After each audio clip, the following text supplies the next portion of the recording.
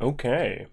Be starting in a few minutes here, but in the meantime, I'm just gonna drink my coffee and get mentally prepared for this.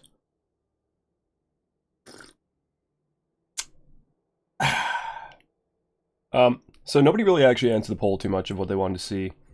So, I guess I'm going to decide by myself on that. I think I'm going to play Vortex Elementalist. Just go that route. It's easy. It's fun. Disregard unique drops. Yeah, for the most part. Basically, I'm going to play it as if I'm leveling the character and my RNG ain't great, I guess. I think that's what it should be. If I get a tabula rasa, like, 15 minutes in, I'm not going to use the tabula rasa. If I get something like Bisco's Leash, okay, maybe. That might happen once in a while. I'm going to use it. Oh, thank you, Don Arky. Basically, Arky, for those who don't know, has a ridiculously good level of RNG. Like, for himself and for others, it's stupid.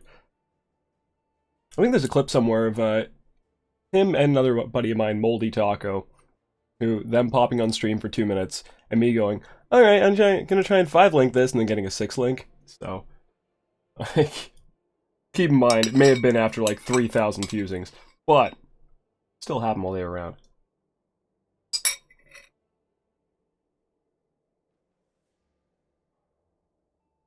But yeah, he definitely does. It's obscene. Like, when he first started playing, he like just would link me things like, hey, is this any good? And I'm like, are you fucking kidding me?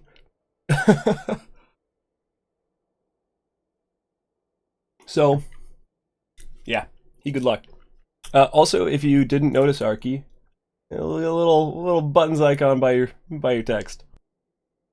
So in the last 24 hours, I kind of spent a bit of time doing a few things. One of them being doing 2 assignments. I had school. School needed to get done, so that had to happen. Not that app. I want to see. Yeah, 17 hours left on my mouse. That is plenty. Yeah. Yeah, perfect roll, pretty much. Wind Ripper, that was insane. You sold that to me. Thanks, man. I needed a good rolled Wind Ripper. Yeah, Logitech 703 has no lag whatsoever. Great. Good stuff. I played FPS on it and stuff too, and have never had an issue.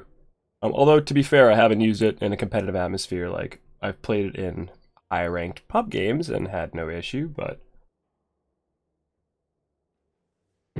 Anyway, so, gist of it, I haven't had that much time to actually really prep for this. So in the last 24 hours, in the last, what has it been, like 16, 15 hours? Had multiple assignments to do. I wanted to give incentive to those who had subscribed and things like that. So I did what I told them I would eventually do. Made a buttons emoji and made a buttons icon for the subscribe button. Okay, Templar leveling. What build though if it's not going to be totems? Because there isn't too many other builds I'd do besides totems. Possibly there's like self-cast freeze pulse, transition to RF. I see. I wouldn't do that as Templar. I would do that as Marauder and do Juggernaut. I think Juggernaut version is better in almost every single aspect. Yeah, the emoticon should be there. It's pending still. That's why. Yeah, it's still pending. I did about an hour ago, so might happen during the stream. But farming Shabs is still a bit of a pain in the arse. It's a little bit easier in SSF than it used to be because of all the types of Shavron fights that you have in maps. But before I tried farming Scriptorium to try and get it in one of the hardcore SSF leagues, can't remember which one it was. Maybe in Harbinger. May have been. But yeah, I got 0 in like 80 Scriptoriums. Hello, Fammy. How's it going? Yeah, so that was that. That sucked. But I don't think that Guardian is a better RF build than Juggernaut. The only thing it's better on, in my opinion, is Uber at Zeri. Uber Elder, Jug's better. Regularly farming, Jug's better. I even think in Delves, Jug's better. I don't think Jug RF is a good build for delving, though, if you're trying to delve far. But alright, so we may as well make the character right now. It's going to be in Delve Solo Self-Found, because I have no characters in Delve Solo Self-Found. Actually, you know what? Let's wait a couple more minutes. I said it would be 1 p.m. I'm just going to delay it by a good 10-15 minutes, because I started the stream like 5 minutes ago anyways. So, may as well give, 10-15 minutes for people to catch up. It's still hard to transition to RF with Jug. This won't be hardcore. I already have characters in hardcore delve, solo self-found hardcore delve, regular delve, standard. I have characters in all of them. The reason why this is going to be in regular is because, first off, it allows me to talk to you guys a lot more, and I don't have any items in hard or in softcore, so it'll be completely from scratch. We're just going to make sure that we don't die. What I'm going to be doing during the time is also showing you guys some of the mechanics of the bosses, for the most part. And doing that in hardcore is a little bit harder, because as a solo self-found character, I don't have the twink gear to just run around them and go, look at how this doesn't hurt me. Yeah. So I don't want this run to be compromised by talking to chat, showing a mechanic, dying to the mechanic possibly, and then starting from scratch. So it is going to be in softcore. This character is likely going to be deleted after, because I don't usually play SSF softcore, so. Although I might, down the road. You never know. It's a fun atmosphere. I know Tarky's doing it. So. But yeah, yesterday was hardcore. So, that one was fine. What build am I going to run? So, I think we're just going to do Blade Vortex Elementalist. The other option was doing Sunder, and then just leveling as Sunder and continuing, because then you can do basically any melee character from there in. You could adjust it however you want, but it would have been Gladiator Sunder otherwise. Yeah, I mean, we can give them the chance to vote now. The only thing is, again, actually, no, I have no preparation that I've done. I haven't prepped a character. I haven't had time to really make this less scuffed, because it's going to be basically... Oh, thanks for the follow, Jugger6666. BBLE is probably the most popular at the moment, which is nice for new players. Yeah, I'd have to agree. BBLE is extremely popular, so that's why I wanted to cover that one. That or Toxic Rain. I did Toxic Rain yesterday. I mean, again, it wasn't a SSF run. Sorry, I got stuff in my teeth from eating. Is BB Occultist harder on SSF? Yeah, I feel that Energy Shield builds in general are a little bit harder in SSF. But BV Occultist I wouldn't recommend as a league starter. BV Elementalist, hell yeah. BV LE is great. You don't have to do very much investment to be able to actually clear maps effectively. The only thing you're going to want to do is down the road continually chant Sadist Garbs in order to get impulses. So that's about it. And it's a good map farming build. Really is. It'll get you going. It'll start you on the delving path as well. And it's just really quick. Like, once you have impulses, you clear the screen. So. But what I was saying earlier is, yeah, in the past 24 hours since I streamed last, I haven't really had any time to prepare for this, because I'm leaving in 24 hours to go on vacation for 2 weeks. So, had assignments to do, had to upload it to YouTube yesterday, and Twitch was being a nuisance trying to get it going. Had to start packing, doing all that, travel insurance, all the full works, all the mental stress on that. And so I didn't really get time to prep this. So again, this is going to be a little bit scuffed. This is going to be, here it is. Here's what I usually do. Some mistakes might happen, but it's not going to be fully polished. So just a heads up. It's going to be as good as it gets for, the amount of time I put in, but just a heads up. This ain't going to be... I don't have notes. I don't have anything specific that I'm going to be going off of. I'm just going to be going, okay, this is what I know. This is where I'm going to be going with it. I'm gonna make a path of building for it real quick, or at least, you know, just do the skill tree, and that's about it. Which, once I do that all, you know, let's just pull up POB here on the stream, and let's just take like 30 seconds to a minute to actually just go, okay, we're going to do which? We're gonna go up this way, gonna get that, and get elemental overload. We're going to get that. We're likely gonna have to get practical application in the meantime, though. Just a heads up. Zuman, cheers also for the follow. Appreciate that. Gonna get potency of will since we're going blade vortex. Version triple hell. Yes, it is. Yeah, the new minion nodes are amazing for impulses. So for those of you that don't know, minions deal 15% increased damage, etc., etc. Increase in reductions to minion damage also affects you. Now, this is general, like this is global, which means increases and reductions also affect your impulses explosions as well. So, real nice. Certain things like, oh, yeah, you got increased spell damage. That's not going to scale your impulse explosions, but general damage like that will. Okay, so let me go quick recovery. Go here, get those, that, get that, go across, go here, here. And now let's go there beforehand. 50 points. All right. Where do we go from here? Since we're going non-crit, we don't need to invest heavily in crit by any means. Probably if I'm going hardcore, I'll be going into Constitution, right? Indeed, senor. Muchas sangrías. No, going to Italy for about 10 days, and then I'm moving back to Vancouver, British Columbia for 2 months. So, that should be fun. Looking forward to that. Accrual preparation. Or, sorry, yeah, accrual preparation, get the extra. Don't need to get the extra node there for now. We're going here. We're going here. We're going here. Yeah, this will be about it as far as leveling. Like, that's going to be it. So we're going to go first towards Potency of Will. Or, sorry, Elemental Overload, Potency of Will. Might not even get these nodes. Might just skip that because that's too many points. I'd rather just go and get Silent Life Wheel if I'm going to do anything. Yes, Fizz nodes with or sorry, these ones. Attack Speed and Cast Speed. Other really good nodes. Fizz Movement Speed. Oh, I didn't click that one. Thank you.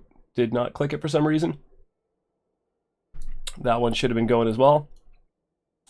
These nodes, though, now that things have changed quite drastically for Brightbeak, these are very good nodes as well. So, yeah, this is basically going to be the gist of it.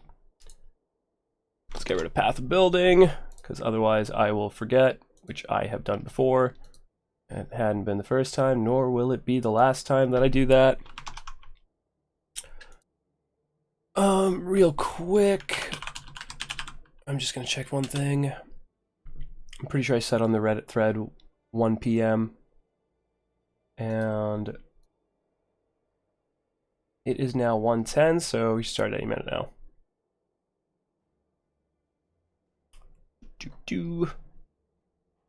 It's funny, actually. Yesterday I took a look at the statistics of where most people are viewing from, and the majority of the people that were actually viewing yesterday's stream were from the United States.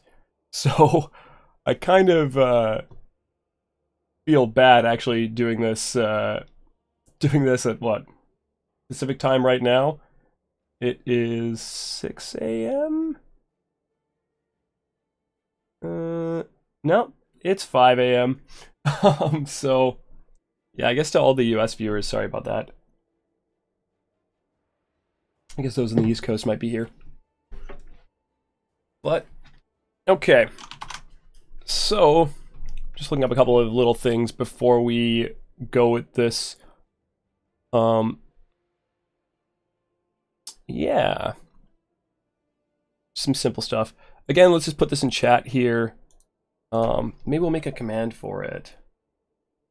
Yeah, that's true. They'll have the YouTube down the road. Engineering, eternity, copy of his cheat sheet. If you got 2 seconds, Arky, do you want to make a quick command for this? Just like exclamation mark cheat sheet, I guess. You got a second?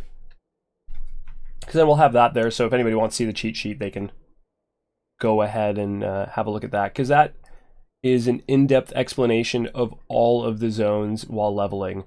Honestly, I've looked at it. I've kind of done this all from memorization, from playing, not from memorizing his notes. But his notes are quite thorough. Extremely. But frankly, I'm more of a visual learner in the fact that if I do something and I'm looking at it, access denied, why is that? Let's, you know, that might be a copy actually. Give me 1 second, let me see if I can find the original.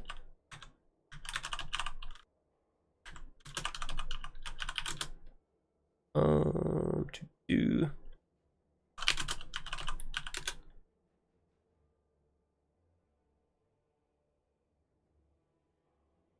Ah, okay. That's why it was the incorrect URL. There is the actual one. Sorry about that. Boom. That should be better. Yep, that one should work. Sorry about that, guys. Again, scuffed. Alright,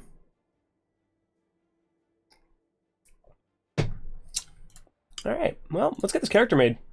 So we're doing Witch Start. Why do the keen of mind seek to satiate their curiosity and depravity?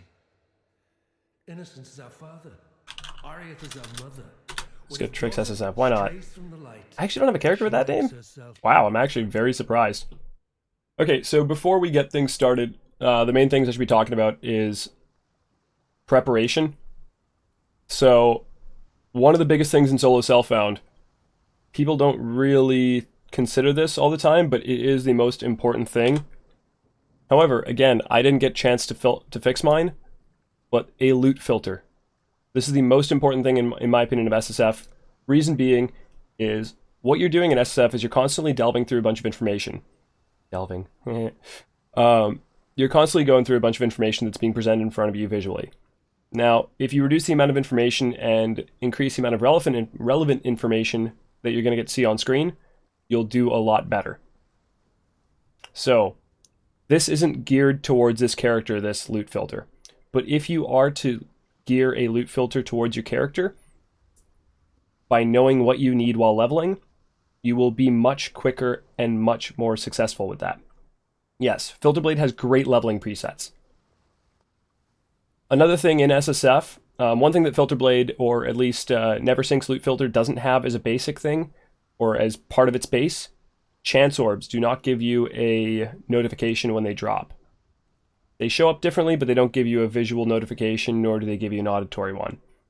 I always put chance orbs on mine, because as an SSF player, chance orbs are gold. Not just to chance a unique item that you're going to be looking for that's specific to your build, but when you first start mapping, most of the maps that you're going to get are from Xana. A good majority of them at the very beginning are Xana maps that you will buy from her after rotating her, after leveling her, etc., etc., and almost all of them at the beginning cost chance orbs. You're going to go through a ton of them. You're going to be starved on them. So, chance orbs, important. Otherwise, it's going to be kind of the same as we did yesterday, except we're going to be looking for items at the same time. So we're going to be picking up a lot of blue items at the beginning to be able to get trans orbs. Trans orbs are either going to allow us to actually transmute something, do a recipe, because there's a couple of little recipes that you can do while leveling, like a spell damage one. Alongside, I mean, you can sell them for wisdom scrolls if need be. So, again, important that relevant information is being presented to you visually while leveling. That will increase your speed always. Let's see, I'm just going to grab the vendor recipes for PoE. Again, this is not, it's going to be hard to sift through this. Let's see. Yeah, let's go directly to equipment here. It's going to be hard for a lot of people to sift through this. but there's the vendor recipes in Path of Exile. There's a lot of important ones that you're going to get along the way. One being, if you need a sapphire ring for Merveil, if you feel like she might kill you, get an iron ring with a blue skill gem, pass it to her. There you go. You have a sapphire ring. 3 flasks of the same kind being sent in, so a mana flask or life flask will get you the next level of flask. Cool. Really important. There's things like boot recipes for movement speed. You're not really going to need those just because you're automatically going to well, you're going to be starved for quicksilver flasks anyways. Then the important things. Weapon physical damage recipe using a rustic sash, whetstone, and a weapon. Has to be a blue or rare rustic sash. There's also a spell damage version. So chain belt, whetstone, has to be a rare or blue chain belt, whetstone, and then either a scepter, a dagger, staff. Yeah, any of those. Those are important things to know when you're leveling as well. So, yeah, I guess we talked about this ad nauseum. We're about 20 minutes behind where we should be starting, so, I mean, let's just start. Why not? Again, this is going to be a little bit scuffed, so. The dead will soon rise for me, not against me. Hype. But yeah, if there's anything else I didn't really cover about starting an SSF yet, we might get to it. Otherwise, again, questions, I'll always do my best to try and answer those. So, not going to kill anything in Twilight Strand, just going to keep continuing along the way, pick up the port gem that you get at the beginning right there, keep heading down, and just go kill Hillock. Reason being is when you kill Hillock, you automatically get level 2. So, no need to kill stuff in Twilight Strand.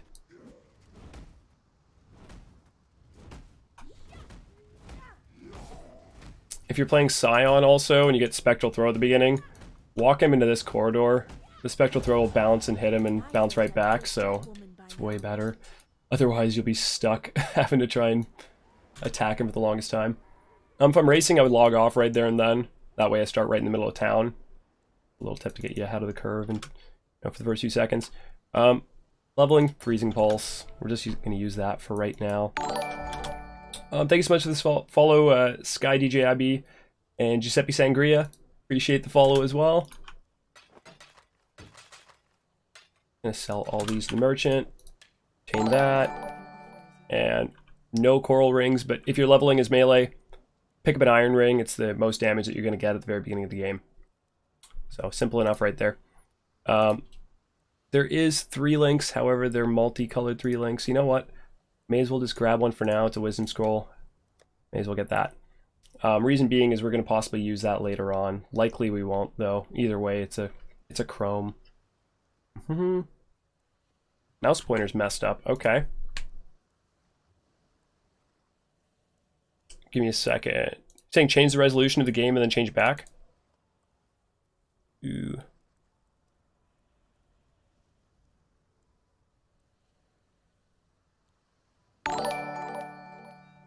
Alright, it's having an issue trying to get back to it. Let's just relog here. Hopefully that'll fix it.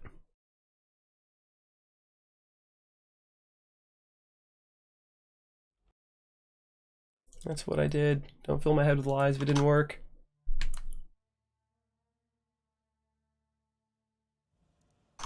Okay, how's it now? We looking good? And Ixop, thank you for the follow. Ixop? I don't know. I can't pronounce things. We good now? We Gucci?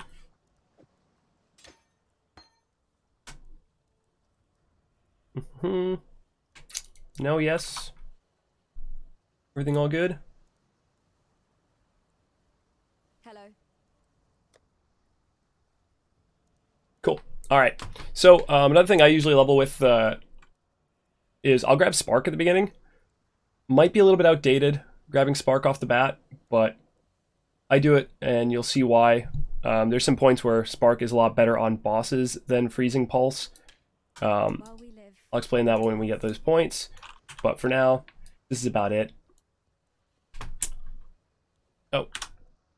You on timer. We're not going to be doing any delves, by the way, during this whole process. This is meant to be a generic Just like league our start, sisters so on the pile. no delving's going to be involved. Alright. Oh, and important. Always attack without moving. Yeah, actually we're going to go in this way. It's going to curve down this way, going around the bend, and then we're going down the downhill after the uphill, and that'll get us to our waypoint. Where we'll be at Tidal Island, and well, the junction between Tidal Island and Mud Flats. So looking for the downhill, there we go. Not going to kill anything along the way. I don't feel like there's any point really in doing so. This zone's level 2, you're level 2. You always want to be killing stuff that's 2 to 3 levels higher than you, at least. 4 is usually a good number 2. I usually do Tidal Island first. Some people do Mud Flats first. It's personal preference. Some people like another level before they go over and fight Hailrake. Again, for Tidal Island, if you are... there's 2 ways to go.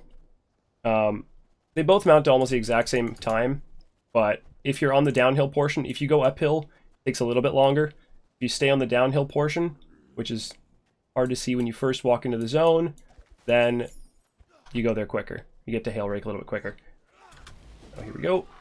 What I usually do for Hailrake is I will start hitting his mobs and I'll drag him behind this area, kind of isolate him. Reason why is Spark bounces. See how much extra damage I'm doing to him? If he was out in the open, it would take me forever to kill him. So I'm going to pull him back there and then kill him. We're going to grab all the stuff because once we log off... That's so much dying. I'll try. Grab Quicksilver. And then unfortunately, so for most classes you get Onslaught, for which you do not get Onslaught. It's really sad, but Onslaught, so good. We're going to be sad without it. So sell these back. Small mana flask, I won't need it, because I'm going to be replacing it anyways. Important thing though is, he drops you a Wisdom Scroll, or pardon, a Portal Scroll. You're going to utilize that in just a bit. So I really like that change. It's so minor. A lot of people don't realize it's an actual thing, but Hailrake will always drop a Portal Scroll, and that helps when you're getting over to the Mud Flats. Or, well, pardon, to Submerged Passageway. So, killing blue mobs mainly. Not going to be killing too many other mobs. If we were doing a leveling run as Sunder, or, you know, as another melee class or anything of the sort, we'd be killing stuff every so often just to get our Onslaught procs up. But, yeah, so there's these little rivers, by the way, that connect the various eggs, I guess you call them. Oh, the other one's going to be down there. But, yeah, there's the little rivers that connect the various places that you go to grab the eggs. And then the other one goes to wall, and along the wall is where you put the fossils in. So one heads one way, the other portion of the river heads towards where you're going after once you get all 3 of them. So, must have missed the one down here. Nope. We failing this one now. We taken 3 hours in Mud Flats, guys. Here we go. Decent Beast 87. How's it going? Good morrow. Although, for me it's afternoon. But yeah, I didn't follow this river. Again, do as I say, not as I do. So I am going to kill a couple of mobs just every so often. Get Quicksilver back up, but otherwise it's a lot faster if you have any character that has Onslaught. So, then the wall, follow that up. Wherever that river led to, or the little pool led to, other side of the river, is your wall to Mud Flats, or get out of Mud Flats. 7 a.m. So Central Time, then? Alright, so once in Submerged Passageway, just grab the waypoint. Whichever side the waypoint's on kind of helps you determine which side you're going to be going towards. So it's going to be heading up this way and then cut across. But again, don't kill too much. Just if they're in big packs like this, and you can take a couple of shots to kill them, then do it. Alright, so what I'd usually do is, I actually know where Flood Depths is, because accidentally walked over there, but I would usually just find this area first and then drop a TP. Remember how I mentioned really good that Hail Rake drops you a TP? That's why. You drop the TP there and then you continue onwards. This mob is slowing me down, so I'm just going to kill it. Oops, clumsy me. Oops, clumsy me.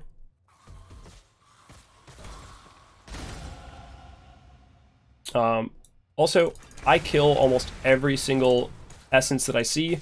It's a free alchemy orb.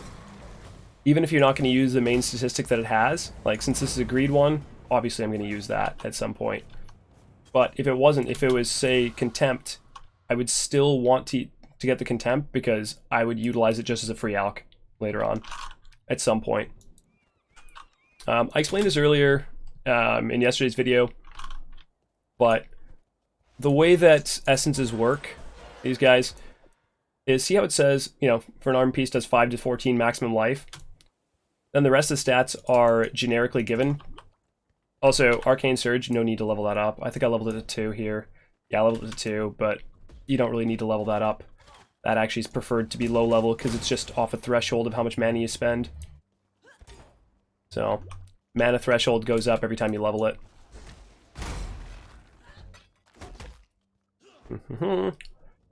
So, with essences, that property, say 5 to 14 max life, that, I guess, the fact that it's a low-level property, if you use it on a high-level item, it'll only give you 5 to 14 life, but all the rest of the statistics off it are going to be rolled as if it was just an eye-level whatever item.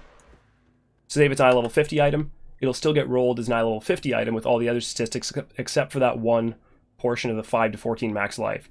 So it's still an alchemy, just uses one affix that you might not care for. The rest of them are going to be, you know, based off of the item. Anyways, one little thing, if you for some reason need to do this, so say if you got the prophecy, you need to go straight to Kaduku, whichever way these stones are facing in ledge, like say if I open up a new ledge here, stones are facing this way, that way goes to Kaduku, the other way goes to Submerged Passageway. So, and then Kaduku's always the same side as the climb.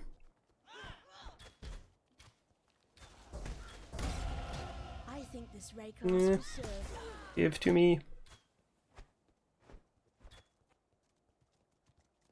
Right, so again, a lot of things we're going to be talking about here is just pretty generic things, right?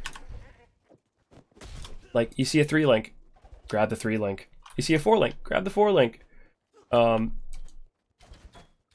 Don't try and kill everything. You don't really need to. If they're in big packs, go ahead.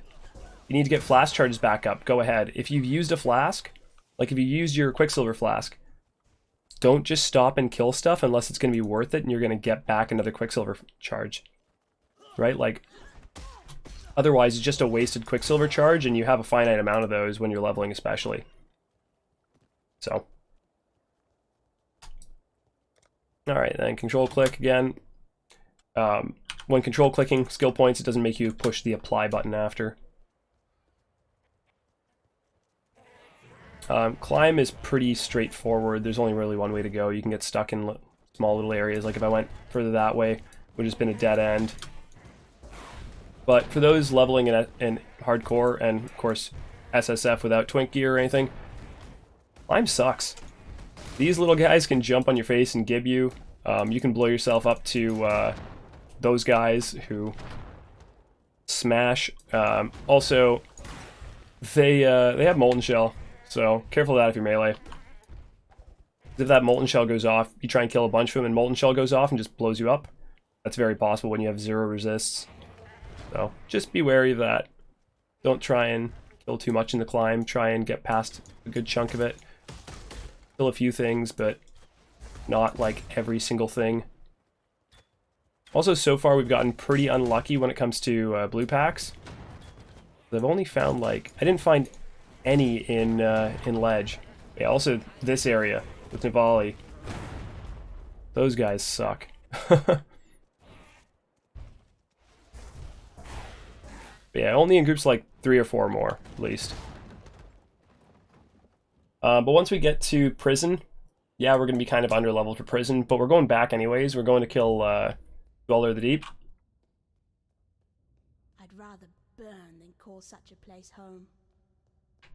So grab your waypoint. Go to Line Eyes, or that TP we set up back in Submerged Passageway. We're going to take that. And now we're going to head towards... You'll be able to see it usually from where you're walking past.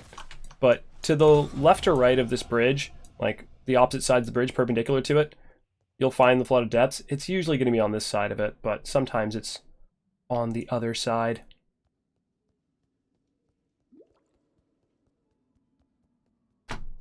So Flooded Depths again. Ooh, finally, magic mobs. Well, 2 of them. Go team. You're basically going to look for how it expands into a big room, and then for a bridge that crosses over to another larger island, because there's some that go to smaller islands. Those are just going to go to dead ends always. But as long as you find the one bridge that goes to the big island, then you're safe.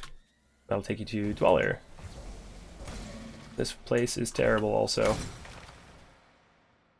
Yeah, you have to go all the way around here. Just because of stalagmites. Oh god, that was a dead end. Son of a... no, not Freeze Pulse all the way. We're going to be doing Blade Vortex Elementalist. And thank you for the follow, Drecker. But yeah, this little bridge. See how it goes to kind of a mainland type area? That's where Dweller's going to be with his little cronies. So again, we grabbed Spark early just because we're now going to put him up against the wall. Well, we're going to kill his cronies first, or I'll try to. Jeez, these little guys are very, very annoying. So put him up against the wall. That way this bounces. Only thing Dweller can actually kill you with, which is kind of funny because he can kill you, is he's got a barrage that he does. Now he's going to go up against the wall. What a little jerk. Okay, so log out. Oh, perfect. Well, hopefully this helps a bit. So this Submerged Passageway one, for this, we're really not going to grab anything. Like, for Blade Vortex, you don't really have anything that you'd want to grab. However, here, we just grab Battle Lightning. Since we're not doing any build that involves chaos damage, we're going to grab Battle Lightning. Can't use it yet, but one thing we did get, yay, we got that. And since we don't have a helm yet, I'll actually use Wisdom on it. Ace Rules 212, thanks so much for the follow as well. But for these guys, we just want transmutes. So get rid of all of them, get transmutes. And sorry guys, you're gonna have to give me one quick moment. I'll be right back.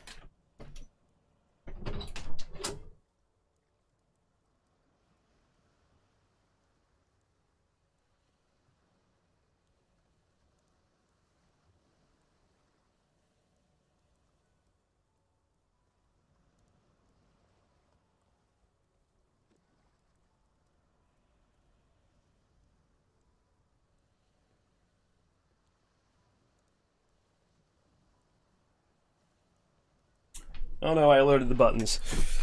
He might follow me in here, so just a heads up. Want to update the title with BV Ellie in it? Yeah, you can, but I mean, again, it's just meant to be an SSF guide. Doesn't matter whether it's BV Ellie or not, for the most part. We just chose this because it seemed to be, you know, kind of by popular demand. Anyways, again, also, I put the timer up. We don't really need to focus on the timer just because... Oh, Orbit Transmute. We don't really need to focus on the timer too much, just because, so first off, I went the wrong way here. That way is usually going to be where the Trial of Ascensia is, because we're going to be doing all trials. But yeah, don't need to focus on the timer too much, just because I'm going to be talking a lot through it. So these timings and things like that are going to be very off. Nice, man. Congrats. So yeah, these things do a set amount of damage. But, I mean, unless you get hit by all of them, I'm going to hit by this one. It's really not going to give you. I know a lot of people have trouble with trials. I'm not really going to go over much of that, because trials are just something that you're going to... Oh, jeez. The pathing on that. That was annoying. Oh, God! Oh, this is what happens when you talk, guys.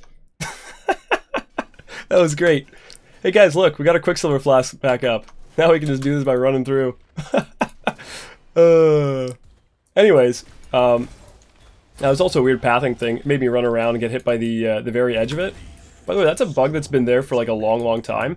You can sometimes get hit by the very edge of this while moving. Oh, didn't quite do it there. But if you get hit by the edge of this while moving, you sometimes don't get stuck there. Oh, that time I did get stuck. But you get the bleed still. And so you can run around and just get killed by the bleed, which is kind of what happened to me there. Got hit by the bleed and then the mob started hitting me, and so... yeah. Honestly, in that occurrence, if I was recognizing that, just TP. Like, just hit the TP button and walk back, walk out. But guys, we lost 0% EXP, I think, because we're in normal mode. So, or we're not at the level threshold, so yeah, just heads up, nothing happened. Oh god, a death counter. Like, legitimately, there should be 0 deaths in this. If you're not, like, continuously talking, then you should hopefully not die. But yeah. I would laugh my ass off, though, if this ends up being like, yeah, he had 1 death. At that point, while having a conversation. Yeah, again, I talked about this yesterday. Upper Prison is not really an area that you want to level in, but I've kind of put myself in a pigeonhole, or like, you know, put myself at a deficit in levels, because I just wasn't killing stuff, and I found Prison pretty quickly, like the 2nd level. But the reason why is because they enfeeble you. So, if you're constantly enfeebled, you basically... like, look at the amount of damage I do off that. It's like half of what I would do originally, nearly. So, also, I haven't done this yet. Also, Freeze Pulse sucks, just a heads up. Freeze Pulse in doorways is like the worst thing ever. So, I'm going to show over here. I'm standing in this doorway. Can't shoot through the doorway. Again, can't shoot through that doorway for some reason. I don't know why Freeze Pulse hasn't been fixed or adjusted in that way. So... that's a thing.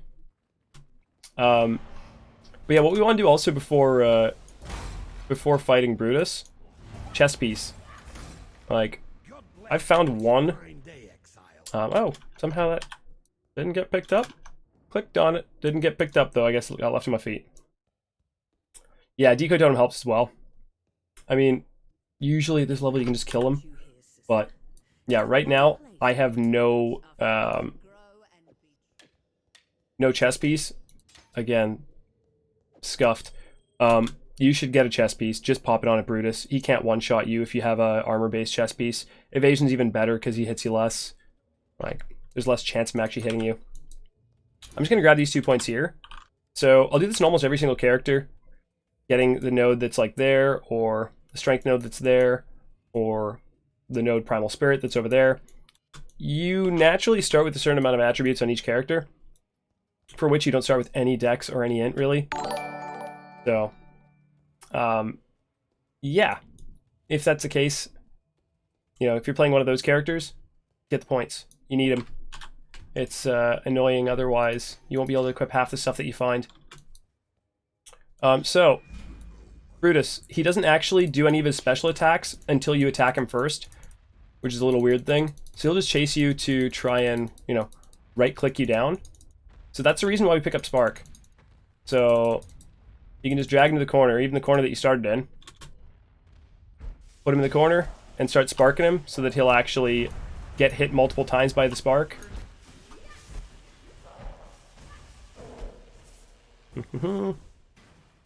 Now he's going to do is, see if you were to, it's hard to explain this on Brutus, but if I was to just attack him right off the bat earlier, I would have had to deal with him just doing the slam. But this way I can just pull him right to the corner and start sparking him. Now that we've messed this up, I guess it's less relevant, but you can kill him really quick with Spark in the corner. So, but now that I've attacked him once, it's yeah, less of a thing. But so yeah, kill Brutus, grab the loot, like grab as much loot as you possibly can, because again, these are going to be transmute shards. So yeah, Not going to ID anything here, really, except for the boots. Boots, just because we get movement speed boots, we're in good shape. Actually, let's keep those. Ooh. So my first transmute, I personally use it on Quicksilver. Helpful. I know I'm not going to need a transmute for a little while. Actually, no, I might need a transmute in a little bit, so let's keep it. But, should have done this earlier. No side of 3-link. Popped on 3-link. Utilize that. Anyways, yeah, so Brutus, putting him in the corner, helpful for Spark. Every other build, it doesn't really matter too much.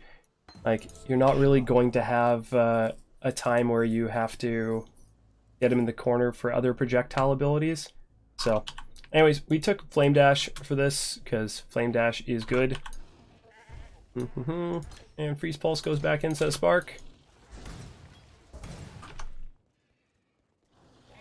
But yeah, I'm finding, I'm going to try my best again, guys. I'm going to do my very best to explain everything while I'm doing it.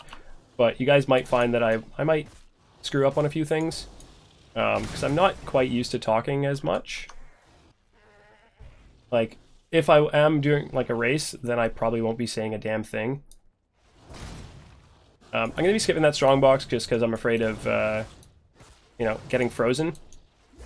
It's the usual fear from rare strongboxes. If I got a freezing flask somehow, luckily, then no fear. Who cares? Open up the freezing box, possibly.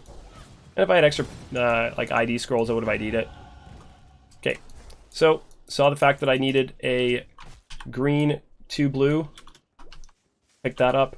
Is again, recognizing what you need. We're going to need a green with 2 blue, because we're going to do Blade Vortex once you hit 12, so. The sirens appear to be dining well. And we're going to be going up towards Elemental Overload. I think that's our first choice. Just because we don't have any crit multi.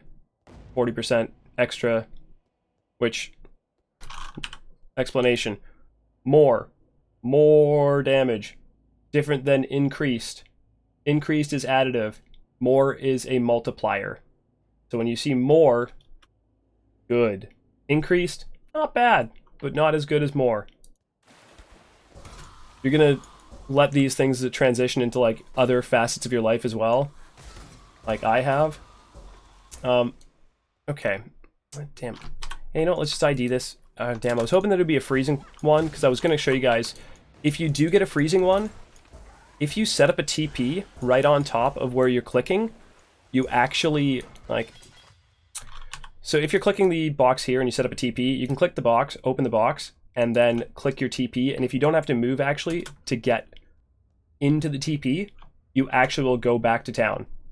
So if you don't have a freezing flask or an anti-freeze flask, you can actually do that. So just a heads up on that. Bit of a weird one, but since you're not actually having to move to get to the TP, you can just walk right in. Yep, good point, Arky. Don't try and roll that Quicksilver that you get from the very beginning for Adrenaline. Yeah, you can't get anything but... yeah, just the... I think you can block its Sun Recovery as well, if I'm not mistaken. But, yeah, you can't get Adrenaline off it. Adrenaline has to be level 4 or above. The reason why I transmuted it, first off, additional resists, decent. Hoping to get Ample or Charge Recovery or something. Because if that happens, it makes leveling a lot faster.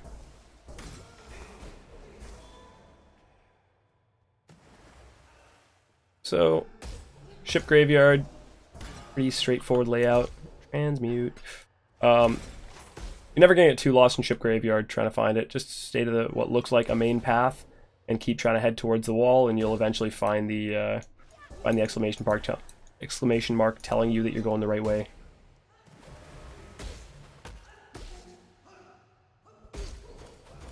Yeah, man. These guys are very annoying also. They can kill you pretty easily since they Flicker Strike. But, yeah. Also, no, we're not high enough level for it. I was going to pop on Flame Dash. Once you hit level 10, Flame Dash, pretty necessary. Actually, I think it's going to be towards this wall. I think that's where the coastline is. Could be wrong on that, but I think coastline's this way. anyways, you follow the coastline once you find the water. That'll actually take you up to Caverns of Wrath. Also, I've mentioned this before, going to mention it again. If there is a Val side area, that will often change the layout of a place. But since this Val side area doesn't, because it's on the shore, you're still going to go to the coast and walk alongside it, and that'll take you up to Caverns of Wrath. But yeah, otherwise, for a lot of other times, it's, yeah, it just doesn't help you out. Usually changes the whole layout of the zone, and then that kind of screws with you to an extent. Alright, so waypoint, Fairgraves is almost always by it. If he's not, just restart the zone. Like, remake it real quick. What I should have done here, actually, yeah, you know what, I'll just do it right now and show you guys. Freezing Pulse, swap out for Spark again. Fairgrave starts against a wall, pretty much, so he gets hit from multiple sparks. Although, actually, problem is, now that I've done it after, Spark actually doesn't hit flying mobs. SRS counts as flying. So, Spark will not hit flying mobs such as SRS. When Merveil summons her flying swords, doesn't hit those either. So, now that we got here, we can not get Blade Vortex except for buying it from her. So, for those of you who don't know, there's a second page, has all the skill gems from Nessa, at least all the skill gems from Act 1. Also, for those of you who don't know, you can just type in this little area, Blade Vortex. And there we go, buy it. Yes. Right now, I'm going to sell one of these transmutes. I should have found some blacksmith whetstones and stuff by now, but unfortunately I haven't. I want to ID that. I want to ID that. I don't have gloves, so I may as well ID that too. But no, I'm going to keep that on. Yes. So, get rid of those. Get all your transmutes back as much as possible. We didn't end up using that, so we get a chrome. Farewell. Either way, resists are pretty important here. Almost more important than life. What I can do again, so I'll just give this as an example. Actually, no, yeah, I'll use this on these, since this is my 3-link. I may as well. Boom, life to resist, good enough. Should have actually used on that, because I'm going to use that as my 3-link later on, but don't really matter too much. I don't feel like I'm going to get movement speed boots anytime in the near future. Alright, so continuing on towards Merveil.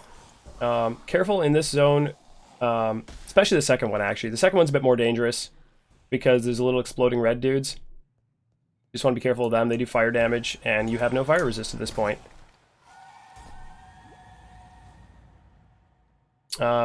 We usually head, if the waypoint starts over there, we usually head, I guess this is northeast, we want to call it.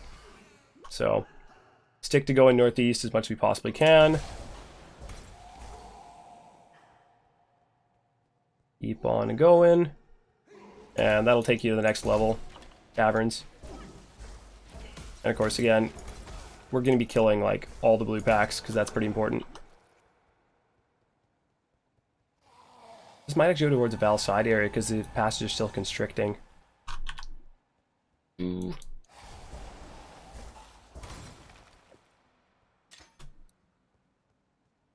Movement skill.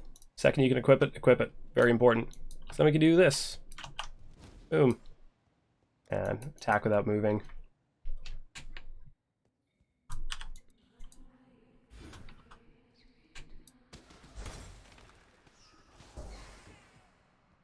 Alright, so there's another essence over there. Go get that. Doesn't really matter what essence it is. For the most part, we want to kill it. These ones are very annoying, though, because of all of the damage output that they're going to put on you.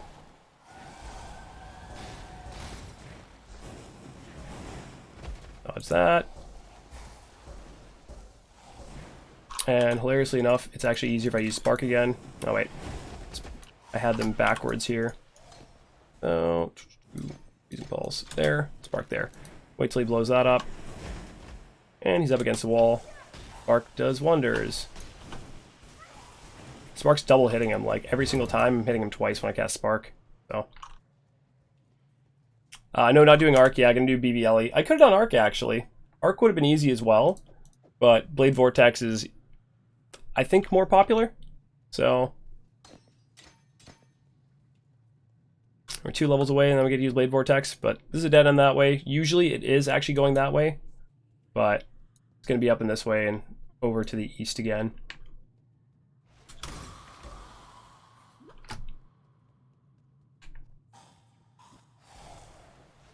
Again, I wish I did a practice run before I actually did this little video, just because a practice run in SSF would have been nice, because I haven't done an SSF run in a month, at least.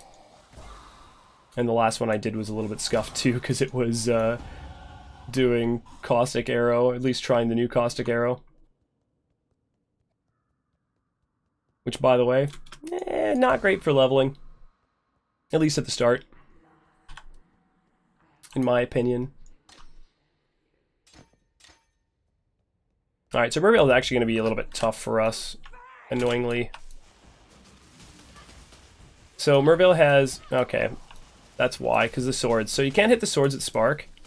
Should have explained what she does before the fight. So she summons swords, she does her Ice Spear, and she does a Blizzard. So let's just wait for the Blizzard. Not going to do the Blizzard? There we go. And that's about it. So that's at least in phase 1. Now that I have her out of position, she's going to be annoying to take on, but because if she's in position, then it's going to be easy enough. I'll just swap back to Freezing Pulse, because if she's in position, she starts like in this little area here, and you can keep her there, and the spark will just bounce off and keep hitting her. So it's going to take a while, because Freezing Pulse kind of sucks for hitting her. Okay, there we go. She's moved over. Now it's a bit easier, because they'll bounce off. Oh, I should mention also, we won't go back down, but if you do end up having no cold res and you want to make this easier for yourself, just go to Nessa and buy a ring. If you buy a cold ring, it'll be way easier. I already have one on, but yeah. And if you can't buy a cold ring, she doesn't have one, you can always do the gem recipe where you take a iron ring, you take a blue skill gem, and you hand that over to one of the merchants, and they're going to give you back a sapphire ring.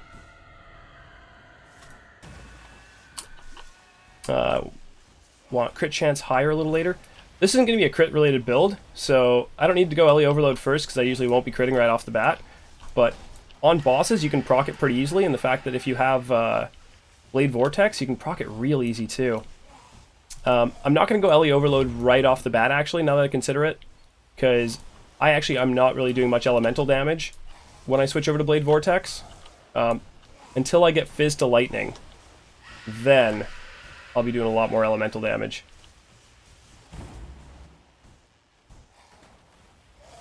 But yeah, after talking about this for so long, this is just going to take forever now. Merveil usually should be down like 30 seconds, but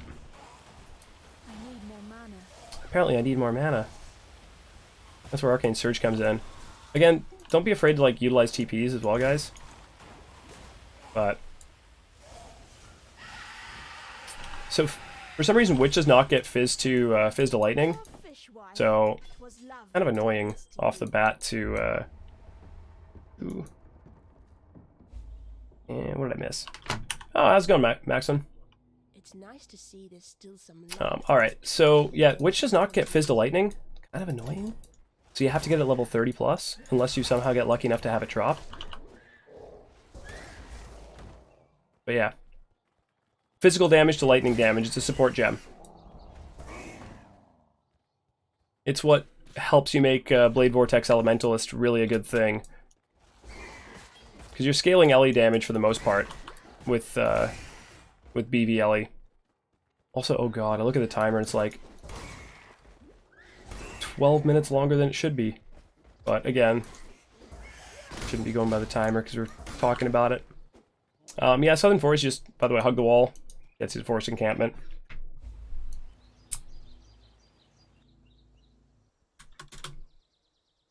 Again, we just sell everything to the merchant, basically.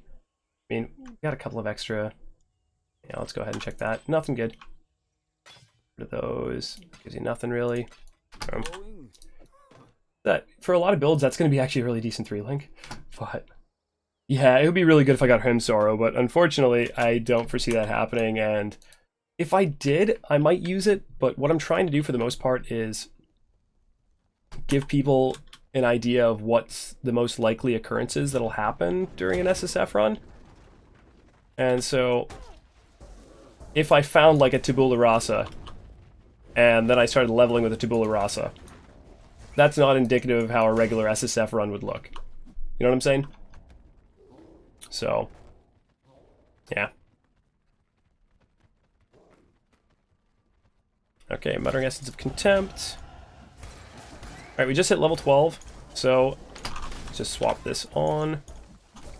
Let's do Blade Vortex. We can start leveling with Blade Vortex right off the bat. It's strong enough on bosses especially to just level with it.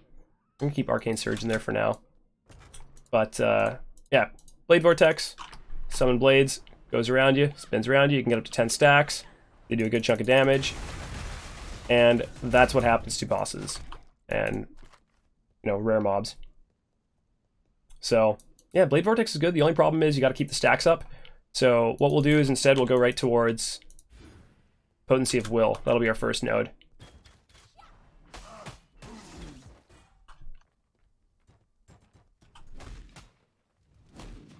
But yeah, see how I don't really keep stacks up at all? So, takes a little while to kind of come online in a sense. But bossing's really made easy with builds like Blade Vortex and low level. So, if I find like a group like that, I can just easily cast a couple of blades and they all just die. So it's going to be more so about just casting your blades and then continuing to run for the most part. We don't really want to be sitting still casting our blades over and over and over again. That's Flame Dash. I'm actually using it on W. I got used to playing games where there's like... I used to play Dota, and Queen of Pain used to be one of my mains, and she has a Blink if anybody knows anything Dota related. So, Blink is always on W. It's automatically her ability that's on that one. So I think that's where I got it from, that I use all my movement skills on W.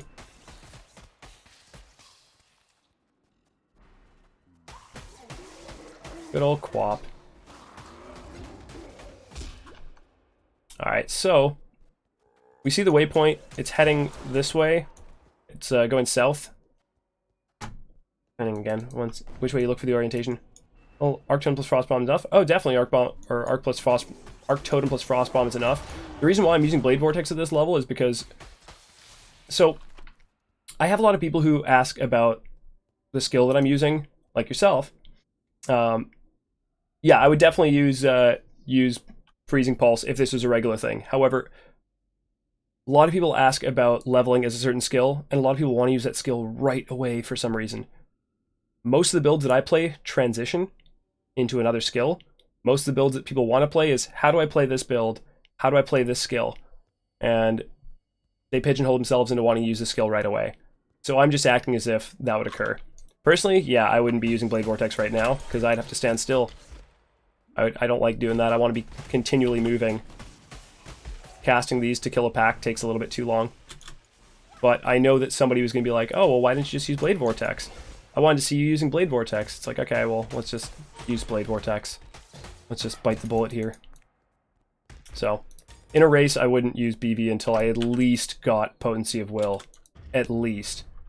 Okay, so Chamber of Sins level 2. Always go towards the wall. Head west. Yeah, legitimately. How do I... you can't cast while moving later, but Potency of Will allows you to have increased duration of skills. So, yeah. I'd not put Totem in a 3-link, but Arc until an increased duration may save some time. Yep, no, that's fair enough. Anyways, yeah, when you get down here, head towards the wall, head west. Always going to find the Trial of Ascendancy there. Fetalitis will be on the opposite side of it, basically. +1 arrow, not this. Want. It's still good. Still a Toxic Rain one.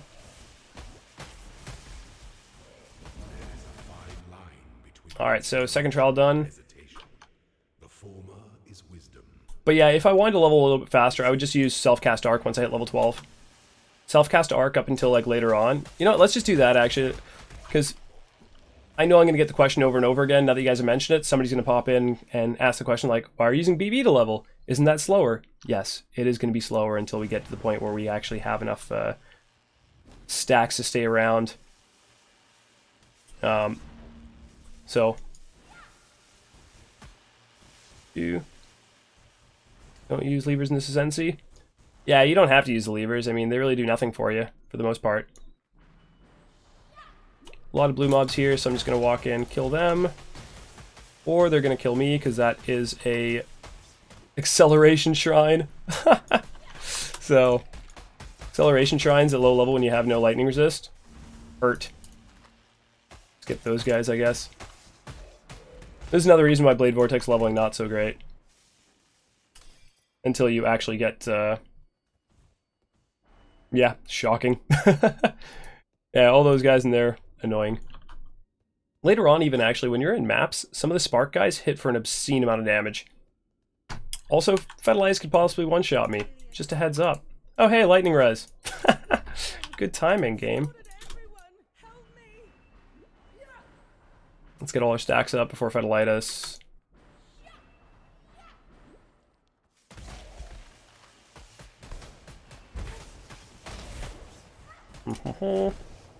It's like a truck. So if you have like a topaz ring, pop it on before Fetalitis. Game also helps to know what can kill you. Fetalitis sure as hell can. But again, once you have the stacks, easy. Again, don't use TP scrolls if you don't have to at the beginning of the game. So we're going to be getting a lot of the heralds here. We need to have alterations, which luckily we found 2 of them. Plus, from selling stuff, we have more. But we're going to want to use, like, all of the heralds. I'd probably even use Herald of Purity right now over using one of the other heralds, just because you get physical damage to spells and attacks. But, yeah, so you want Herald of Thunder, Herald of Ice, and you can use Herald of Purity too, but Ash later on is going to be better, so we just go Ash. Who cares? I say this like, who cares right now, but some people might be like, whoa, no, wait, why? Why don't you use that one? Because we can. Don't quite have to. Go back down that way. On. 8981, thank you so much for the follow. But since people were asking about it, let's just switch to Arc. Arc is going to be easier for leveling. Freeze Pulse, eh.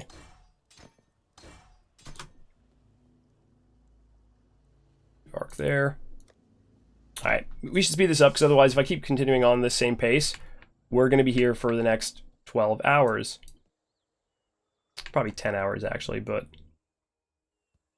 Alright, so Riverways, follow the road. Nice and easy.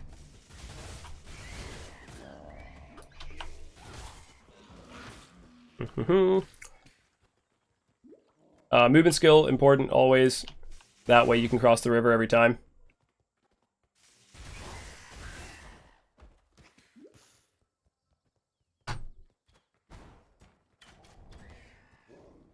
So, stopping to kill blue packs. Only time we're really stopping to kill too much stuff, unless it's like in a group that big, then why not? But we're level 14, this area's level 15, we're not exactly under-leveled. So, just this way we keep our flasks up.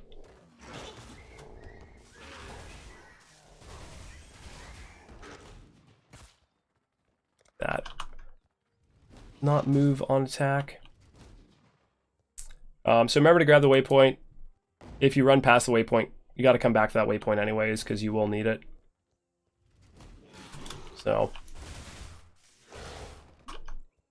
And continuing along, we're going to eventually get to Western Forest here. Now, one of the things I should mention, some people do this, some people don't. Almost every single character, when you're leveling, can really, really use a Lyra.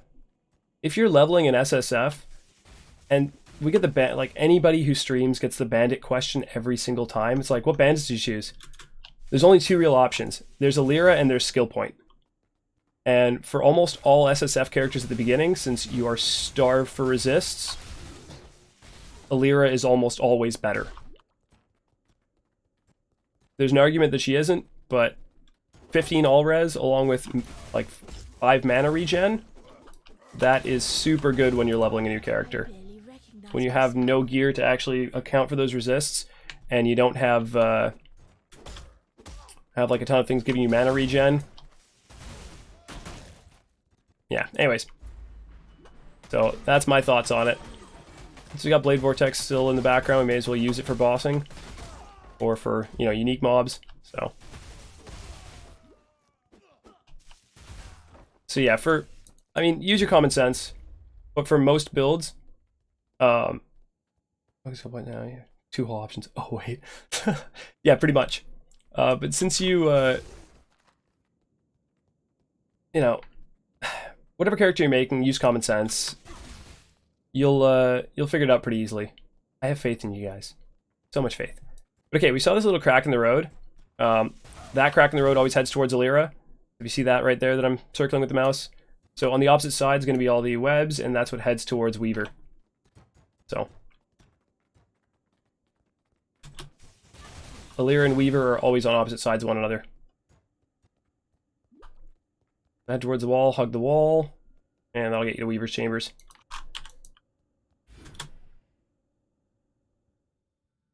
When will Creighton get his turn? Creighton will not. Sunder Alira? Chat question. Oh, Sunder. Honestly, even if you're doing Sunder, people use take Lyra. I'm not even kidding. The 5 mana regen actually helps when you're Sunder because you're leap slamming everywhere. Also, click Tora whenever you see her. Unfortunately, this one's Beast's Den, but if it just gives you bobs inflated into the map. Okay, wait. Remember how I was saying earlier about Val side areas can change the how the map gets created, or like makes a difference in the map. Same with bandits. Same with Forsaken Masters. So usually if you head this way, you'll keep going along this way and you'll come around, loop around, and you'll get to Weaver. Since Tora is there, for some reason it changes the like layout of the zone, and so now it's a little bit different than it would be otherwise. Because now it's created like a you know, a new area, which is over here, a new zone in point, and so it changed the whole layout of the map. Weaver's still going to be up this way, but usually you'd stick to the very far corner and go around and you'll find her. Oop, we're going bridge first. Feels fast because you eventually get to wetlands.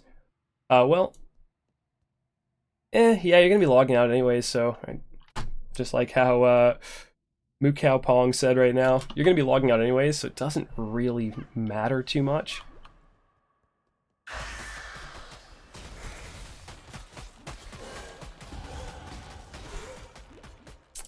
She's hitting like a truck because I have no fizz resist, or like no armor on.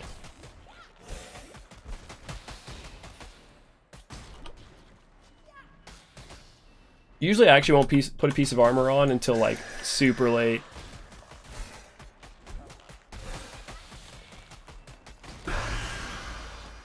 On Gil's Gooch, or whatever it's called. Gooch. Level up planned. I was Flask, so Flask would have actually saved me there either way. But guess what? We got Hulk shards. I mean, I guess I could use it, but no. let's just not. I won't be using that, unfortunately. Go Torn. Yeah, I'm not gonna be using that either. Hey, what are you going for? SSF this one? It's gonna be yeah, Blade Vortex. Blade Vortex Elementalist to start off. So let's equip these. Those are important. Sell over here. Since this is a fresh league, I'll show you also, guys, this stuff. So, my currency tab. Which one's that one? 44. My currency tab. All the way back here. I want it to be the very first thing. So all I gotta do is go and right click it. Goes all the way to the beginning. Important. So, no, I'm not gonna use Arc Trap setup. There's no reason to use traps right now. You can just do self-cast Arc. It's easy enough. No need to have a trap set up. But yeah, so we got the skill point. We can head back to Act 1 and grab that. Also, I haven't talked to Bestel after I did Fairgraves, so we're going to get both of them right now. That is planned, by the way. I just don't want to go over and talk to him both times. But, yeah. So, we can get the skill duration nodes here. That way we can actually switch to Blade Vortex permanently if we really want to. But Arc will do us well enough for now. Hello. Anyways, sorry, gotta talk to Silk first. Silk's gonna give you controlled destruction. That's what you usually choose for most caster builds. However, there's a bunch of there's a plethora of options as well. Again, Witch doesn't have Fizz to Lightning, so I'm not gonna bother using Elemental Focus or anything, which I wouldn't really want to because, you know, I want to do status ailments. Faster casting is nice also when leveling. You can pop that in somewhere, so I'll just grab one of those too. Then after, I usually go back Crossroads since we go to town. We can... Yeah, I haven't got an augmentation. I need to aug this Quicksilver Flask to get something decent on it. We just head over to the Crossroads and head east. Trap Arc just clears half the screen with a single button, really speeds up leveling. Same with Firestorm, really. Yeah, you can use it, but, I mean... That's going to assume also that you're getting a 4-link. Because otherwise I wouldn't really skip too many of the other ones with multi-trap, like... Because otherwise you're going to have to use multi-trap, you're going to have to use Control Destruction and Arc, probably, or Added Lightning. But... Yeah, again, it does a decent job, like, throwing the traps, but there's also ways for your traps to get killed off the bat. So, yeah, 3 links for the most part, all you need. I mean, again, there's going to be tons of ways that you can level up a caster character. There's tons of ways. Self-cast, totems, traps, they're all going to work just fine. But now that traps have been nerfed, I don't feel like people are going to want to use traps at all. And so, why I just didn't really bother. Blade Vortex. Kill Creighton. Let me just log off here again. Yes, witches can dual wield. Anybody can dual wield. There is no class that can do something that another class can't. What? Sell those for wisdom scrolls. I want to ID these. Oh, yay, nice Proj Wand. Chance of Shock, we'll swap that out for one that actually has a little bit of a bonus on it. The rest of them can go to hell. No fire damage, not using. Alright. Which can use two-handed swords. I like how you both thought the exact same thing. Like just, yeah, that's what we'll do here. Alright, so once you get back to the waypoint, you just follow this little broken path of the road. Follow little cobblestones, that'll get you to wetlands. And I'm probably going to need to put... Yeah, that's what my next points will be. My next points will go towards Elemental Overload, and then I can get the 30 Dex node also, so I can actually keep leveling up Blade Vortex. Okay, where is it? Where's the little river? Yeah, well, we found Oak anyways, but at the beginning, if you see the river, follow the river, it'll take you right to Oak. Aesthetics greater than efficiency. That's what we're going for. Oh, the way she, like, drags it behind her.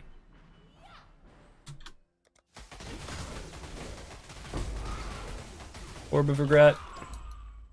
Won't need it, but we got regrets now, boys. So this layout, there's one more common layout than the other one. Head west of Killing Oak. It'll be alongside the wall. Sometimes it's down here if there's a little tiny cutout, but if it cuts back inwards, yeah, if it's cutting back inwards here, it's going to be north.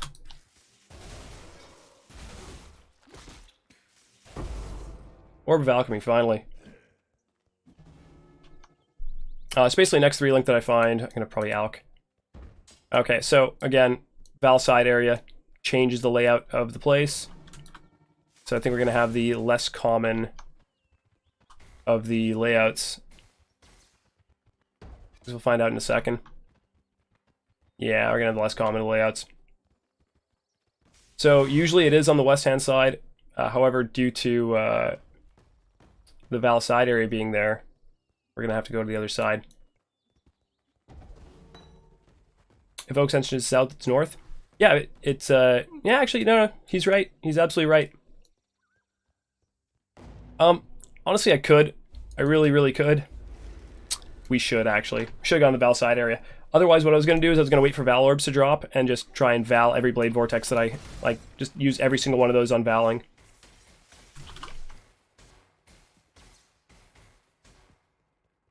Yeah, honestly, I wanted to make this run, like, not 10 hours. Because I myself have things to do as well. But I think we might actually make it a long, long haul. So, because I would rather do this in 2 parts, like do 5 hours in one day, 5 hours in another day, and make it just a long one to explain every single little aspect. But the problem is I leave tomorrow for 2 weeks to go on vacation. So, yeah, it'll be tough to do that.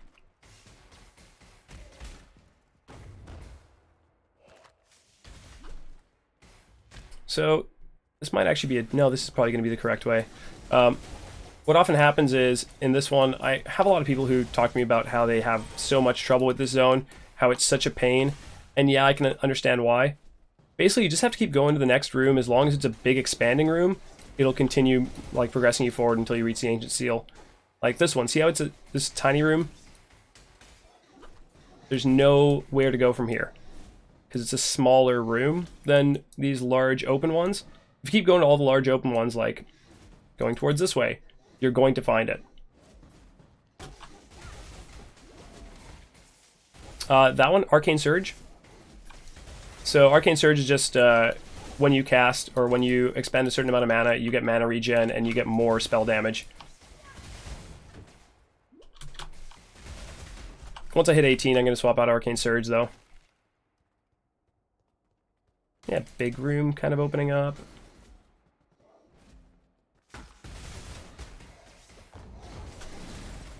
Go towards other big-ish room. Swap these flasks around too. Oh, this is gonna be dead end here. Gonna be up here and around, or it might be that way and around, but I'm pretty sure it's just up this way. Nope. For Sangria Cervezas. I think the icon did look differently in the past. I'm pretty damn sure you're right, Shinra. Actually, it's going to be in here and up that way, I guess. And how's your day going, Shinra? I'm assuming you're going to be streaming a little bit later on? Because if so, then once it's going to be like a 10-hour haul for this one. Oh god, even more if I keep going to the wrong areas. But if that's the case, then yeah, if you are streaming later on, I'm definitely going to pop a host over to you, man. If you guys haven't checked out Shinra, he's got a wicked stream. He's a hardcore player that I guess you're best known, you're specializing in Pathfinder. Pathfinder RF is your big one. I guess people know you quite a bit for. But he's one of the guys who was doing Pathfinder RF before, like, this league. And Pathfinder is quite popular now because you can get immune to almost everything. So get yourself 100 all resists. And yeah, just be immune to... And then, you know, get conversion, damage dealt, or damage taken as physical damage, or like from physical damage as one of the resists. Like fire damage or lightning damage, you know, for lightning coil and things like that. Basically made his character, like, immune to a lot of damage. And so, yeah. He was doing that before it was cool. You're doing, yeah, so you're doing that, that Pathfinder one. The Xerfes variant. Also, again, pay attention to things like that, which is what I should be doing, but... meh. Yeah, there's definitely people before with Xerfes, but... I think the RF thing, like, you were doing that in Bestiary League, weren't you? RF Pathfinder? I think Noogie was doing that as well at one point, but... I think you kind of perfected it for boss killing.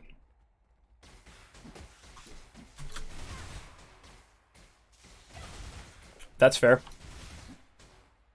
Also, this zone, find your way through here. Legitimately follow the coast.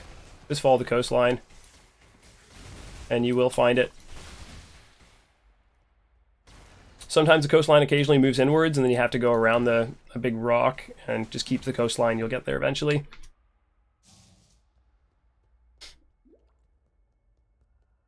Okay, you know what? Let's just get that agility point so we can keep on leveling Blade Vortex. That's one of the problems with BV as a witch. You're going to continuously have dex issues until you go to the shadow area. Yeah, Noogie played it in Abyss, didn't he? He played Pathfinder RF. Pretty sure he played it in Abyss, and he like, I remember watching him like farm for hours and hours to get combs. Like, sadistically farming for generations to get a combs. Let's grab that Grand Mana Flask. Already had one though, actually. But again, I'm wasting a lot of time doing a bunch of extra stuff. But killing blue mobs is one of the things I would waste time on every time. I wouldn't skip doing that. Unless we're like egregiously overleveled, then there's no point in killing blue mobs. Otherwise, there's always a point in killing them. They are your bread and butter for EXP while leveling.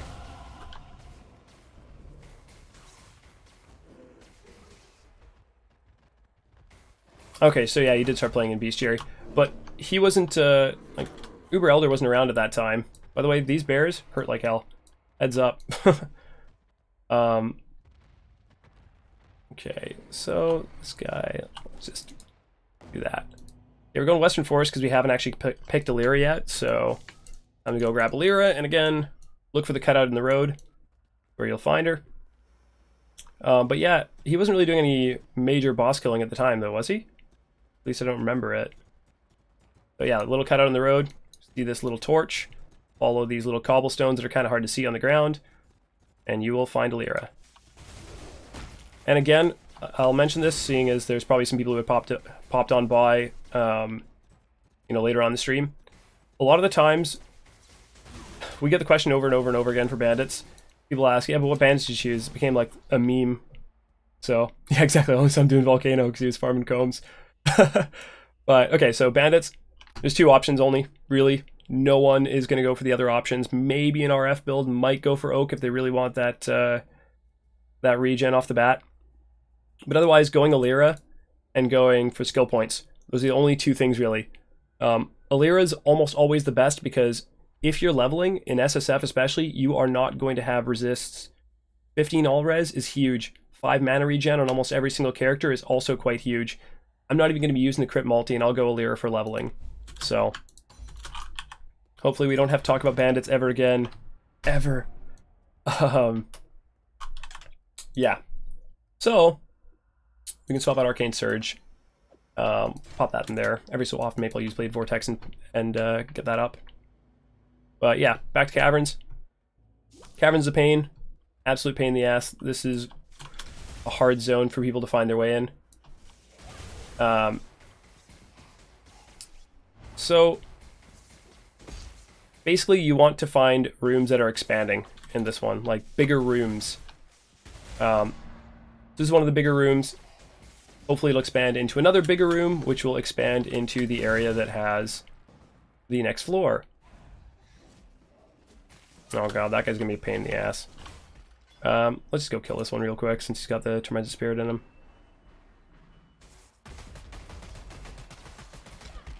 Boom. Worked out. It's likely actually gonna be the wrong way.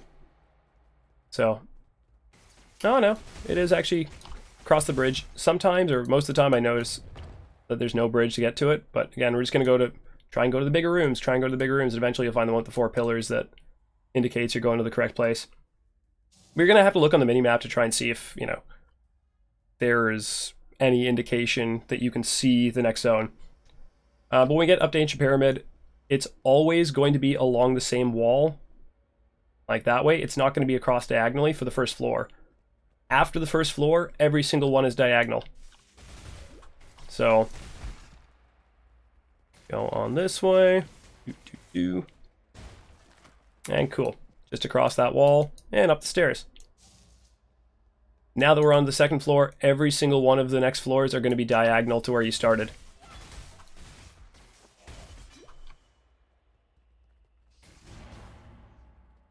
So head along this way. Head diagonally from where you started, and it's up there. Yeah, they actually changed the range pretty well on Flame Dash, making it actually usable in some regards. Well, It was usable before, but it was usable because you had to. It wasn't usable because you wanted to. Yeah, we're 4 levels below. That's not so bad. We might want to kill a little bit more, actually, but I feel like I'm slowing down just by talking so much that it's making it harder to want to kill stuff. Cool. So, went diagonal across again, and here we go. So, control destruction. Let's swap that out. Swap and add lightning here as well. Cast this so we get our arcane surge up.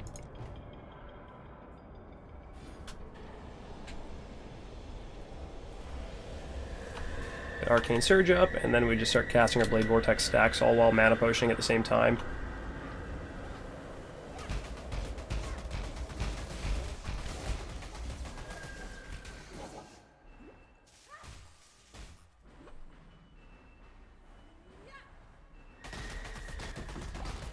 So, only thing that the Val does that might kill you is his slam.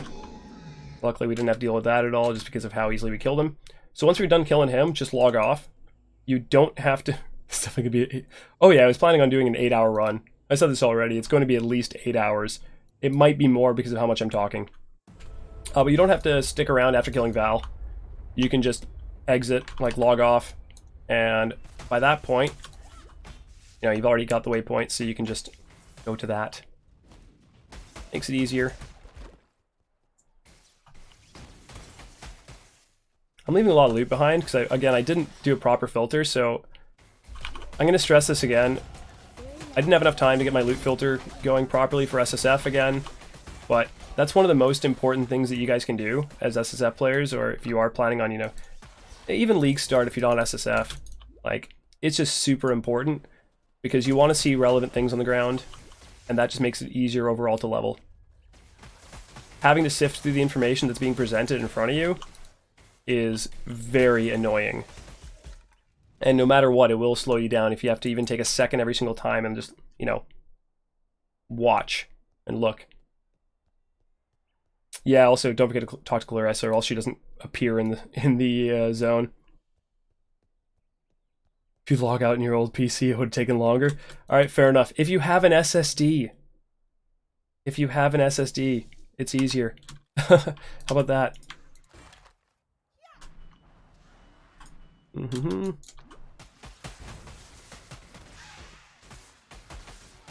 Okay, so we found sewer grate. We didn't need to go towards sewer first, so what you actually want to do is you basically want to find whatever staircase goes down the stairs first.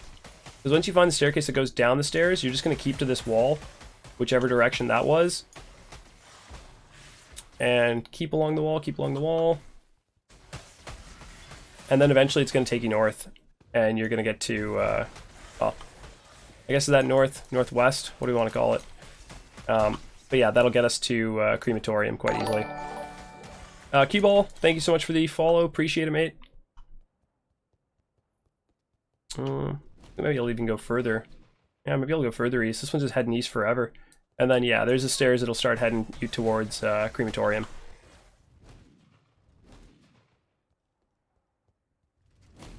Logging out, kill your portal? Yes. If you have a TP up and you log out, your TP will be gone, unfortunately.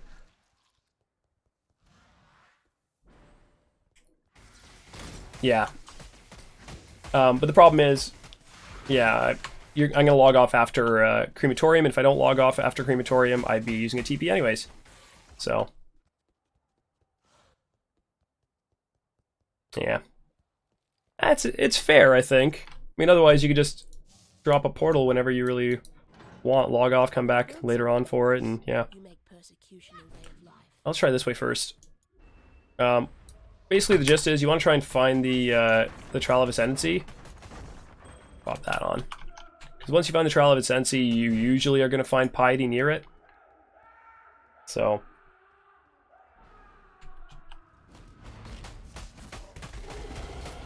Yeah, I got the Torment Spirit on top of our heads. Let's kill it real quick. Boom. 2-stone ring. Good. We're over level 20 now, so we can actually start using 2-stone rings once we get decent ones. better than what we're using before. Alright, so dead end here. Likely gonna have to go all the way around for Piety? Yeah. Yeah. This is a pretty poor layout.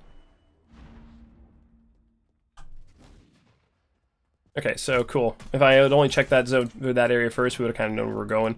But, a Trial of Ascensi. Since we probably don't have any fire resist whatsoever, yeah, 59, this one would hurt like hell. But this one's really easy. Just lever, lever,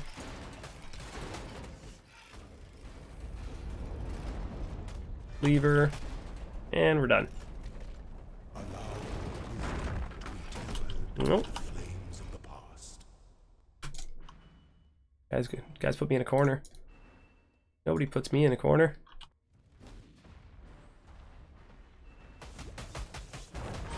Alright, at this point, actually I don't have any red sockets yet. No. At this point I'd probably start using armor, just because now we actually have to start worrying about resists. Especially in sewers. Once you get into sewers, it's kind of imperative that you have lightning resist, or else you can legitimately get one shot by the discharge guys.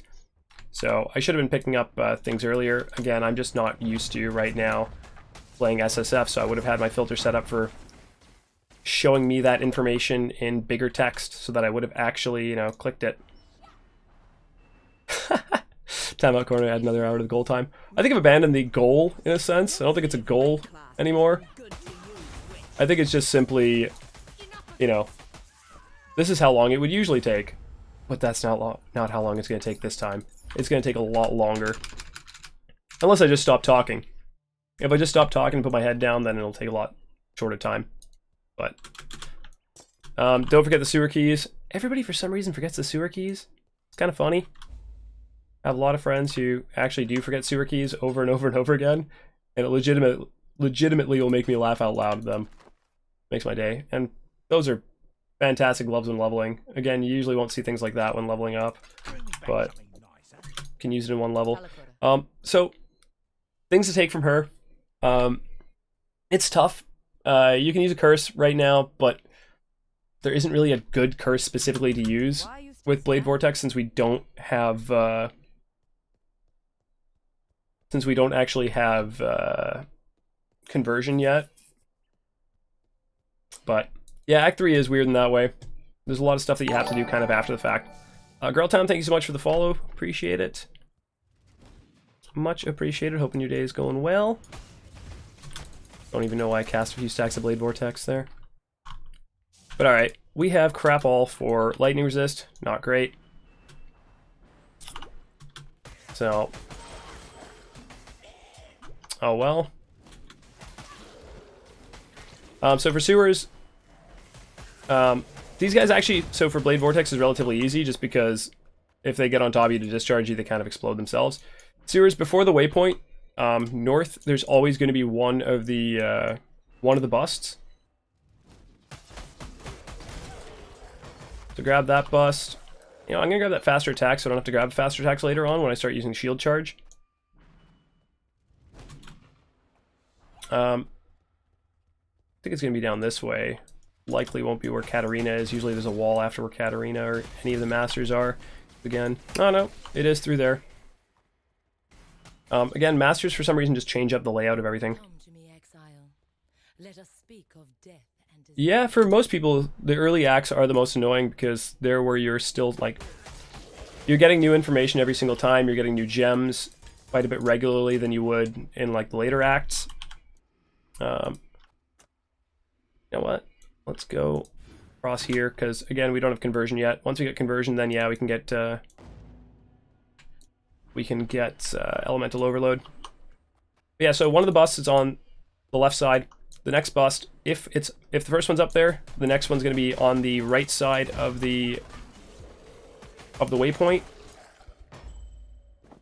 Then the third one, if the second one's right there, will be south. There's occasionally a layout where it's up in the top left, but it's usually, if it follows that pattern, going to be down here. However, so say if you're on the left-hand side of the waypoint, and the first bust is over here, then it'll be second bust is over here, third bust is up here somewhere. But that's a very rare occurrence, I've noticed. So, also, for those who don't know, you should know, but if you don't, where is it? Oh, 3 links. 3 links that are green, blue, red. Those will give you a chromatic. Worth getting chromes for. And then we just head north. North's where we're going to get to Marketplace. We are kind of underleveled right now, like we're 4 levels behind, so I might start killing a little bit more, but not really. Like, I mean, again, you guys might want to overlevel. You might want to do that, because overleveling is a way to keep yourself alive if you're playing hardcore. However, oh man, get rid of those. Don't need all of the giant life flasks. However, if you get faster, and if you're not really afraid of dying, like if you're playing in softcore and things like that, dying isn't so bad. It doesn't set you back too far in these, because you can just go to, like, the checkpoint. But if you watch Dead and Doom, he did some speedruns. He's, by the way, the god of speedruns, if you guys don't know who he is. He's, yeah, the fastest guy in PoE. I think he, on his last, like, record-breaking speedrun, like, for non-twink speedrun, did it in like 2 hours or like 2.5 hours or something absolutely ridiculous. Actually, no, that was the twink speedrun. Sorry, his non-twink one was 4 hours, I think. Just like slightly below 4 hours. It was 3:30. But either way, he was like level 55 and he kills Act 10 Kitava.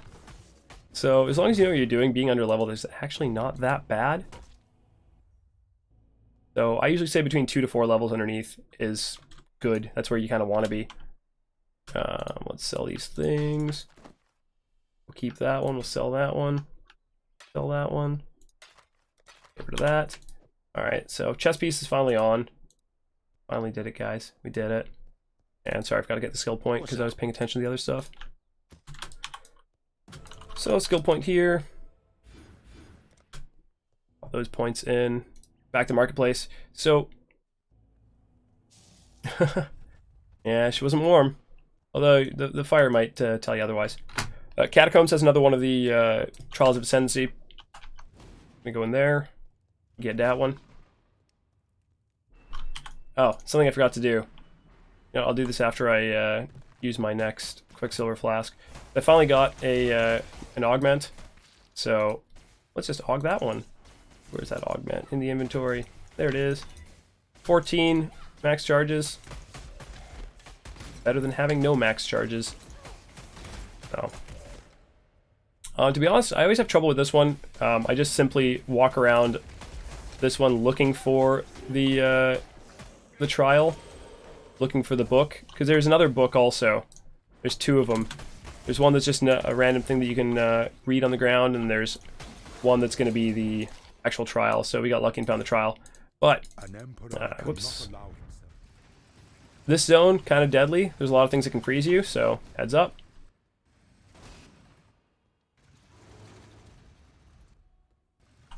And the reason why I don't use a chess piece, by the way, until later on, so there's a hidden property on chess pieces. I don't know if it shows you now with alt. No, it doesn't. But it slows down your movement speed, depending on which chess piece it is. So, like, I think it's up to 7%, if I'm not mistaken, with an armor chess piece, so for movement's sake, I just don't usually use one. Also, no, not boots, gloves, and such. It's just chest. Also, we didn't do this one earlier. Again, I would either do this if I'm like under-leveled. I go to Fell Shrine and go to Crypt when I'm like, say, you know, level 17, 18, and I'm going towards Val. Then's a good time to do it. Otherwise, just do it once you have enough movement speed that you feel fine with just running it. And so just got extra flash charges on my movements or on my Quicksilver. Don't mind just running it now. Flash charges back with this. 3% for cloth stuff. So I think it's 3% for for tabula rasa. And so I went off the road because I kind of knew where the road was going to be going for the most part, so yeah. And chest piece on his cursors. Oh god, yeah, that makes sense. He is ridiculous. Like, he'll have his movement based like on one of the buttons on a skill bar, and he'll have his inventory open. He'll be clicking like safe. Oh no, he has the move command only on spacebar. It's somewhere up there. But yeah, he'll be moving around just with inventory open and doing some ridiculous things that, sorry, I can't do. I'm okay at this game, but again, I have a lot of hours in the game. Quite a few, but also I still feel like I have a lot to learn. I was getting a lot of people in here yesterday who were talking about them having, you know, 2,000 hours-ish, and they, you know, were learning a few things along the way. So, same thing in life. Everybody knows something that you don't. So, open your ears and you'll learn a few things. Not necessarily from me, just from everyone in general, right? I'm sure you guys have plenty of things that you can teach me as well. So, like how to find the Trial of Ascendancy. That would be a good one right about now.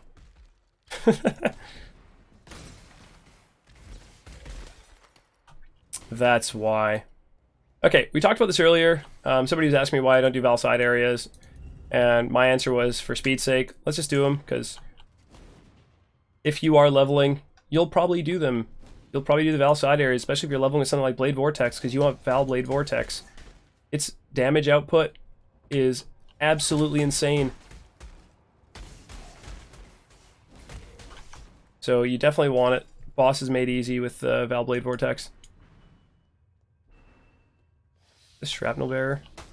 Yeah. Then he starts just throwing the shrapnel out. Val Blade Vortex on the first go.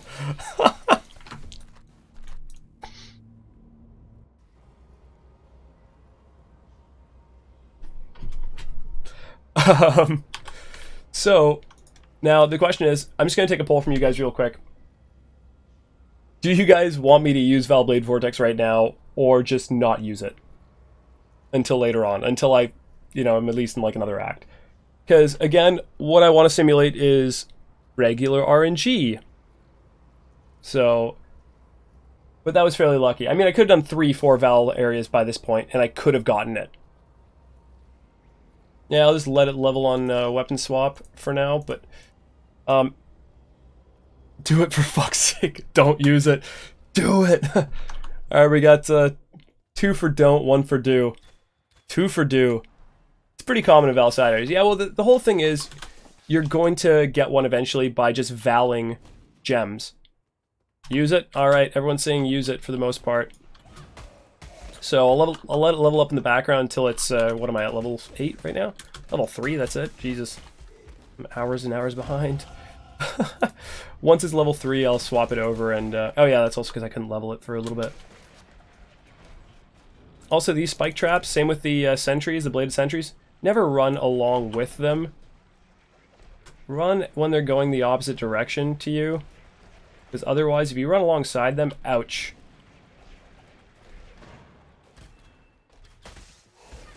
Yeah, so it's acceptable levels of RNG. Okay. We've agreed, I guess.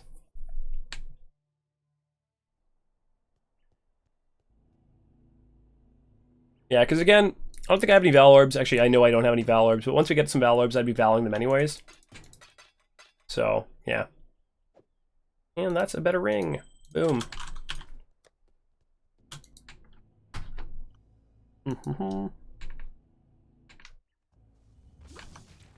Alright, so to find Battlefront, we're going to hang along this wall. That. We're going to go to the wall that's behind and hang along the wall until we find it, basically.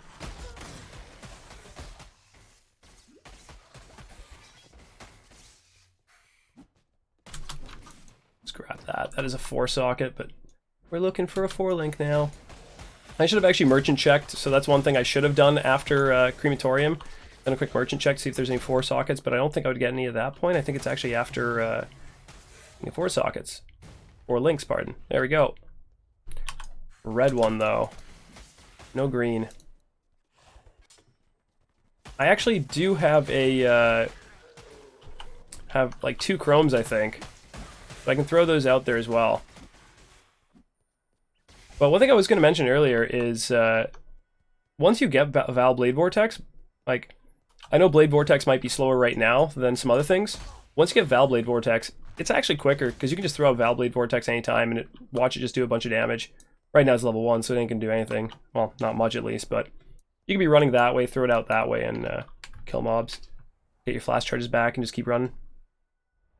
It's helpful. We use that once we level. We're going to use that when we can. Actually, we can use it right now. Once I get to the waypoint, I'll just quickly use a chrome on it. Yeah, I skip Decanter and skip all those. A lot of those side ones aren't really worth it. Like, Decanter Spiritus takes a little bit long. Now that it's actually changed over to being second portions in oh god, Gardens, whatever it's called. Drawing a blank suddenly. Really? There we go. Yeah, but now that it's moved over, it's actually a little bit easier to get, but... Boom. Done.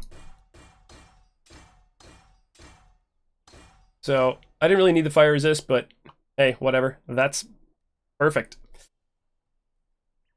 And Arcane Surge for right now. Just because Arcane Surge will make you go faster. Faster in general. We need alts now, so I'm just going to be starting to get alterations that way. And luckily, that also gave me some Alk Shards too. Level that up in the background. Or, well, dude, we're not going to be using Arc and we're not going to be using Spark anymore. We can get rid of those. We can swap in Flame Dash right there.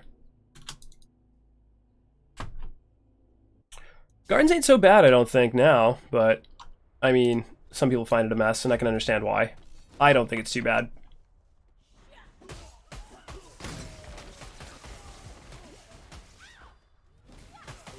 I think it's a really, really big zone, but things are in staple areas almost every time. So always head from the waypoint west along the wall, you'll get to the docks. I go docks first. Only reason why it kind of matters is because, well, if you go Solaris first, you're just going to have to go back to docks anyways to get the sulfite. But either way, you'll have a waypoint at both spots. For the majority, docks fire resist used to be a big thing. Like, people used to level a lot in docks, and so they just get fire resist and then go level in docks for like a bunch of levels. Go Valblade Vortex, do a thing. Yeah. I'm still laughing that I just got that on the first go. But... No, but same with Blade Vortex, right? Blade Vortex involves a lot of decks as well, so I've gotten... I'll show you in a moment. Ooh. Come on, game. I put 1 point into the 30 node. I also got Practical Application, which is that node, 25 or 20 and 20, and then I'll probably also get Precision. That gives you more decks too, because I'm not going to be going over to the Shadow area for a while. Once I go to the Shadow area, it'll be a lot easier, but... won't be going Shadow for a bit.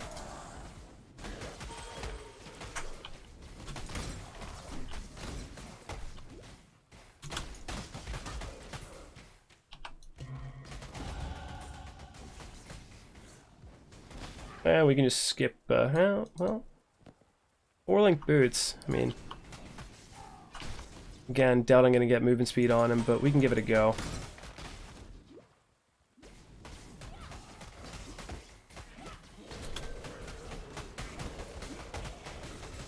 Alright, so we gotta be a little bit careful though, just of mobs that have that allies deal increased physical damage auras. Nice, man. Pizza is good. So, what you're just searching for is you go into every single one of the docks in order to try and find whichever docks has the thematic sulfite. So far we've been pretty unlucky. Yeah, we can actually now with the new and improved Flame Dash.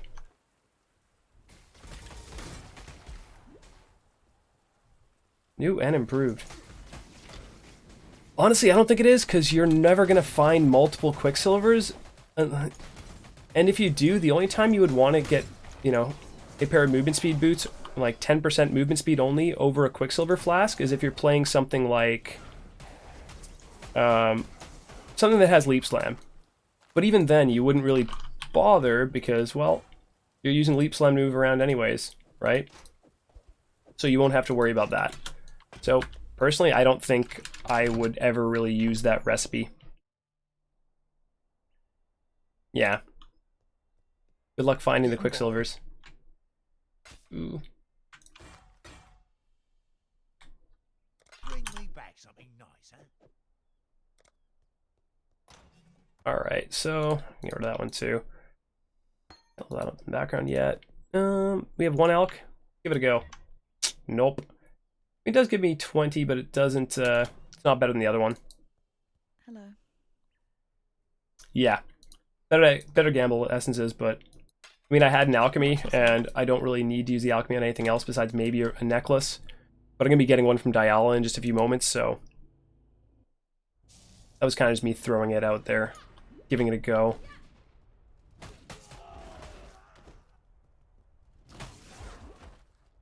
So once we get the Thematic Sulfide, we're going to head back to Battlefront. We're going to head north-ish. Stay alongside the wall. Or the opposite wall, so Doc's always down here. And then Solaris is always up here somewhere.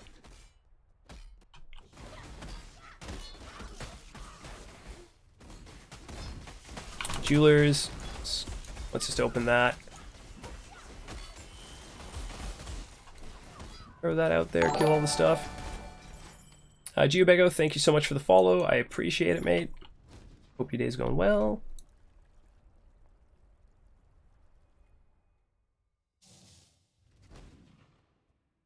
I'd love to see the insides of this spell. I can't abide housework. Again, we click strong boxes almost every time just because it spawns like a full pack of mobs around you.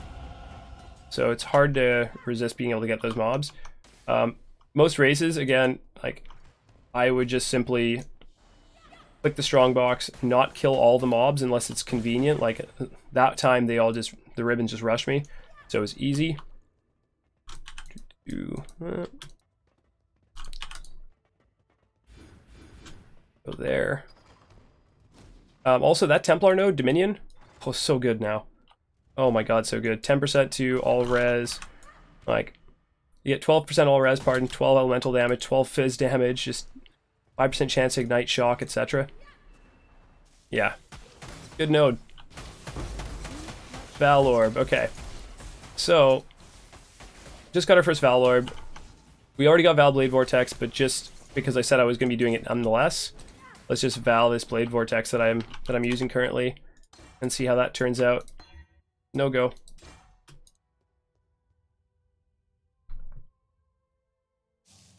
Elemental and Fizz, yeah, it's huge for conversion builds. It's huge for any build, really. Like, that's just one of the best nodes around now. Like, it does everything. But for conversion builds, the best. So good.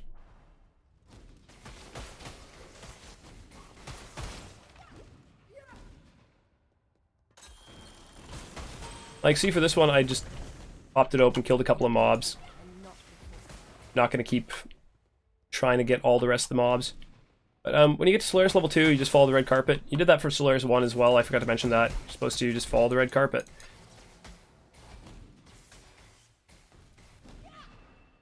Solaris 1 is just one simple way, there's no real messing about with that one. Solaris 2, on the other hand, sometimes there's like a really weird layout where you just are going along the red carpet and it doesn't go anywhere, and then you have to head back all the way to the staircase that you walked down originally, and that's where it was, like it's a completely different direction.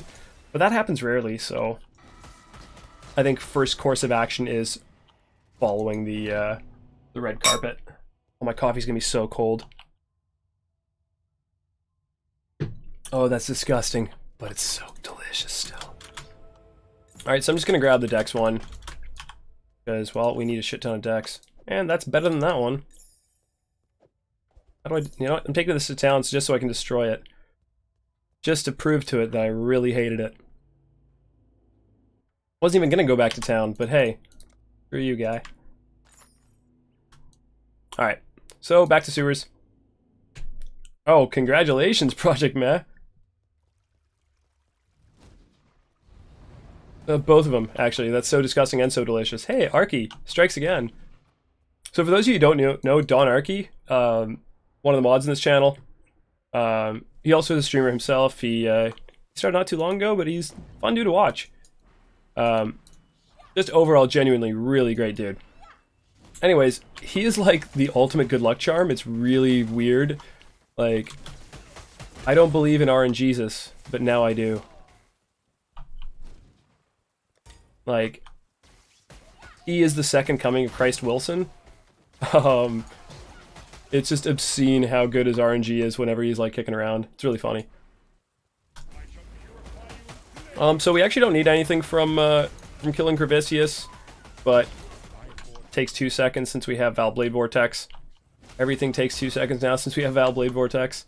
But yeah, so anyways, Gravicius, for some people, they're going to need a reward after. Like, there's the level 28 gems. So if you're doing flattering you, oh no, man, it's well-deserved flattery. What now?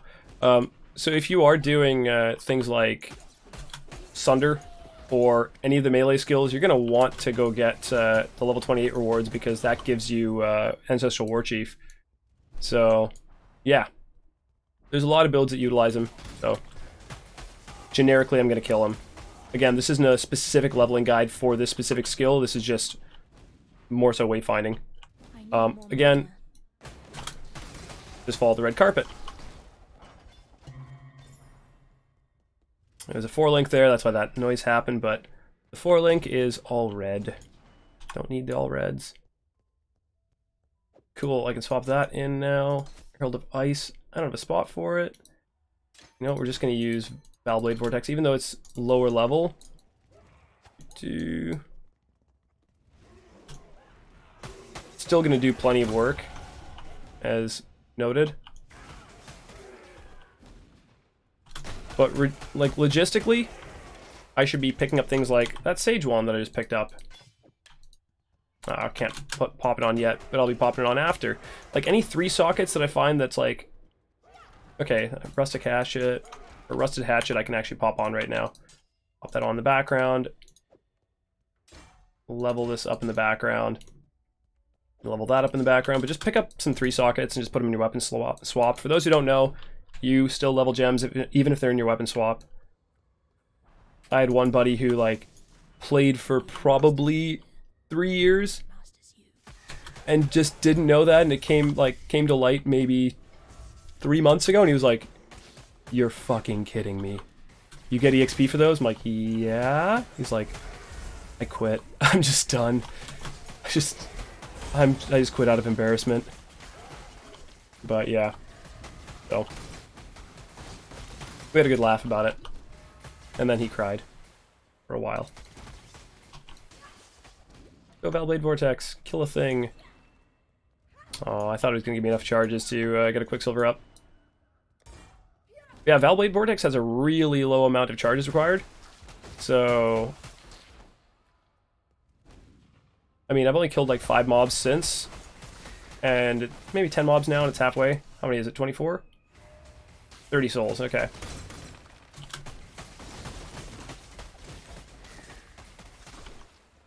So what we're looking for in this is just staircases that go up. I think it's actually this way. I think I passed it. But new Flame Dash. Good range. Yeah, there we go. There's a staircase. Also, for Masters, I don't do any of the Master quests until at least Act 4. Yes, really good way of making some currency on Trade League. It's also, I mean, really good way of leveling, you know, of doing things properly in Solus Elfhound League.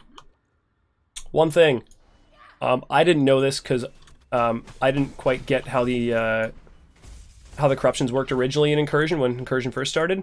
Oh, also, when you get up here, 2 wagons, 1 wagon. Go towards the side with 1 wagon. That's where piety is. Other way goes to a dead end. Not too far, but you know, save yourself the extra 5 seconds, 10 seconds, whatever it is. But yeah, so things with like Blade Vortex, you can't get a level 21 Val Blade Vortex just by valing an item, because making it level 21 is a Val corruption. Making it a Val version is a Val corruption. So just to those who, you know, might think, okay, well, I'll just level a bunch of Blade Vortex in the background, then corrupt him. Well, not really how it works, unfortunately. I thought it'd be possible when right after Incursion, but nope, it is not.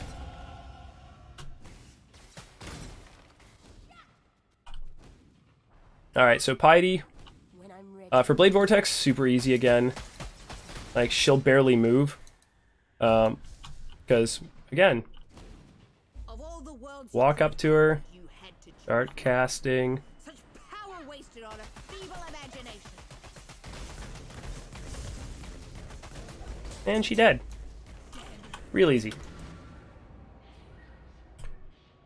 You can find double corrupted ones in the mine, in the gem nodes, yes. But what I'm saying is for doing it yourself. So the only way to actually get a level 21 corrupted, or like level 21 version of Val Blade Vortex is by finding it in the mine.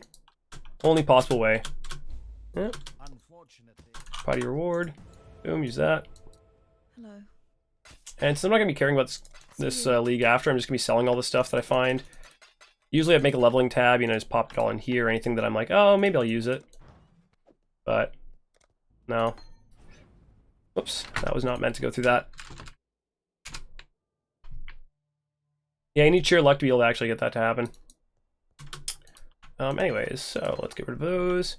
Let's get rid of these, we're never using those. Anyways.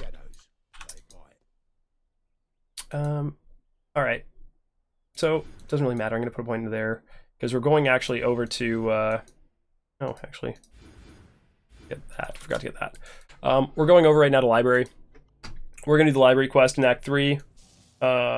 Personally, I think Blade Vortex has enough damage without actually doing library and getting Fizz to Lightning, that you don't exactly need to do library right off the bat, but makes it easier.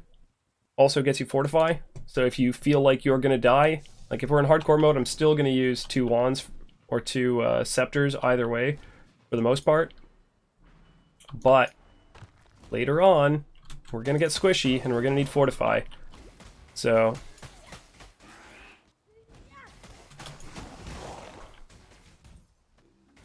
alright, so, road cut off. We just want to head towards the western wall.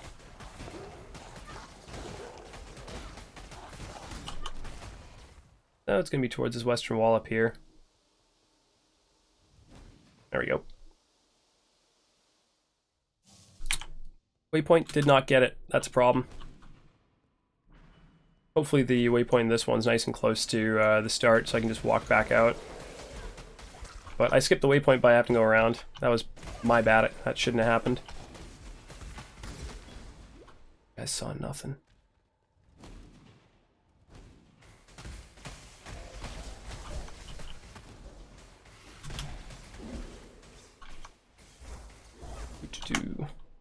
Going this way.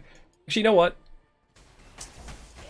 I'm just gonna grab the waypoint in library, and then we're gonna go back, because I should be showing this as if I was leveling a new character, not as if what you might do, right? I should just be playing this from my perspective for the most part. So I personally wouldn't bother doing library, so you know, screw it. Let's just skip library, because I wouldn't do this when leveling. I would just do the Lily Roth one once I get to Kitava in Act 5, or once I get to Act 6 after Kitava. So, because I wouldn't be switching over to shield charge yet. I personally, like, I could use increased duration maybe, but actually wait, no, ink duration is from there. But otherwise, like myself, I wouldn't. The only thing I did skip that I shouldn't have over there is up there. Up here is where the Trial of Essentia is, so we'll go back for that. Sorry again, I should have made notes for while I'm doing this. Remember, Dominus. Yeah, exactly. With Lily, I don't do library anymore. There's only a few cases where I'll do library. One of the cases is if I'm leveling a character doing RF, because you need to do that ASAP to be able to get poachers, but frankly, I wouldn't bother. I think it's too difficult, too annoying to level RF, and it's not even that strong, like right off the bat. It's strong once you get your gear and once you get, you know, ascendancies and things like that, so. Yeah, I mean, if I'm using Leap Slam, maybe it's worth it, but honestly, like, if you're doing a Marauder start, you will have, like, 1700 HP at least when fighting Kitava, and that should allow you to live every time. You shouldn't be able to get killed by Kitava at that point. Again, I say shouldn't, but obviously there's the occasions where you lag. Crap. You don't recognize a tell. Crap. It'll happen. But for the most part, you know, Kitava ain't gonna kill you if you have over 1700 HP. Especially if you do end up having Fortify, if you have 1700 HP and Fortify. Jeez. You're in Fortify Rolling Blades on casters? Yeah, fair enough. I mean, I do too. I'll use Shield Charge Whirling Blades. Or sorry, Shield Charge Fortify and faster attacks, but also I don't usually get the waypoint. However, I've had occurrences lately where I've gotten, maybe it's been fixed since the last update or two, but I've had occurrences where I've actually just frozen on Dominus, like lagged out on Dominus. Hey man, Shield Charge is still used. Not as good as it once was, but yeah, Shield Charge is still used. Conk Path's pretty good. People use that fairly often these days. Like, I think Waggle is using it as well. Gorman, thanks for the follow, appreciate it. But yeah, it's nowhere near as good as it once was. But I guess that gives some variance because everyone is just using Brightbeak. But yeah, I've had some freezes on when fighting Dominus lately, like the last 2 weeks. So I got the waypoint just in case I end up freezing on Dominus, because otherwise I'm gonna have to run all the way back from Gardens, and that would suck. But I wouldn't go searching for the waypoint. Not very many occurrences except for like one prophecy where you'd have to come back here. And I went the wrong way. Let's get that. It's gonna be probably up here somewhere or down there, but yeah, it will be down there. Whoops.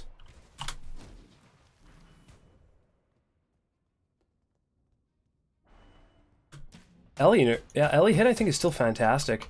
Yeah, it's not as good as it once was. Yeah, but it was so broken during Incursion. Oh my god, that was so strong. It still is one of the strongest builds, in my opinion at least. I think that one, then Pathfinder Molten Strike.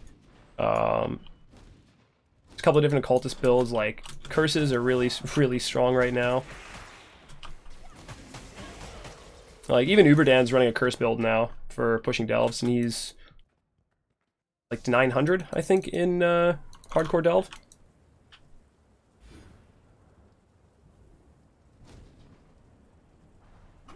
Alright, so Dominus is going to have his little speech.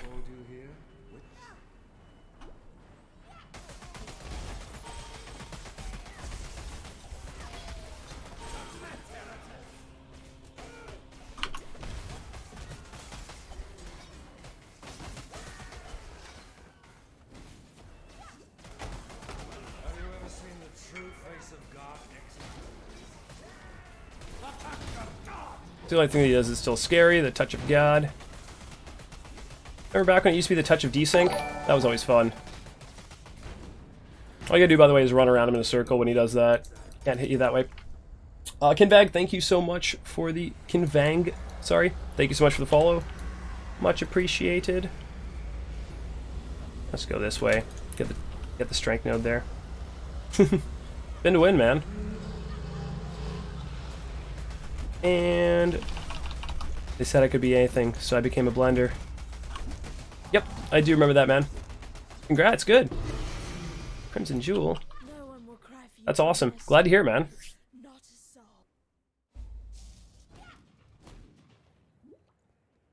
That water just released. Let's see where it I think that's a pretty generous generous sale you made. 'Cause I think it could have gone for more, but I know you and I have the same discussion before that. Don't really need to get the exact maximum, price out of an item. So for those of you who don't know, every one of these little areas in aqueducts, if it's off the path, one of these little bridges that are broken, they'll always have a blue pack. So if you're feeling underleveled, like I don't really feel very underleveled. I know I'm 5 levels behind, but I'm gonna be going to do labs, so I don't really feel underleveled here. You can just simply get those blue packs pretty easy. Yeah, Bleed Flask is recommended at that point. However, if you stand on top of Dominus, he can't bleed you.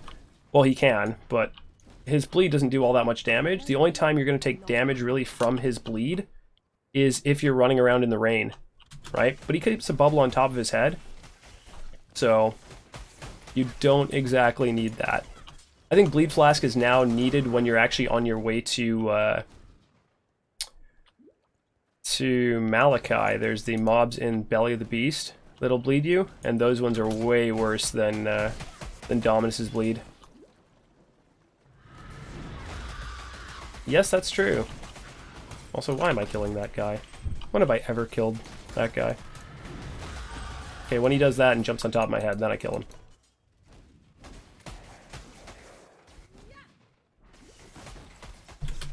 But yeah, I wouldn't try farming Humility now. I definitely would recommend farming Humility later. We might try to farm a Humility, but what I'll do is, again, I'm simulating as if this is a new league and as if this is hardcore, even though we have the one death of Hilarity. But I would personally go and try and farm up some stuff for a good old Tabula Rasa. I'd try and farm the Humility cards in Blood Aqueducts, right? Attack speed. Mana Flask recovery, don't need. You will be remembered. Should have sold that while I was at it. Alright, Dried Lake. Then we go back, we get our last Trial of Ascendancy, which is in Imperial Gardens. Again, I should have got that during. But I'm kind of not in SSF mode as much, because I haven't been playing SSF for the past, since the beginning of the league. I played at the beginning of the league, and that's about it. I should be picking up Portal Scrolls. They're useful in boss fights later on.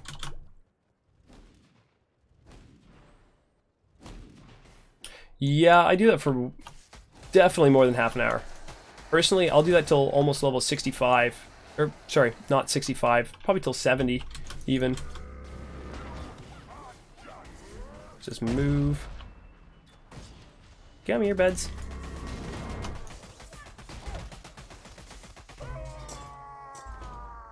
Thaumaturgy just keeps getting the better of you. Yeah, I'll legit try and get one up at the very beginning of a league. Like, because the thing is, I'm going to be getting those levels anyways. I'm going to be trying to farm for those levels no matter what somewhere else. So why not do it while getting Humility cards, in SSF especially, because, again, having more than one Tabula is not a problem. If you have more than one Tabula and you don't end up having to use it, like say, you have 3 Tabula Rasas, okay, you don't need more Tabula Rasas, but every single one of those, since it's a 6 link, is a Divine Orb.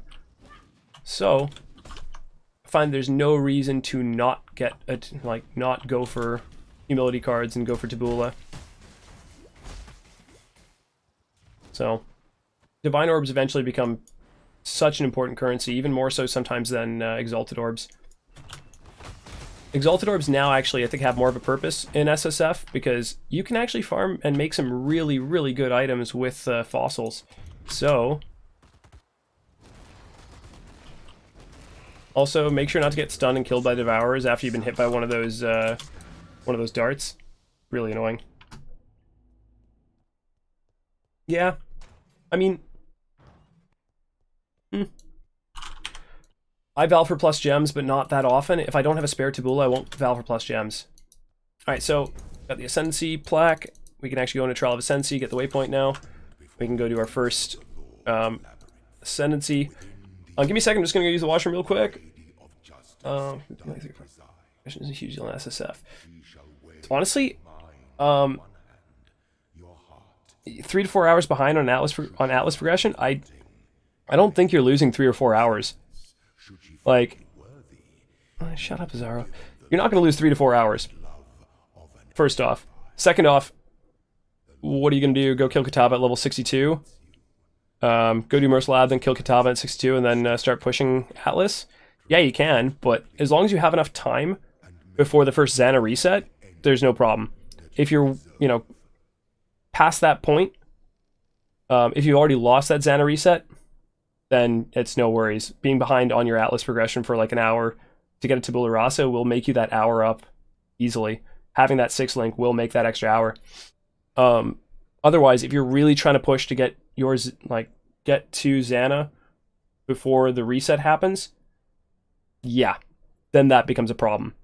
Your first day of having Xana is huge.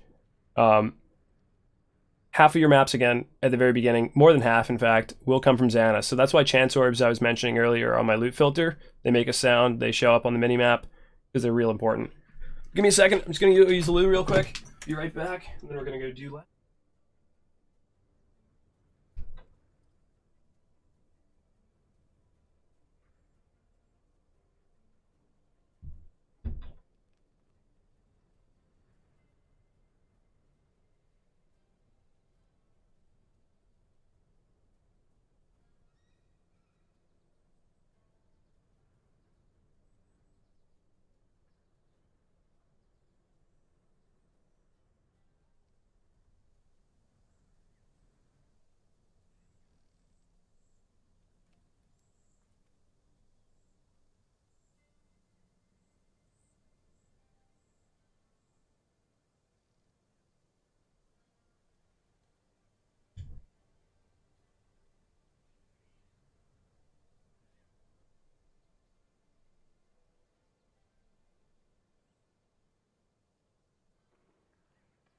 Alright.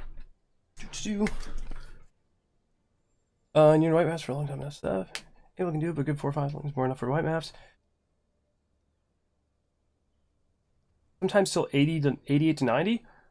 I have never had a character that's been in white maps until level 88 or 90. I don't think it's ever happened.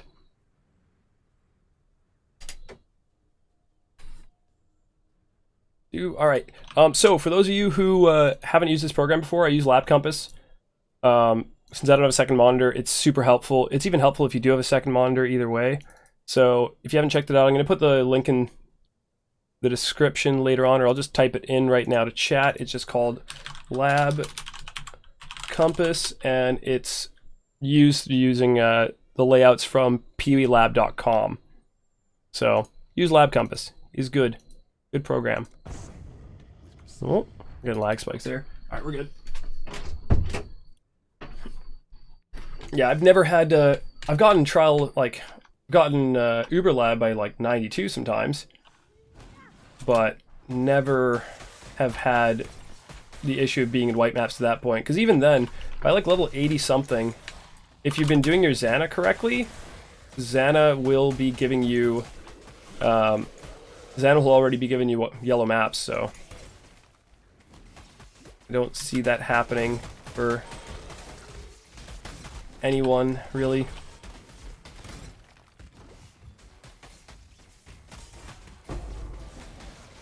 Over chance. When I'm ready, and not before. Alright, oh, I should have also taken a note of what time I use the washroom. So I'm going to be, I know that sounds like a weird phrase. Let me rephrase that partially. So I should be marking things down so that I know when to do cuts. Like when certain areas to cut out are, like during the stream. So that'll make it easier for me to edit this later on. Be able to pop it on YouTube. Alright, so portals, super easy. For the extra key on them, just don't kill the portals. That backslash is like the only real thing you have to worry about from Azaro.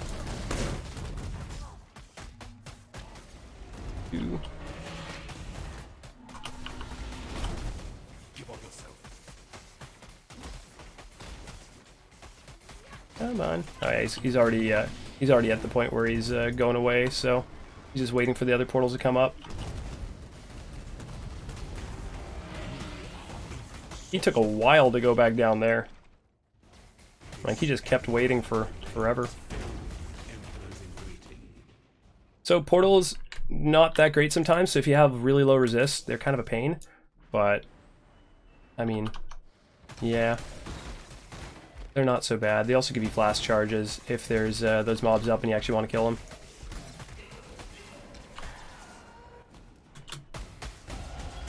I no longer need fear. Destiny is seeing to that. Alright, so usual rule of thumb is just go northeast.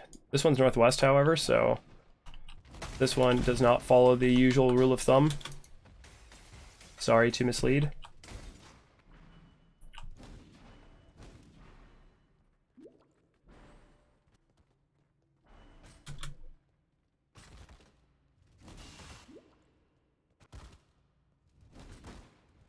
Alright, Aspirant's Trawl, Part 2. Idols.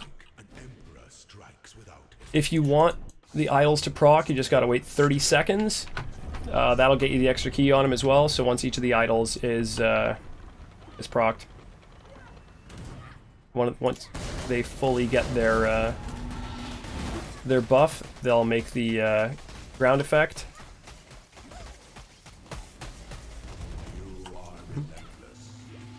So let's just wait. We got another only 5 seconds or so. There we go. All of them are now up and running.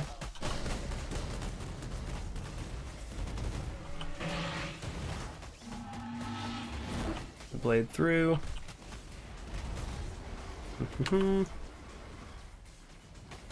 Alright, so I have Foul Blade Vortex up anyways, but he was already at the threshold, and again, he just waited for a while. Alright, so we can go get Dark Shrines if we want.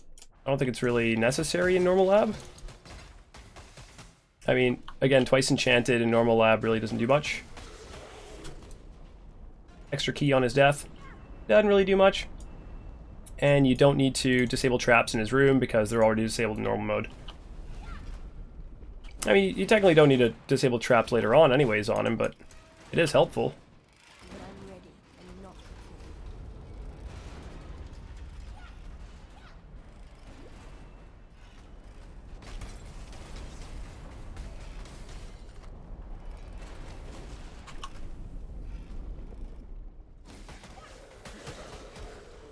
before. I should be picking up Wisdom Scrolls, but usually don't even bother. To be honest, for the most part, I'll change my loot filter to a semi-strict one actually pretty darn quick, because I don't want to be picking up Wisdom Scrolls. I don't want to be picking up things that I usually don't bother with. Because you'll get enough Wisdom Scrolls from finding like, especially in lab actually, you'll get a lot of them just from blacksmith whetstones and from armor scraps and stuff like that.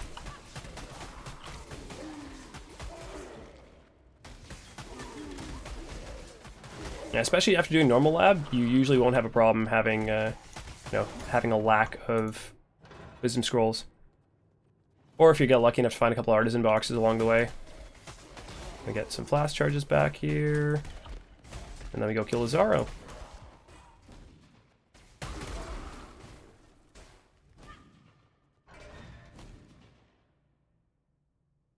An aspirant can afford to be promising. An emperor, you must navigate your empire through trouble. It's neat how we also start with like a few soul charges.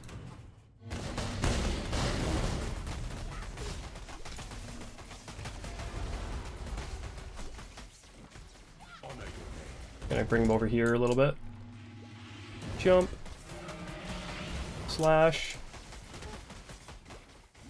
And kill them through that. Alright. So, let's not spend too much time in here, but grab all the necessary stuff that you need. And so, Sensi, we're going to be doing Elementalist, which we discussed already. I usually go towards Mastermind of Discord first, so I get Pendulum of Destruction. It doesn't really help too much when leveling, but it's alright. It's okay. So a couple of jewels, couple of anxiety there, and nothing really as far as like belts or anything of the sort. All right, good enough. Go, go, go. So let's see. I actually got a bunch of transmutes, so let's just take 4 of those. Yes. Sell them real quick. Sell those. Gloves. I already got a good pair of gloves, actually. Oops, shouldn't have ID'd that. Didn't need to. Nope. Nope. Let's just hang on to those anyways. That's my 4 link, so I don't need to use that one. Strength, accuracy. Oh, those are all bad. Yeah, it's better than what I have. Cold resist that I'm missing, right? Yeah, cold res. Boom. And that's nothing. Alright. So that was not well done there. Like getting rid of all this stuff. Yes. For some reason I had to think on a few things, I don't know why. And boom. This isn't hardcore mode, but you know, all of it should go in the stash anyways. We really should upgrade our weapons soon. I mean, I could be doing the recipe, but honestly, I just feel like there's enough damage coming from Blade Vortex anyways. And like, since I'm using Arcane Surge right now, I don't really run out of mana since I got Arcane Surge and Alira. So the only time I really need this mana flask is if I'm standing there casting it for a boss. When I'm ready,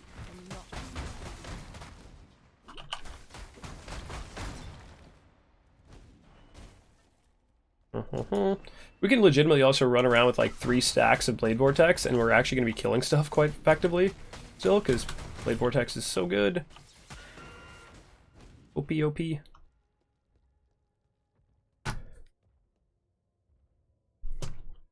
Alright, so finding our way through mines. Mines part 1's pretty easy, you just head one direction, head north basically, and you're going to find it. You may have to take a turn left or right every so often, but yeah. For mines level 2, you got to find Deshret. Deshret is sometimes annoying to find. Oh, there we go. Artisan box. There we go. Wisdom scrolls. So yeah, Deshret's kind of a pain to find sometimes. She's sometimes on the path, she's sometimes not on the path. So what I automatically do is kind of run off the path just to find her. And sure enough, this time she was off the path. Careful of that guy, Hammerstorm. He hits like a truck. Like an absolute freaking truck. Actually, no, she was kind of on the path this time. You could have gone through this way, I think. But yeah, you could have gone through that way, but it's rare that she's directly on the path, but it does happen every so often. If worse comes to worse, if you get to an area where it kind of looks like this, and you're going, okay, there was an area I missed down here, drop a TP scroll. You can come back to it right after you're done getting the waypoint in Crystal Veins. So, and then once you're done that, just, it's almost always north to go to Crystal Veins. It's never usually facing, like, I guess this isn't true north, but, you know, in the orientation of how the top view is, that would be north, I guess. So, it's almost always north. You're rarely going to find it in a different direction.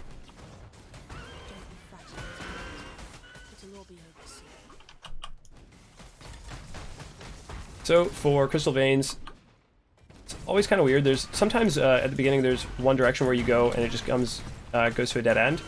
But for the most part, if you just keep snaking to the side, like every time you can go sideways, and eventually it'll start. Ah, yeah, see, this one's the weird one. If you snake sideways, the path that way, and it'll snake up and behind where you started usually. So. Oh, I got the silver coin while I'm going through. Also, silver coin's great for SSF. I know there's a lot of prophecies that suck, and I know prophecy's kind of a broken system. It needs a lot of reworking, and I hope that happens in the master rework, but they still help. There's still certain things that you're going to want to get through prophecies. And when I talk to a lot of people who are having trouble sustaining maps, they're not using prophecies because things like bountiful traps, things like frogs, Plague of Frogs, and there's a few others as well. But anything that adds density into the area, important. So The direction is up, not north. Fair enough. Ah, congrats to the first null, man. Insects, that's another one, yep. There's also the Brothers of Necromancy, every so often. By the way, I should have got this earlier, but I didn't have enough currency. Like, I didn't have enough expendable transmutes. I'm gonna grab a Lightning Warp. I know that I'm Blade Vortex, and of course that'll cause the Lightning Warp to be extremely slow. I get it. Yes, I agree. The prophecy system is just legitimately broken. It needs a lot of rework. Like, it needs some work. Currently we're just level 31. We're about 2 hours in, so it's been taking a long time because of, well, frankly, just dilly-dallying, like conversing and stuff like that. But okay, the reason why I get Lightning Warp, I'll show you guys. Might take a few moments to actually get to work. It did yesterday as well. It's easier with Lightning Warp than it is with Blink Arrow, and I was using Blink Arrow yesterday, my movement skill. Oh, might be able to work for this one too, actually. Okay, pop Lightning Warp on. So if there's ever little areas like this where there's a... actually, no, for this one it won't work. Sorry, there's nothing above this one. Nothing easy to get to, at least I don't think. Let's try it for a second, but I'm almost certain this one won't work. There's only one layout where it can. Okay, get to this area. No, can't. Yeah, there's a good majority of them, like lost maps. You can just open a zone quickly and then you're done that one. But yeah, there's a lot of them that are very annoying. Another thing, a friend of mine didn't realize that you can actually use sacrifice fragments in your map device to open up a Val side area. So he was running around looking for Val side areas to, you know, do some of his prophecies. He was like, man, I've been checking for like 20 minutes and I haven't found a Val side area. I was like, wait, why aren't you using... Face went pretty red. But yeah, that's a good way to get rid of some of the Val side area prophecies. Just quickly throw one of those in there, do a Val side area, and bam, you're done.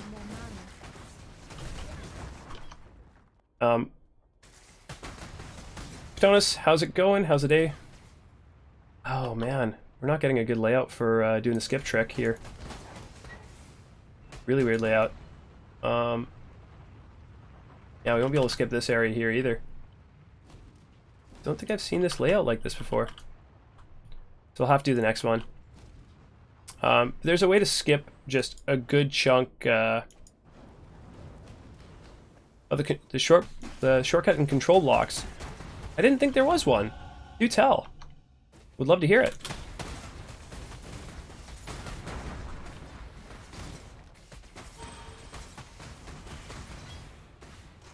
Okay, so this is the only bridge we're going to be able to do this to. So if you approach one of the bridges, see how there's a bridge up there? And there's this lava fall. If you basically put your cursor in the corner and use... Hold on. Back without moving, I think is the only way to do it. Unless it's one of the weird ones, where it sometimes doesn't work. Okay, can you get off me? I'm going to try and explain this. There's a bridge right above here. You can sometimes actually movement skill to it. Like using Lightning Warp or Blink Arrow. I'm having trouble with it right now for some reason, but basically you just have to keep pushing it until you get it. Oh wait, whoops. Alright, actually you're supposed to have attack moving off, but it took me so long to show this yesterday, but usually this is really fast, and I haven't had issues with it before, unless this has been changed somehow, or the fact that I'm running in like non-1440, but I'm only going to show this for another moment. If I can't get it, then we're just going to move on. But I've shown it in other videos before as well. You can use a movement skill to get up onto this bridge up here. And right now it's not saving me any time because it's taking way too long for it to actually happen. We basically have to just keep spamming the button and then just have it work. Because you can actually click on the bridge usually. Not sure why it's not working right now. I think it's because of how weird this layout's been. There was 2 other points where you could possibly do it, but I just wasn't able to. So maybe I'll try and find the clip from yesterday and show that. But you can actually movement skill up onto that area. So lets you skip not too much if there's only the one skip. Like this one only had 1 skip. But yeah, it is doable. Unfortunately, it wasn't really working for me there. But it lets you Lightning Warp up to this bridge from down below, which usually you can only do one way.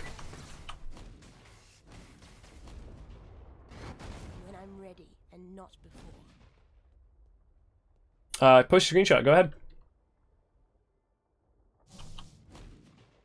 as long as the mods find it fine.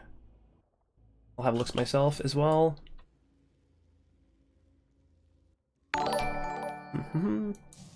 Oh, Moocowpong, thank you so much for the follow. Just gonna have a quick look at this guy's screenshot.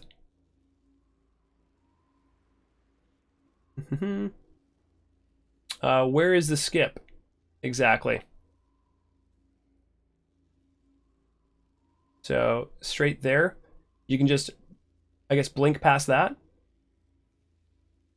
It gets you from over there to over there. Doesn't that skip the miasm meter, though? So, that would skip the miasm meter, so you would have to go back here and then do it?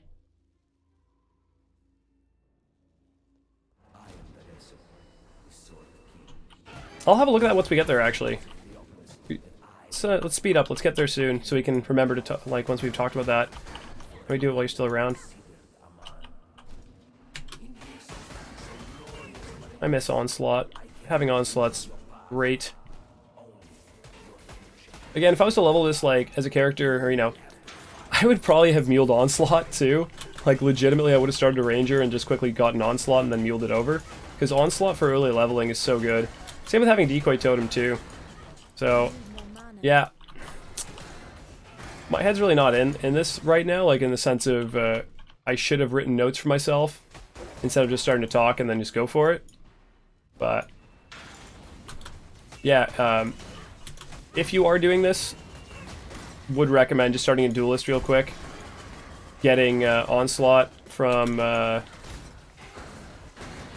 Hailrake, and then getting Decoy Totem from Mudflats, and just having those when you're leveling a Witch, because super helpful, makes things go so much quicker.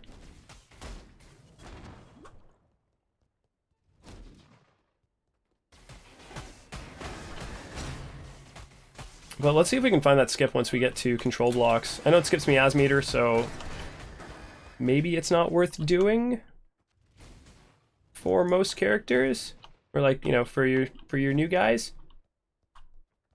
But it could be faster if you grab the miasm meter and then run back and then do the skip. Yeah, I got plenty.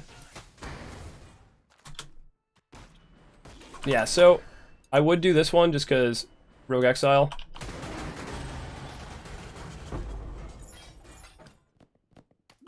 And because, well, Valblade Vortex OP.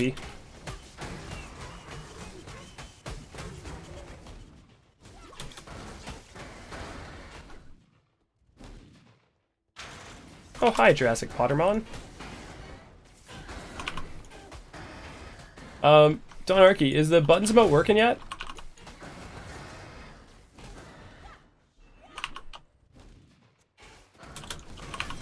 The one that's, if you look beside Arky's name, you can see the subscriber button, which is buttons now. Enjoy. When I'm ready, and not And I took your awesome picture of Buttons when he was, like, looking like he was nomming Dippy. And made that into an emoticon, basically. The Buttons rar.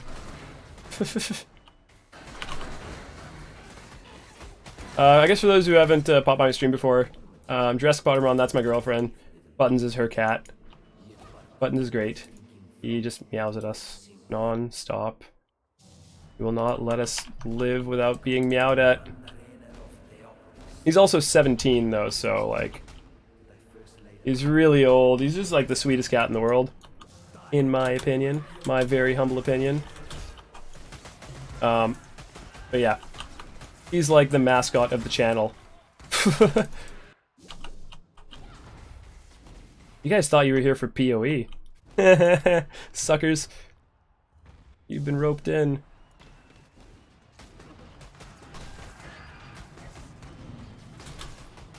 Alright, so for Val skills and things like this, if I'm leveling Valblade Vortex and I have it, I'm just going to use it on the trio here. I'm not going to save it for Duresso because Duresso is phasic.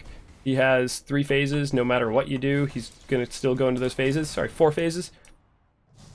These guys, on the other hand, insta-give them. Why not?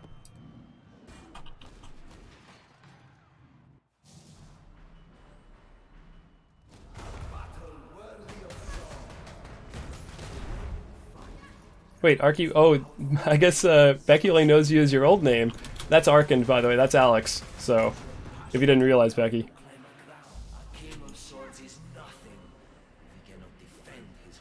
Aw, thanks, hon. Have fun at work. Yeah, I agree. I mean,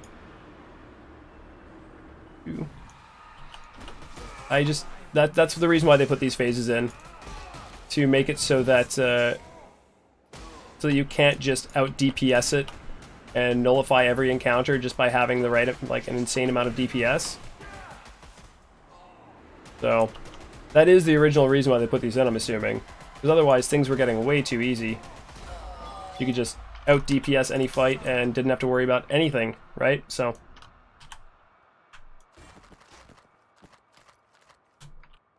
oh, decent flask. I will be popping those boots on after, just because I don't need I don't have movement speed on them anyways, the previous ones. Alright, so we did Duresso. We're going back and doing Comb. I probably should have done Comb first, considering my fire res was that much, but honestly I don't feel like either of them can kill me very easily right now, especially once I get like an instant flask of some kind. So level 42 is usually when I start actually looking for an instant flask. By the way, Ice Nova, careful of those. Ice Nova is the biggest killer in hardcore for strong boxes. So just a heads up with that. So for this area, we just stay to the right. You're going towards... so, sorry, for Dureso's area, I should have mentioned you stay to the left on that one. When you get to Combs area, you stay to the right. It'll loop around, it'll go up the hills just like the previous one did. Actually, let's see. Lightning Warp trick? No? One sec. Does it work with this one too? As if it worked for the last one. Hey, come on. Can we cut it out, guys? Thank you. I don't know if it works for this one, but it likely should. There we go. See, I wasn't lying. I promise. You're actually able to do it up there. So if you can see the bridge from the low ground to an extent, like if you can see that it's on the minimap, then you can do the trick. But actually I was going the wrong way there. We have to go up this way and upwards. So that just helps you skip some content if you feel like you have enough leveling. Like if you've leveled enough. Like if you don't feel like you need the extra levels against Comb, then may as well skip it. It'll just help in like little race scenarios. It's, again, these are not necessary things. It just helps you get faster on certain aspects of it. Like if you can save 10 seconds like 20 times, 200 seconds, it just, in the end, it all adds up. So, and turns out that was the wrong way, and I'm a dumbass. So, we'll be going back the other way now. Thanks, game. Embarrassing me.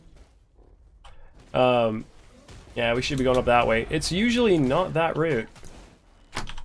So, but I guess this way we can show this trick again. If it works again, so. There we go. I guess that's a sweet spot there. Boom. Maybe it's not the very far corner of the screen. Maybe it's just slightly close to it. That's where I have my cursor. But, I mean, when I was playing on my other monitor, I have another monitor at home and it's 1440p, 27-inch monitor. So different aspect ratio might change where you have to place your cursor. I don't know if it's necessarily true, but, you know, I never had issues with it before. So. Alright, so Comb. Just don't get hit by the Sunder. The Sunder hits you twice. So it's actually, if you walk in, you can actually stand there and get up your charges against him.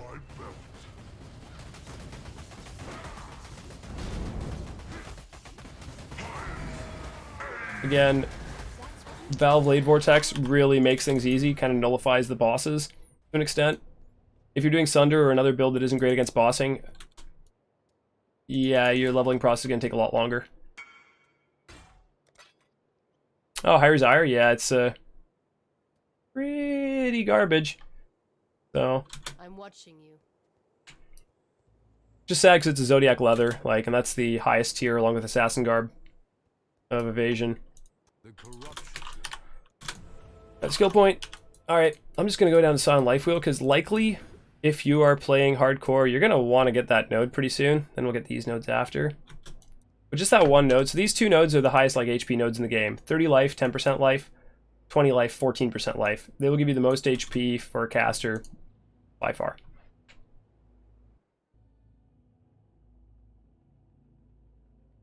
Really? Okay, I haven't tried doing that. I play on a 1080 monitor right now.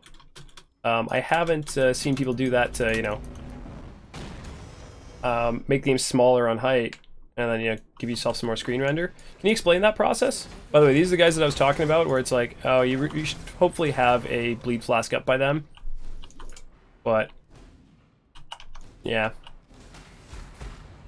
I need more mana. Just because they are annoying with the bleeds. When I'm ready,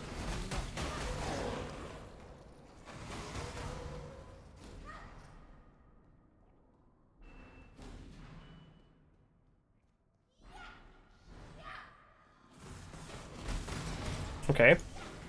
So reduce the height off the window. So that'll just give you a widescreen, basically. Like, it'll just change the, like, POV in a way. Just artificially.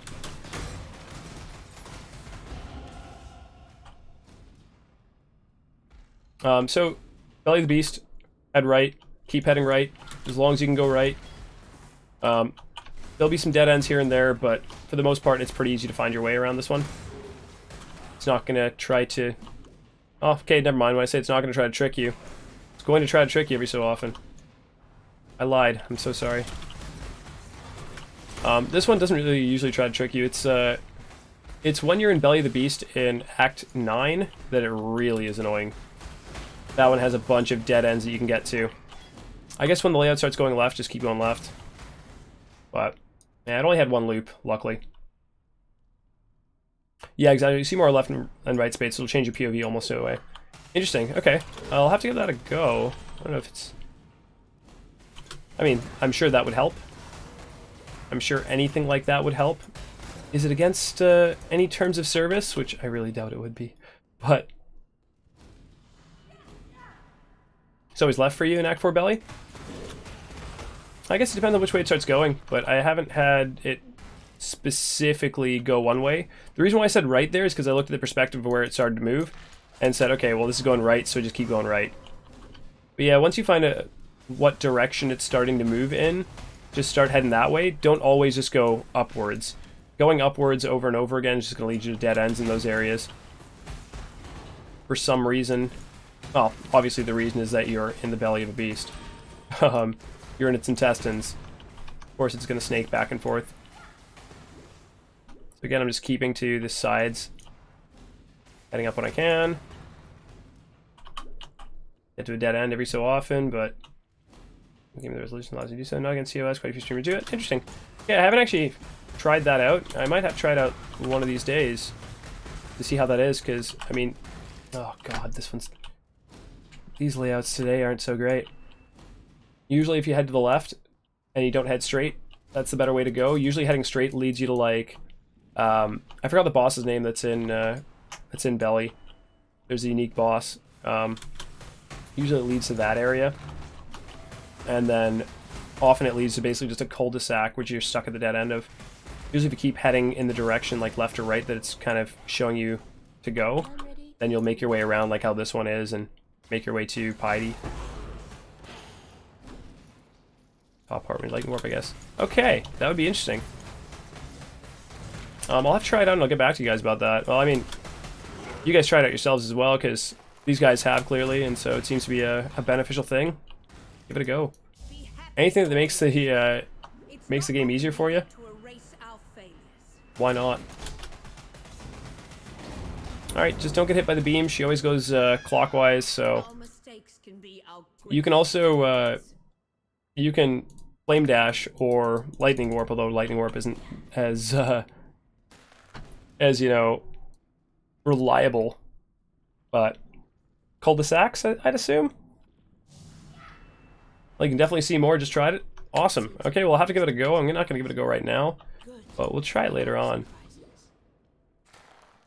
Is cul-de-sac just cul-de-sac?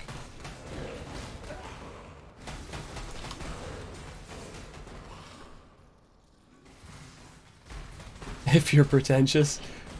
I mean, why not? Let's be pretentious. Alright, so grab waypoint. Head to the left is what I usually do. You can head right first if you want, but it doesn't really make too much of a difference. There's always going to be two of the bosses on the left-hand side, one of the bosses on the right-hand side. They're always going to be in the same areas, just where the boss is changes up. Like, not the location of one of these rooms, but which boss is in those rooms changes up every time. I shall preserve your beauty for eternity. Only thing we need to worry about Blade Vortex is Shav.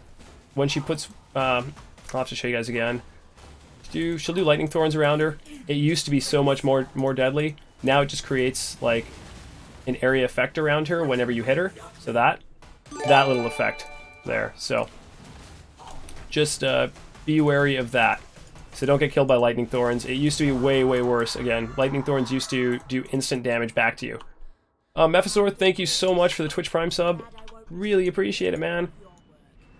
Very much appreciate it.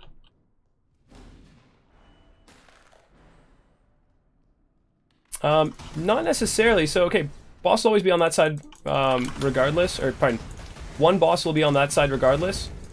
You don't have to go to that side specifically first, because either way you just TP. Either way you're just going to simply TP out, right?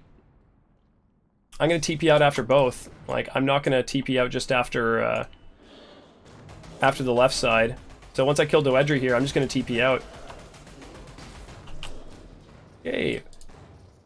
Doedri with the bleed. Let's think about that for a moment of what to do. Hold life flask, grab that. So I'm just going to TP out, right? I'm not going to try and run back. So, thank you for feeding buttons. Much appreciated. And, I mean, the logic just isn't there. It's the exact same thing.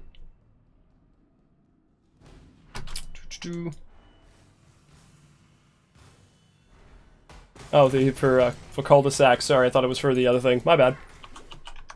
But yeah, I'm not going to run back to the waypoint, so... For me, it doesn't really make much of a difference. Still hoping for a utility flask, because, I mean, I would really appreciate one game.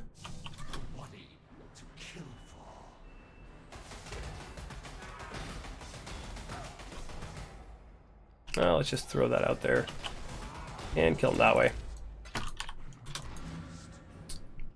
You can log too, yeah, but logging will take longer than TPing out, actually. Yeah. So if I got enough portal scrolls, I'll just TP out, but otherwise, I will log. Bye. Logging actually does take longer, though, so... I mean, TPing brings you right back here, logging out, like...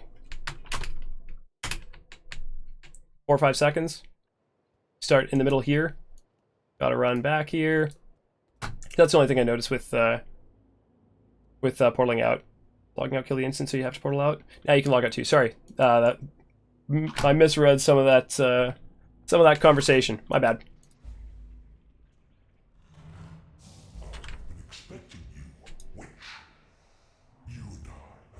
Well, let's just grab those ones.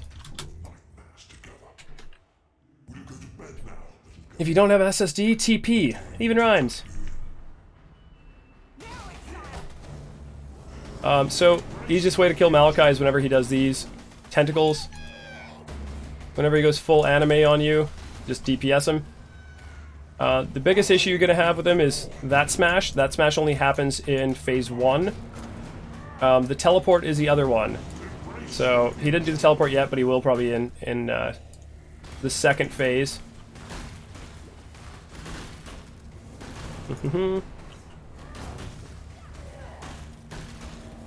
Wait. Yeah, he's... oh, never mind. He wasn't quite at half. My bad. Alright, so this is like also, like... This place makes my eyes bleed. Like, legitimately all the red. The red on red on red on red. Not fun. So I'm gonna get some of them back. as he has a little discussion. Because apparently I need to see what it truly he needs to see if I truly understand what it means to be Nightmare. So he hasn't done the teleport yet. Probably because I've been standing right on top of him. But don't walk through those little red things on the ground. Not a good thing to walk through. If you hit multiple ones, that can kill you. But otherwise, the main thing that's going to kill you is if he does that teleport, because it's an insta-gib. So he teleports underneath your feet. Yeah, let's just do Valblade Vortex and we'll finish him off here. If he was on top of that. Now I get one of those for... Yeah, being able to move in DPS with it is amazing. That's why Blade Vortex is one of my favorites. It's just such high damage, and it's just such a fun playstyle. And, like, yeah, I think we talked about this yesterday. The crunch that you get from skills with Herald of Ice or skills that crit is just... Oh, it gives you this little happy feeling on the inside when you hear that crunch. It's acoustically pleasing. Yeah, so we didn't get to see the teleport, but he teleports underneath your feet, stays there for a few seconds, and then pops up from underneath the ground. Yeah, that's a good enough one. If that happens, move. Hit your Quicksilver, move. The Gloom Herald? I don't have that one. I got the Sin Herald effect. Oh, I feel bad for one of my buddies, or for one of my viewers, buddies, / whatever he is. Good dude overall, but he was trying to get the Sin Herald effect. Yeah, no problem at all, Senior Mammox. Thank you so much for stopping on by. Much appreciated for, yeah. And again, this will be on YouTube later on, so I'm hopefully going to be able to cut it up a little bit. But the buddy of mine who I'm actually talking about right now that I feel bad for him not getting the Sin Herald effect when he tried over and over. He bought boxes on boxes. And then I got 3. He said that he's actually going to cut it up if he gets time. But I'm not going to leave that in his hands, I don't think, because I just feel that's a little bit unfair. I should be doing that on my own accord. So, I will probably do that, you know, once I get back into town. Yes, it's not fast, but he's playing everything. Yeah, Tears for Malachai isn't fast. 100% it isn't. The whole point is that I'm talking about this the whole entire way, and discussing it and showing things. So, yeah, if you have a problem with it not being fast exactly, I mean, you can watch Dead and Doom. He'll show you how to be fast, but he won't explain anything that he's doing. You can watch a lot of people who will be doing it quite quickly, but not actually discussing it. So, this is, again, mainly for the purpose of being informative, right? He didn't do it in over 2 hours. That was his Twink run. He did an hour and 40 minutes. I think his best Twink run was 3 hours-ish. But he's ridiculously fast. My god, is he ever. And no, this build is not optimized for speed. This is optimized simply for, this is how you're going to get through content at the beginning of the game. And because I had a couple people say Blade Vortex, so I was like, oh, sure, we'll do Blade Vortex, why not? Oh, Frankie Dissel, thank you for the follow. Same with Silver Egg. Appreciate the follow as well. So, for this area, we're going to go all the way to the north, all the way to the east, and keep heading downwards after that. Because there's basically like just an area in the middle that you can't really get around unless you head east and head south.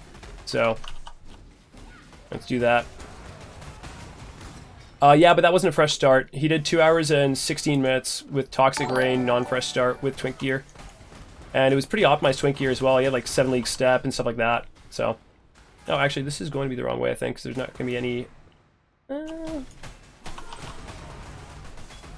No, it isn't. This one just had a bit of a long ways to go. But yeah, if I'm trying to push for, like, top spots, like, anywhere sub 7 hours Kitava will get you in top 50 still. Actually, sub 8 hours Kitava will get you in top 50 in SSF Hardcore. Like... Actually, more like sub 7 hours. If you're mapping by, like, the 8th hour, then yeah, you're going to be top 50. So.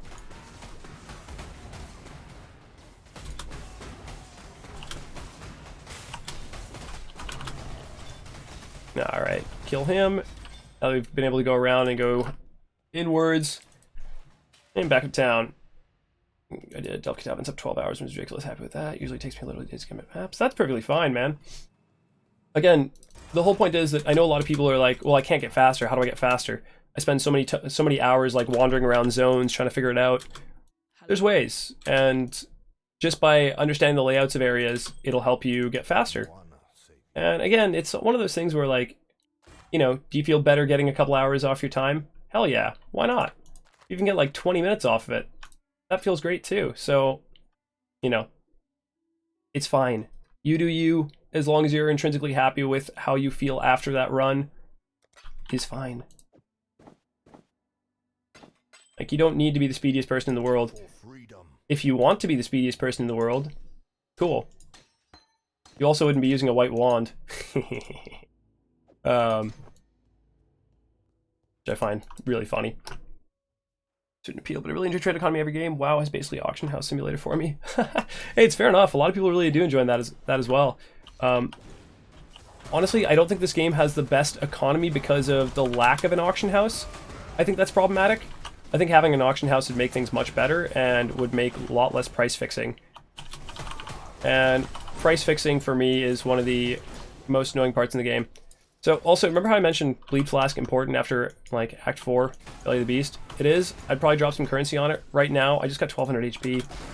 That's a whole lot. And I have Val Blade Vortex, so I'm doing a ton of damage. I don't feel like I need to. Again, we should treat this though as if we're playing hardcore, so I should have. We're gonna go try and find that that skip point the guy was mentioning in control blocks. So go grab Miasm Meter, and then let's go look for that skip point. Offline sales, no price fix, is all I want. That's fair. I feel like the trade changes are likely going to happen in 3.5. I feel like if you're making Masters changes... Oh, Viava, thank you so much for the sub. Appreciate it as well, man. Yeah, enjoy your buttons emotes. Once they're up and running, you can have a kitty cat next to your name. Enjoy. Okay. So I think this over here is a skip point the guy was saying. Oh, really? I mean, Yep, skip point right there. I don't think it'll save you very much time if you're trying to get the Miasm Meter, but if you don't care about that skill point, you can definitely save a lot of time by becoming the first person to you know, say if you're like, oh, I just got into control blocks and I want to be the first person in into the Oriath Square. I mean, you might be able to do it that way if you're pushing quite quickly. So yeah, that little trick works, but again, you skip Miasm Meter. But so sorry, I forgot the gentleman's name who had popped by and told us about that one, so appreciate it. Thank you for letting us know. I don't think auction house is necessarily like the right idea, but it's also, where did my Val Blade Vortex go? Did it just like it ran off on its own accord and went somewhere? I don't exactly think that auction house is exactly the right idea, but having a master there where you can place items on there to buy for a buyout, I think that'll fix the price fixing. Definitely. I mean, people can still do the whole market manipulation by purchasing all the items and then putting them all on there. Oh yeah, honestly, fossils should stack. Why do they keep making leagues where it's like, oh, okay, we have 1 million of this item, but you're now going to need the inventory space in order to actually play the league? I know it's... So I'm not harping on GGG. I think they're a phenomenal company. I think they've done the most unreal job with this game. This is the best free-to-play game ever made, in my opinion. But they have to monetize it to an extent, and monetizing it to an extent would be how they've kind of done it. Create microtransaction and stash tabs to be purchased through the game. And if you create a league where, you know, everything stacks neatly and nobody... Oh god, did I really just get a 5-link? We're not going to use the 5-link, guys. Unless, should we? Like, somebody can determine that, but finding a 5-link at level 42, that's not a usual SSF run. That is really not a usual SSF run. And yeah, exactly. They don't force, but they do nudge people in the right direction to spend some money on the game. So, I mean, rightfully so. The game is beautiful. The game is a really good game, and they don't force you to buy anything. If you want the convenience of having the quality of life to have spots for all of your fossils, etc., then yeah. But yeah, okay, so 5-link. What's the deliberation? You found a 5-link yesterday before entering Oriath Tower? True, I did, but that was 2 and how many? It's not usually the norm. Alright, so let's get ourselves a Stib Knight, so we don't have any flasks to kind of help keep us alive. Usually I'd actually go for the Onslaught Flask there, but yeah. And this is where we spend a little bit of currency on the fact that we have this, so. We're burning. Nope. Come on, this is actually pretty sad. 2 more. Poison, no. Freeze and chill, perfect. Get that. Now we have no worries of opening up boxes. Anyone want to pick up currency pets? Wait till Act 7? Alright, fair enough. Fair enough, Ace It. I will wait till Act 7. That has been the deliberation. Sorry, that's Giant Life Flask. Not touching that one. Give me a second, guys. I'm just going to use the washroom real quick. Again, leaving the timer running. We're leveling. We're doing it slowly. We're talking about it. Why not? You're late, boyo.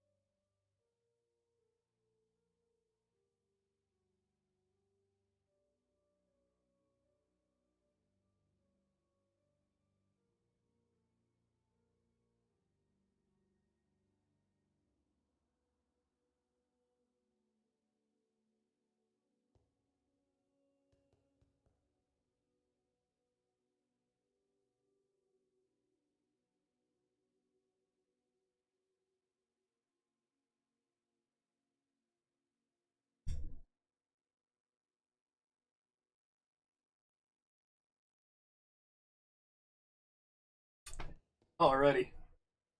You know what? Give me a second, guys. Yeah, it's 4 o'clock. I can grab a beer. That's fine.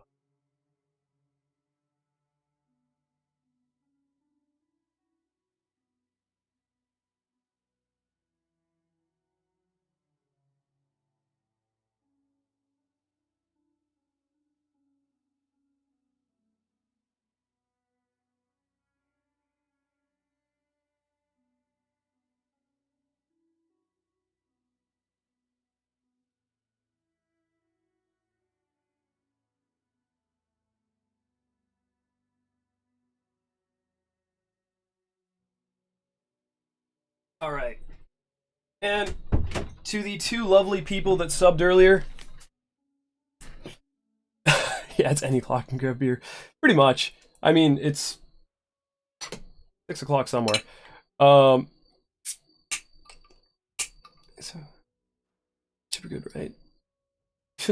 But to the 2 guys who subbed earlier, just want to say thank you again. And, oh, Freddy with the bits. Little bits.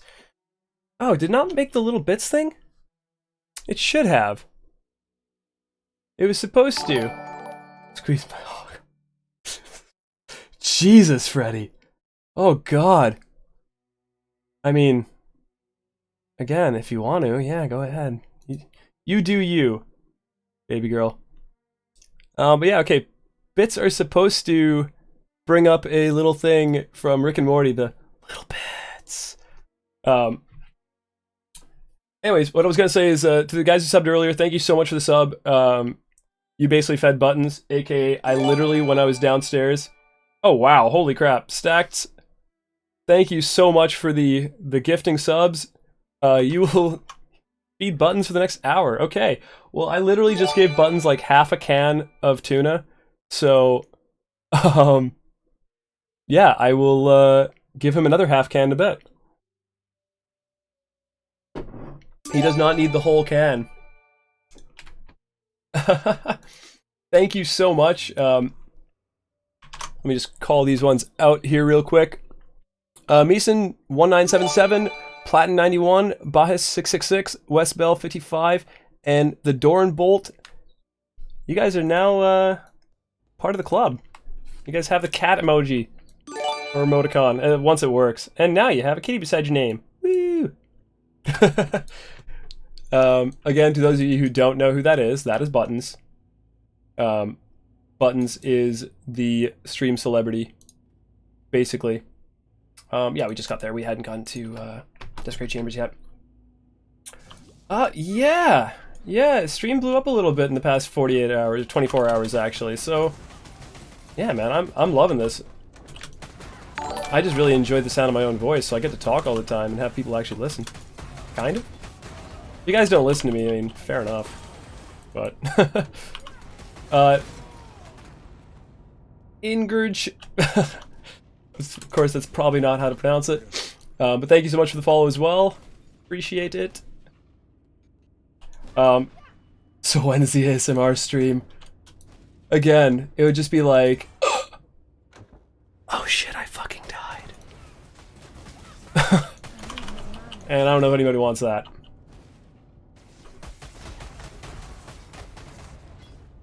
Yeah, so again, this is another zone where you head north, head to the far east, then you're gonna head south. So once you get as far east as you can go, really, you head south. Basically, once you get to the area where it looks like a church almost, where there's like pews and, I mean, it is a court, so once it's like, I guess, the court, you get there and then you head south and head west when you get the chance. One of these days we'll find movement speed boots.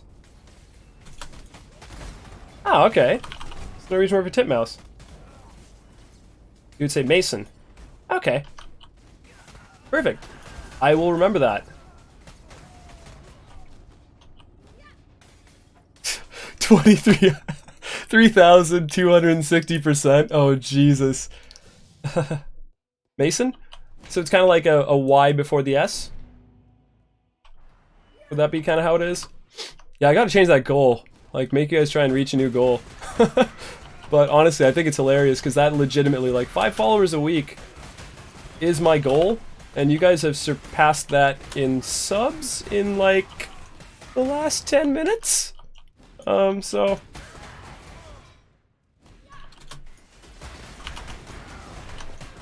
also, those who don't use Stibnite Flask, I know some people don't like it because they feel that it does create a certain level of RNG.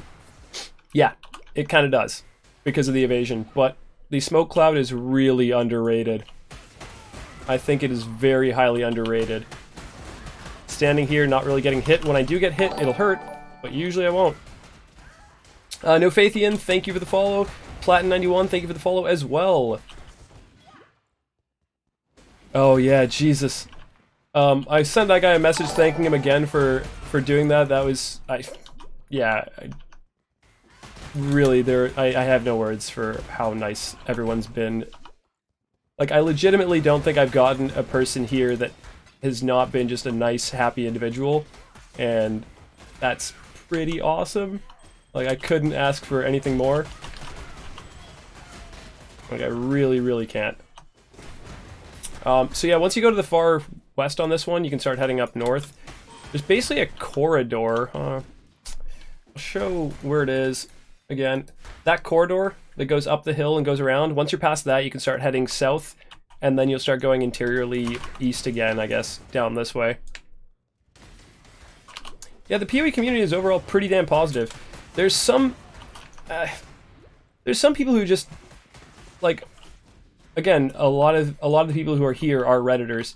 That's how this kind of blew up, because I posted on Reddit again, not like, honestly thinking that, yeah, maybe they'll get like 4 or 5 people who wanna watch, and that makes it more worth doing. If I'm just doing this for one friend or 2 friends, it's like, oh, okay, well. But anyways, there are people on Reddit who harp on others quite a lot. Like, there's the obvious discussion of hardcore versus softcore, etc., etc., etc. Guys, everyone's having fun playing this game. That's awesome. Let's just keep having fun playing this game. It's a great game. Keep playing it, keep enjoying, you know? Yeah. But there's also the opposite side of that coin, right? So there's hardcore extremists, but there's also extremists that, you know, have the idea that, you know, hardcore is garbage. Don't, you know. There's a lot of players who have the same perspective of the opposite of hardcore players. Like, there's people who are like, oh, well, you just did that in softcore, who gives a shit? Well, I do, and you clearly do, so let's care together. Then there's obviously the players also in softcore who are like, well, you're just going to use a logout macro anyway, so who cares? It's like, okay, guys, neither of us are better, it's just a bit of a different game.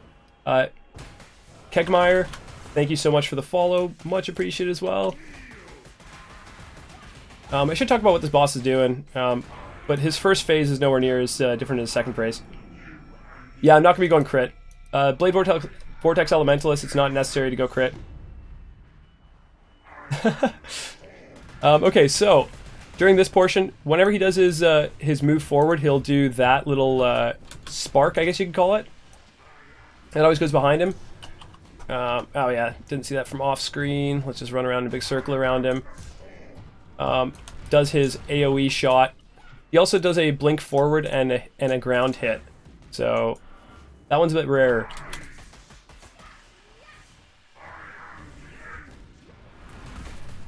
Let's just run around him in circles and dodge those guys, because those statues hit like trucks. They really do. Don't stand in the circles. Simple as that. We'll show one ability that he has that really hurts like hell. So he's also phasic boss, by the way, so 66%, 33%. He'll go into phase. He does the same thing in his first phase. Yeah, Flame Dash has gotten much bigger. Flame Dash got improved in 3.4, and he's good. So Innocence also has one bullet hell phase, which I'll try to show if I can. And if you're playing hardcore, even if you're playing softcore, one thing you can really easily do is TP home. Utilize those. The bullet hell phase, the only way you can dodge it otherwise is if one of the statues are down in the middle. Like, if he summons one of the statues, that stops in the middle. You can then go on the other side of the statue and dodge the bullet hell that way, depending on where it shoots. But he fires this giant ball that'll then split up into thousands of projectiles. So all you gotta do is really just TP and come back. So I'm gonna try and get him to low.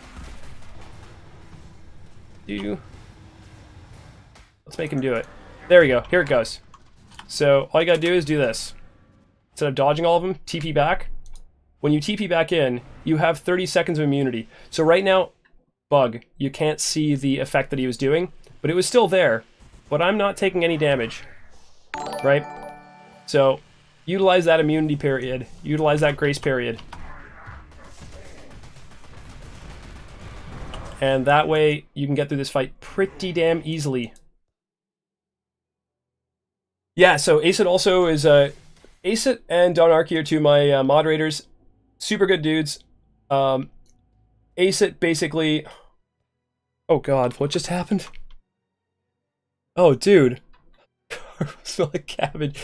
Cheesecake, seriously, thank you so much for the donation. Yeah, I have no words right now. I'm at a loss for words. I'm going to drink my beer for a second. Maybe that'll give me the courage to actually say something besides thank you so much. What I'm going to be doing with the donations, guys, is I think the biggest thing right now that I can actually put the money towards is a stream deck. So the purpose is going to be that any of the donations that I receive, since this isn't my... Okay, actually, it is going to be my main thing I'll be doing, because I'm not going to be working for the next 2 months. I'm going on vacation for a very short period of time, because the girlfriend's family is just the nicest people, and taking me on the vacation with the rest of their family. And then I'll be going back to Vancouver because I study at University of British Columbia, and we'll be doing all my finals there. So I'll be in Vancouver for 2 months and not working. So I'm fine monetarily, but any money that you guys donate and things like that, or subscriptions, they're going to go towards improving the stream in some fashion. Jackson and Funukik. I'm going to say that a lot. Thank you both so much for the follow as well. But yeah, anything that you guys are giving as far as donations go, once again, donations are not required in any way, shape, or form. It's so above and beyond giving a donation or even a subscription to the stream. I absolutely love you guys for it. Thank you so very much. But yeah, it's going to go back into making the stream better if I can. Things like a green screen, things like Stream Deck. GX said also thank you for the Prime sub, and Searcher981, thank you for the follow. Jesus, guys, you guys are like... Usually I can find things to talk about. Like, I can find words, but I'm having a lot of trouble finding the words. So, like, honestly, thank you guys so much. Oh, Quicksilver Flask! Game loves me. Finally got a Quicksilver. Or another one, at least. One that I can actually try and roll Adrenaline on. Let's see. Did I miss anything? Yeah, what I was going to say before, Aceit does really well in Path of Building. My Path of Building knowledge is okay. His is definitely better than mine. And he likes making builds. So if you guys do have any builds that you need to run by him, you can try running them by me. Obviously, I'll try to accommodate that. However, during this stream, I won't be, just because, you know, can't do two things at once. But yeah, he's super helpful when it comes to Path of Building. So if you guys have any build-related questions, he might be able to help you out. And I know there's some other people in here that are definitely knowledgeable and can definitely assist in that too. And general tips for making builds. I just want to copy and paste someone else's build, but I also find the tree intimidating. Honestly, so familiarize yourself with the tags that are related to the skills. Understand what the difference is between more and increased. That's a very big thing. Okay, I'll go over this really quickly, just because, yeah, it's something fairly basic that we can just go over in a minute. Comparison. On the tree, increased spell damage. This node go gives 40% more elemental damage. More and increased are different things. More is a multiplier.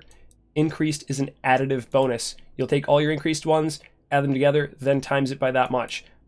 Anytime you see a more multiplier, you're timesing it by timesing it by timesing it every time.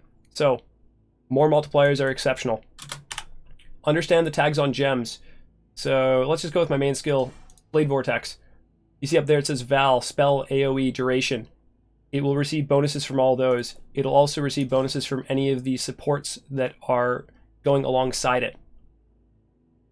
As for making a build, it is daunting and intimidating and difficult at first.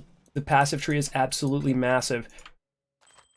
I personally don't suggest people making builds right off the bat, and that's a pretty good belt. Good amount of life. I don't suggest people make builds right off the bat. Personally, I think you're better off suited putting your time towards learning aspects of the game. And yes, we got movement speed finally. Finally got movement speed. Well, bam. Now we can actually increase the clear of this. But yeah, I wouldn't really put too much attention towards attempting to get better at the game by making a better build. You can focus your attention much more about understanding the mechanics of the game and what the mobs have and what can kill you and what you can and can't do. And if you understand those, it's going to increase your game knowledge. Right? So later on you can start really, oh wow, adrenaline off the first go. Wow. GG. Man, get subs, get stuff in game. Like, this is all within like the past 30 seconds or a minute or two, but yes, I do have an actual mascot, Buttons. Actually, I got a good story for you guys.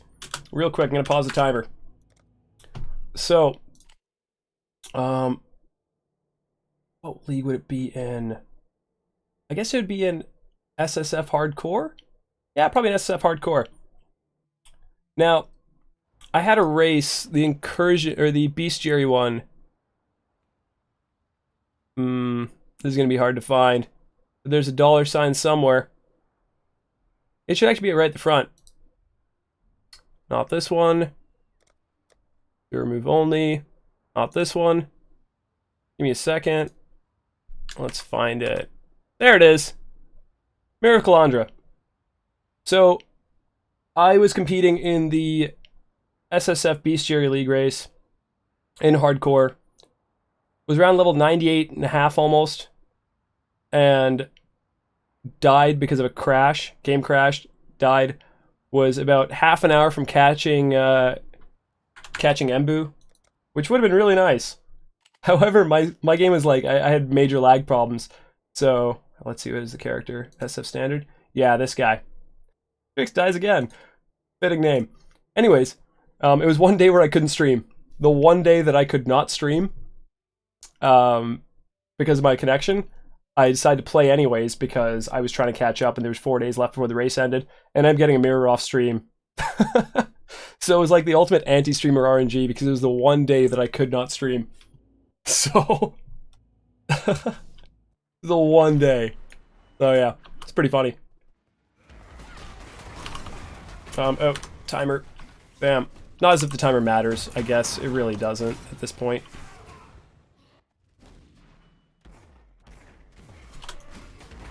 Blind Eye Emulate on Slayer? Yeah.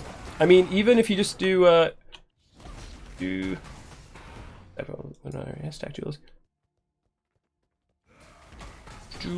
Yeah. I mean, Lion Eyes Immolate's obviously going to do a good chunk of damage. Lion Eyes is very easy to just to like do a cheap clear build with.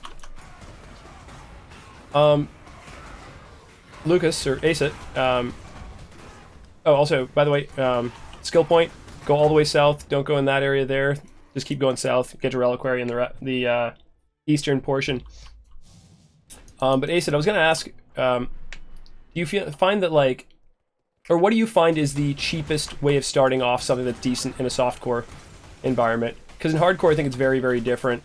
You have to do a build that's either, like, you can do Blade Vortex Elementalist, you can do Sunder, you can do Totems, you can do Mines, but things like Elemental Hit might be a little bit harder to start off in a hardcore environment because you're going to have to transition to that build later. What do you feel is the best as far as, you know, what you've come up with in POB for, like, early league, just start, good chunk of damage, decent clear? I know you're also very... So Acet really likes making builds where they have a ridiculous amount of damage, as in, like, I think I could delete Shaper in 6 seconds. Let's make a build around it. Can I talk about movement speed boots in SSF? What is there to talk about exactly? Like, what do you want me to go over? Because, honestly, there isn't that much to talk about. You're going to eventually get movement speed boots, and movement speed boots are only beneficial if you're playing a build like this one. Like a caster-oriented build, or a, possibly, like a ranger build as well, like if you're doing Toxic Rain. If you're doing anything with Leap Slam, you don't need movement speed boots, which is why I really prefer starting most leagues as, like, Leap Slam Sunder.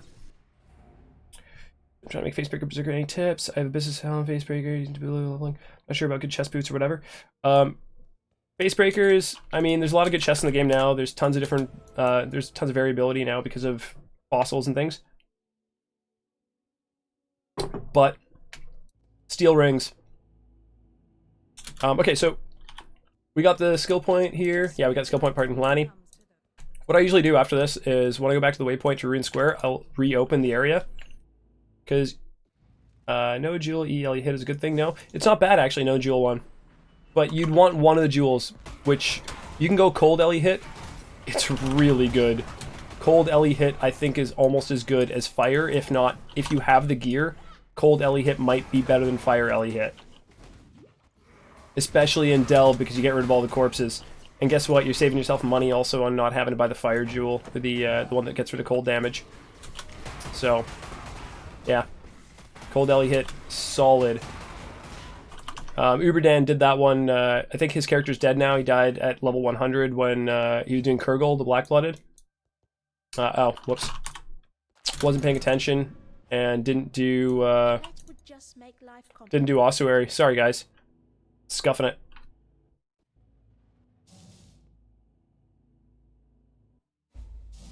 Melee LE hit within quiz. Yeah, you can. I still think Scion's better, though. I still think you can get those jewels within the first few days pretty easily.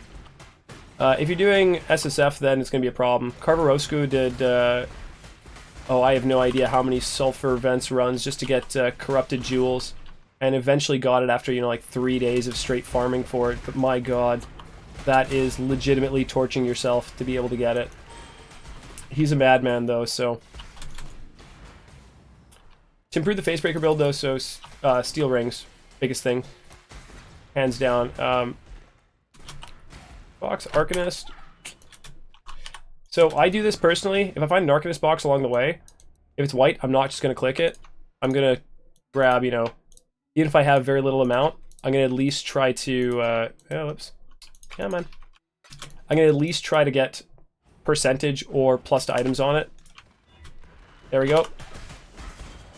It's worth coming back for it, even if I just get like one extra piece of currency, which that time I got less than one extra piece of currency because it was only 40%. I got 3 things. It's ultimately worth it in my opinion in SSF. Maybe if you're really pushing, you'll be able to make the money back way quicker in a trade league. But if you're in SSF, you only have a certain amount of things you're going to be able to find.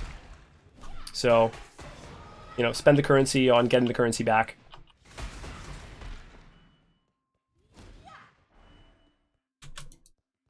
Yeah, Conk as non-chieftain, not so great. Also, I lost my portal. It was at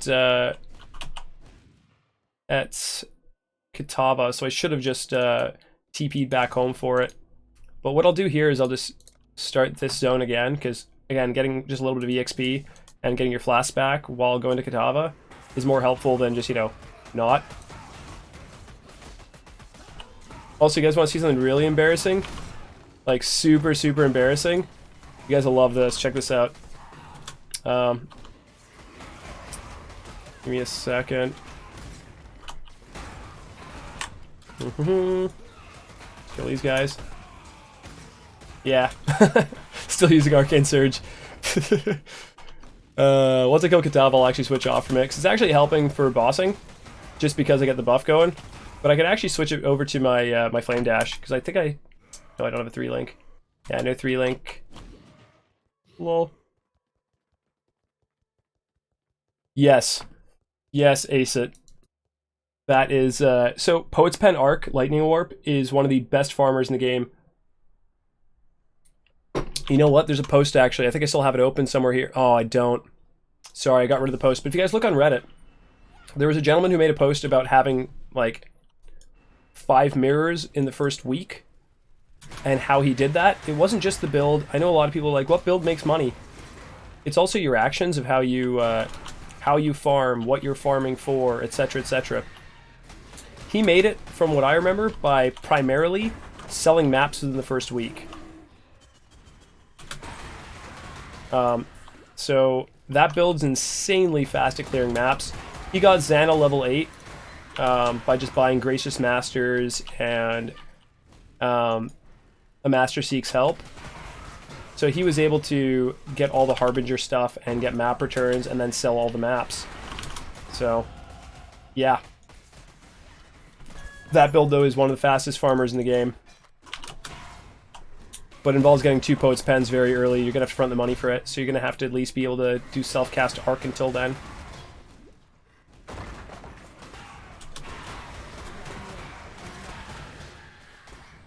One Augs, take the Aug. Yeah, that's very true. He was able to do that. Very good point, though. Very, very good point.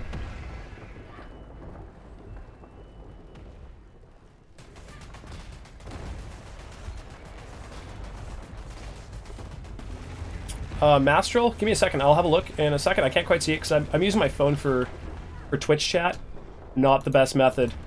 So, yeah. I'll have to check it out in just a minute what you had said. But Mastral, I thought Mastral was a SSF player. So, dodge those. Those balls will basically... And then he throws something because it was back there. Punch. Ooh, my. That one nearly gave me. Again, as I'm talking about, also he's going to punch, don't get punched. Just was too slow to react after talking about it. No, that was fine. But again, I'm at 600 HP. So, most of the time when you're doing like an SSF run, if you're actually racing, this is the point where you go, I might die. It's okay.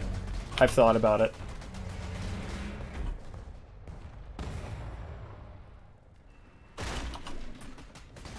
Punch. I should talk about this as well. Oh, I almost blinked into it.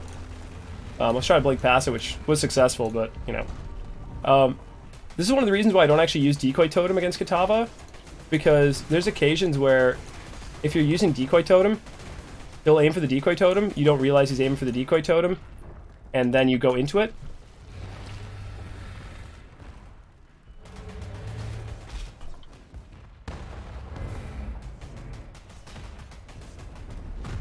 Move that.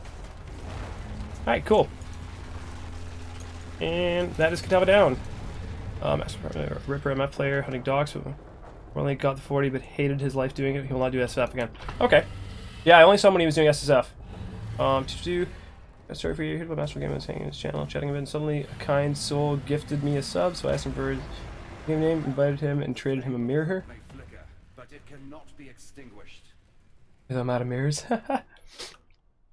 That's also one of the things, like, another reason why I play SSF is because I want to, well, okay, so I don't always play SSF. Let's just get that out of the way.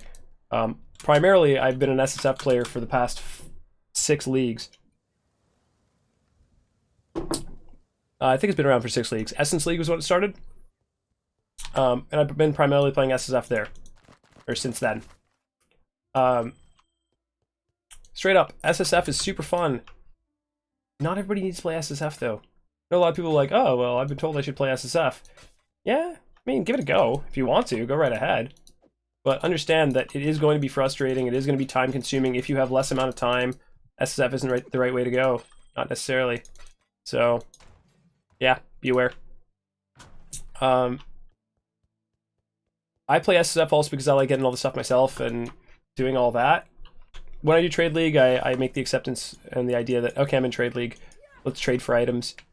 Let's see how far we can really push without having the having to require RNG to be on our side. There's a lot of things you can do in SSF to make RNG more likely to help you. But again, at the end of the day, for a lot of the races and things like that, unless you're Isla, your race is often dependent on RNG. Or actually, if you're not Isla, like Rise could have won a few of the races before against Isla, possibly, but he never got impulses in 2 of them. Ouch. Isn't gonna win that way. Anyways, yeah, I do agree. I wish there was what people have been talking about for the last little while, like self-contained SSF, so you and your party, your specific party, can party with one another, but you can't be in any sort of other league in any other way, or you can't trade with other people besides the people who are in your party.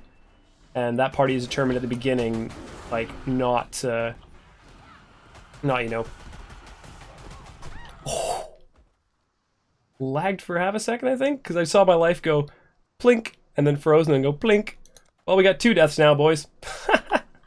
Nah. Just pay attention more instead of looking down. I was watching yesterday, like rewatching some of it to see what I may have missed. I just caught myself doing this the whole time. And so I need to get a better setup. Womp womp. Anyways, yeah, group SSF is one of the things that people were discussing. You know, you just have an SSF group that you start with, and that you then just stay with. So the problem with Trade League also is, if you don't get an early advantage, if you don't play Trade League right off the bat and get an early advantage off of that, sorry, I was talk to Lily.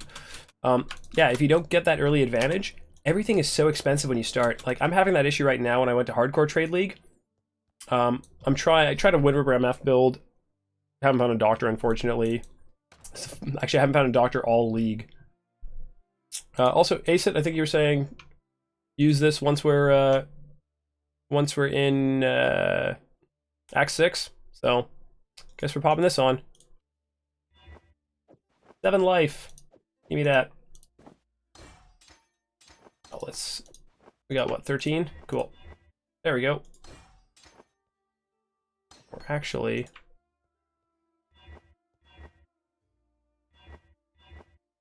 I just want, there we go. There we are.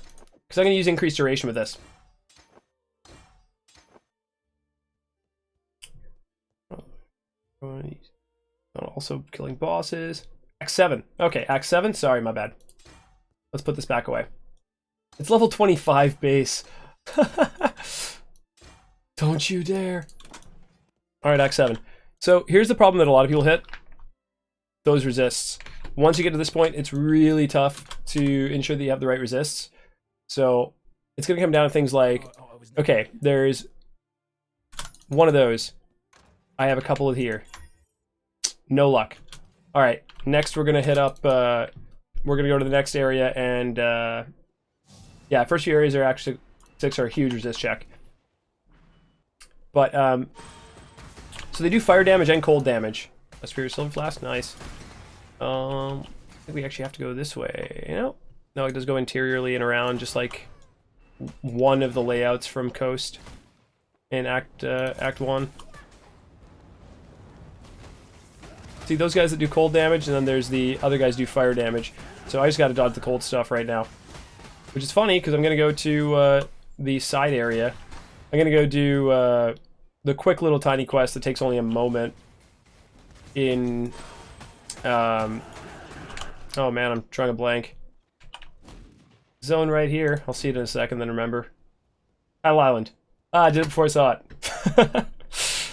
So, yeah, Tidal Island has a quest where you have to just get Basel's manuscript. You don't have to kill anything, really.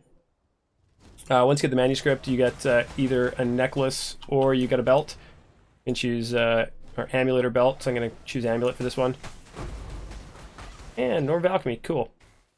Again, so this is, when I say the uphill, so I've said this before, Tidal Island, to be able to reach the ship, if you go on the downhill portion, it takes less time, but you don't know which side the downhill portion is compared to the uphill. Notice that this is going to take a little bit more time than if I was to actually have gone that way. Because you have to go uphill, and then you go down the hill, and then you're at the boat. So, actually about the same distance this time nearly, but just slightly lower. Yeah, so we hand in the manuscript here. And for this character, I'm going to choose Citrine Amulet. Didn't really give me very much, but I mean, it'll solve attribute problems. Solve a lot of potential attribute problems, so I may as well hang on to it later on if I end up getting stuck. But didn't solve any of my problems with not having that cold resist. Oh, whoops. Take the waypoint. Sorry, guys. Ship can be either bottom corner, entrance to the... Ship can be in either the bottom corner and the entrance in either the upper corner. So you should always go down instead of going across the top. I'd have to look at that again. Give me a second. Let me have a look-see here. Let me find out that for you, because I don't want to give you guys misinformation if that's the actual rule. Because then that would be great to know that. Khaled Scratch, thank you so much for the follow. Appreciate it, mate. Tidal Island. Yeah, okay. The side of the cliff is the shortest way. Is the only one that Engineering Eternity says, but this isn't the rule. The ship can be either bottom corner and the entrance in either top corner. I guess let's check this out real quick. So what you're saying is, if it's in this top corner, always go down. If it's in that top corner, always go down as well. Is that what you're saying? Because I mean, when we did this on the first time, like when we did it in Act 1, it was shorter going top by far. I got it right over here, and we started from this area too, didn't we? Let's just test this real quick. Let's do like 1 or 2 more. So if it's in this top corner, shorter to go down this way.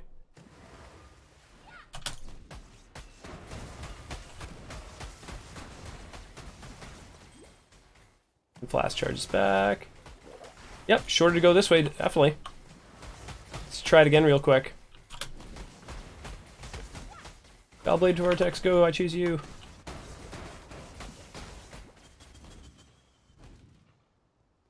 don't think I've ever seen the ship in the upper top left. Wait, I was wrong. Oh, well, you were right on that one. Should I check again? Yeah, let's just do one more. One quick one more. I know this is a small sample size, but why not? Oh, I did the opposite of what you thought. So you thought I should go downwards this way. But okay, so if it faces diagonally that way, let's see if it's If it's shorter going this way.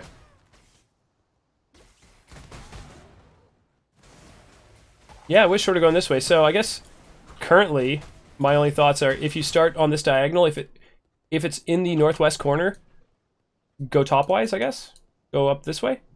I guess that's top.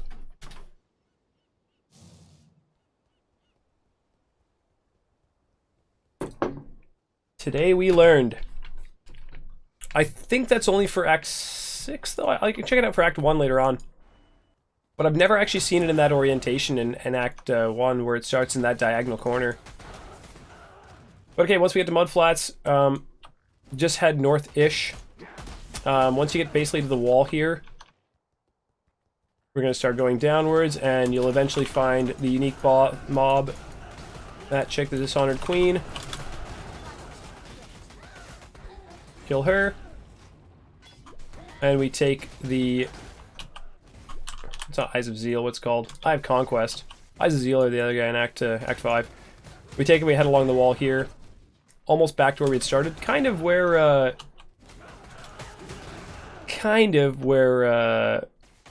the Putrid, or whatever the little side area that you get in Mudflats in Act 1. Yeah, I'm drawing blanks on the names. If I had time to prepare this, I would have actually had a script and stuff and knowing what I was going to say and do. Yeah, exactly. Eyes of Zeal of the balls. Really, did they not look at that, like, way back and think, maybe not such a great idea. So Tukahama, I got max fire res. He shouldn't be a problem. I don't have any cold res. That's a bit of a problem. But not against him. So, again, you can enter his area. You can start... Apparently I can cast during that grace period. Or I was able to, at least.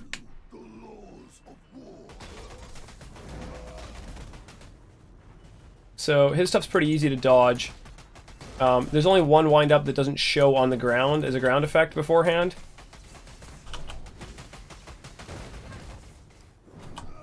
And that's that one. Or actually, no, there's another one where he winds up big time and just smashes. But, alright, cool. Oh, wait, that might still go off. No, didn't.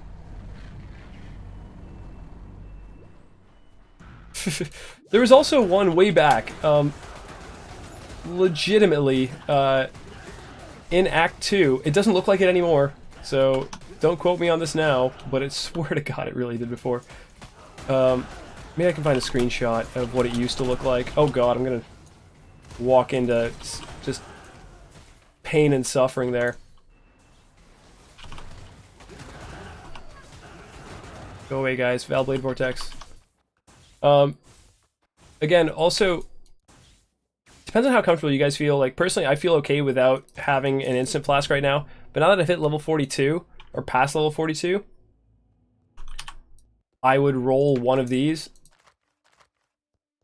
in order to actually get a an instant flask. So, recovery rate, big. Try and roll one of these. So, instant is either bubbling or seething. It's a prefix. Your freeze and chill. Nope. There we go. Bubbling. I'm going to use this until like level 70 probably. Like, if I have at least one. Because honestly, in those situations, it's the big thing that's going to save me. When you're moving really fast, which, again, I'm not moving really fast right now. I'm just playing recklessly because I'm having discussions as well. When you're moving really quick, you put yourself in precarious positions that a flask like that can save you in a lot of the time. So just be aware of that. What was I gonna look up? So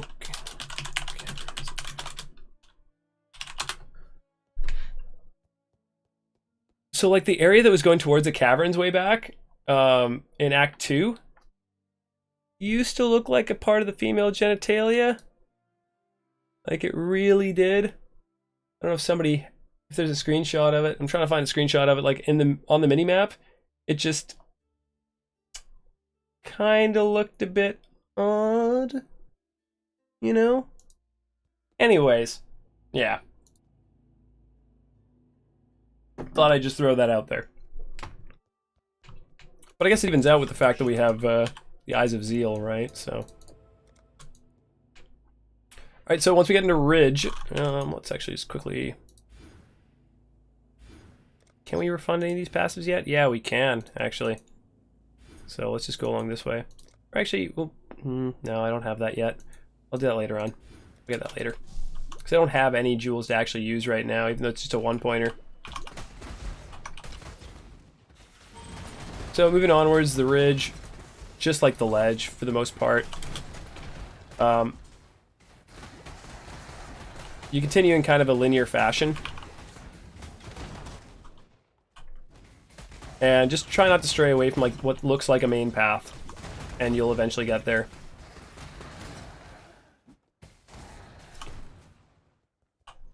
So there's a couple little occurrences where that'll happen. But once you make it past the unique mob, then you know you're not going to get thrown any curveballs anymore. It'll just be straight on from there, really.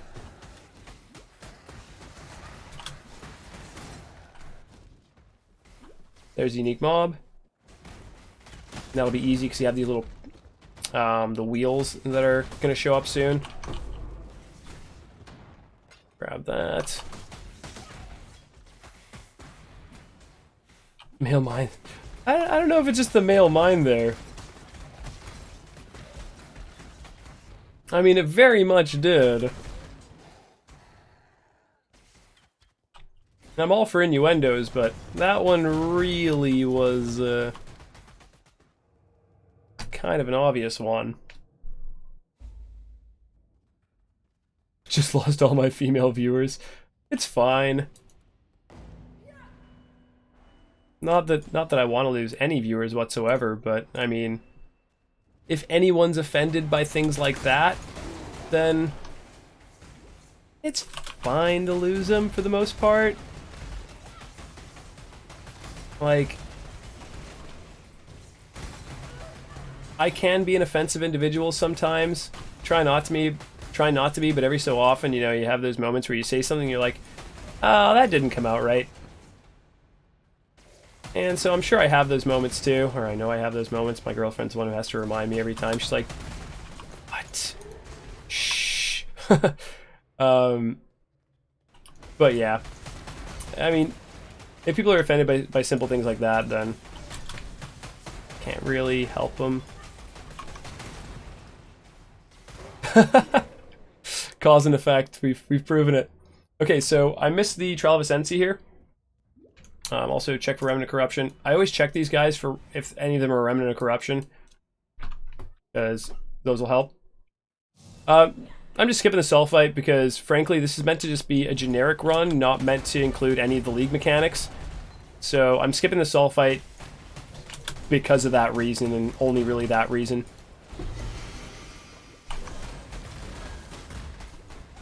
Crystal Scepter, actually, that thing has extra fire damage on, doesn't it? Yeah. Yeah, Socket Gems deal additional fire damage. And then 20% spell damage. Yeah, not bad. Yeah, again, supposed to just be a generic thing, not meant to, you know, involve any League mechanics or anything of the sort. So I'm skipping the Sulfite because I'm not going to be delving on this character anyways. This is just a throwaway for those who are interested in SSF leveling and certain things. A lot of SSF leveling, honestly, just involves being slightly undergeared. Like, I know people don't want to hear that because they want to be comfortable in the in taking on certain aspects of the game. Also, again, if I was doing a League at this point, being level 47, I'd do an Elrion mission. I'd do any of the Masters missions as long as it's after Act 4 or 5. Because, I'll just prove my point here real quick. It'll get you to max EXP in level 2, because you can't get more than one level at a time off Master. So you may as well do it now. Because if you can somehow find a couple of Masters missions, you get into level 3 or 4, and suddenly you can craft resists on certain things, that'll help you level. Might slow you down for a couple of seconds, but, I mean, that slowed me down for how long? And look, full XP in level 2. He can't level to level 3. You do another one, he'll hit level 3 and then some. So, I wouldn't bother doing anything before, like, Act 4. personally. Unless, again, if it's a Tora mission where you're just simply clicking her to inflate mobs into the map, or if you're doing a Varici mission to get yourself a Rogue Exile within your area, then that's perfectly fine. Otherwise, yeah, no need.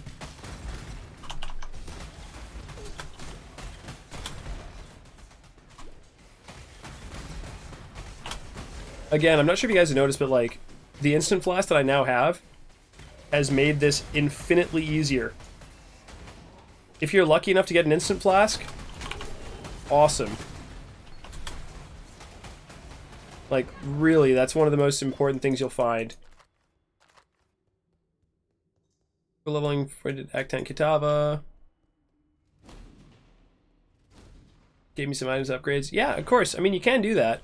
That's perfectly fine, but at the same time, I feel like I'm going to get enough upgrades and items from when I'm just doing Blood Aqueducts. But, yeah.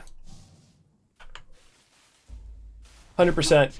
If you're trying to just feel comfortable when leveling, like comfortably kill a boss, then yes, there is no reason to not do some of the League mechanics.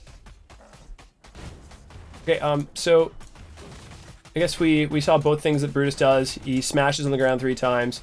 He also pulls himself towards you.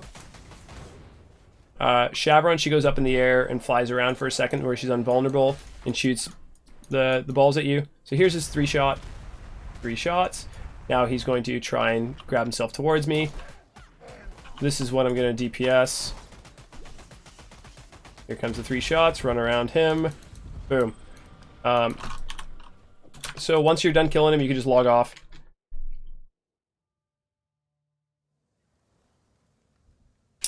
Okay, I'll try that right now.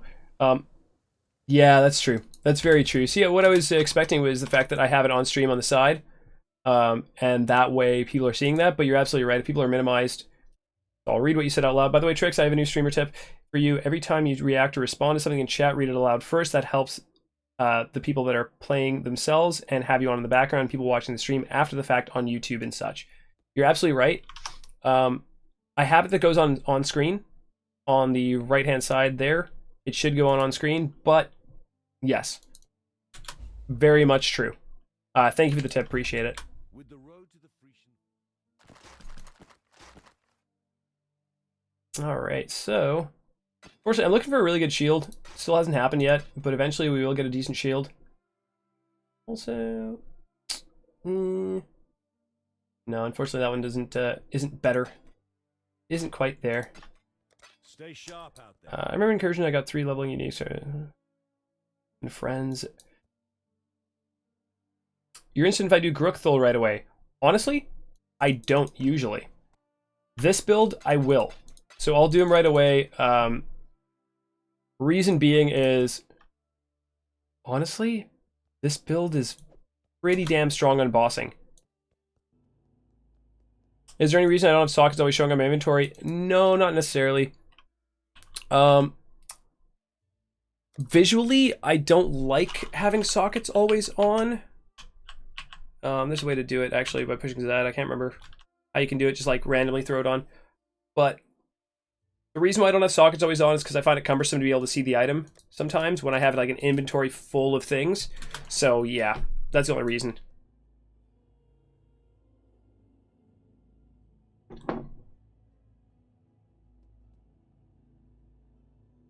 Yeah, again, this is an SSF start, so you can feel pretty overpowered. The only thing, I'm underpowered right there. Very underpowered. So, I'm going to do this again real quick. Now that merchants have leveled up, I have the capability of buying an amulet and then just throwing an alch on it because I do have enough alchs. Get nothing at all, but don't be afraid to use currency when you're leveling. I mean, there's specific things that you don't want to use. You don't really want to use Chaos Orbs unless you find a 5-link. You don't really want to use Regal Orbs. But alchemies and some alterations, like alterations especially, again, especially if you're trying to roll a flask, super important.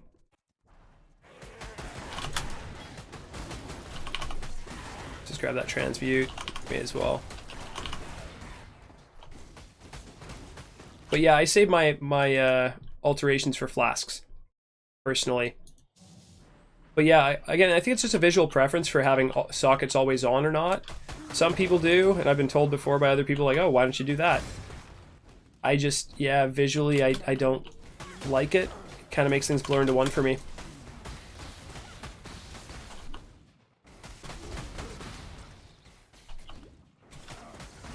Yeah, and again, if you guys have any new streamer tips for me, I will always be all ears about those kinds of things.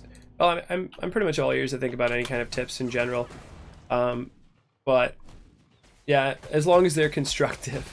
Again, I should specify, because I'm not giving people open air to just, you know, throw grievances.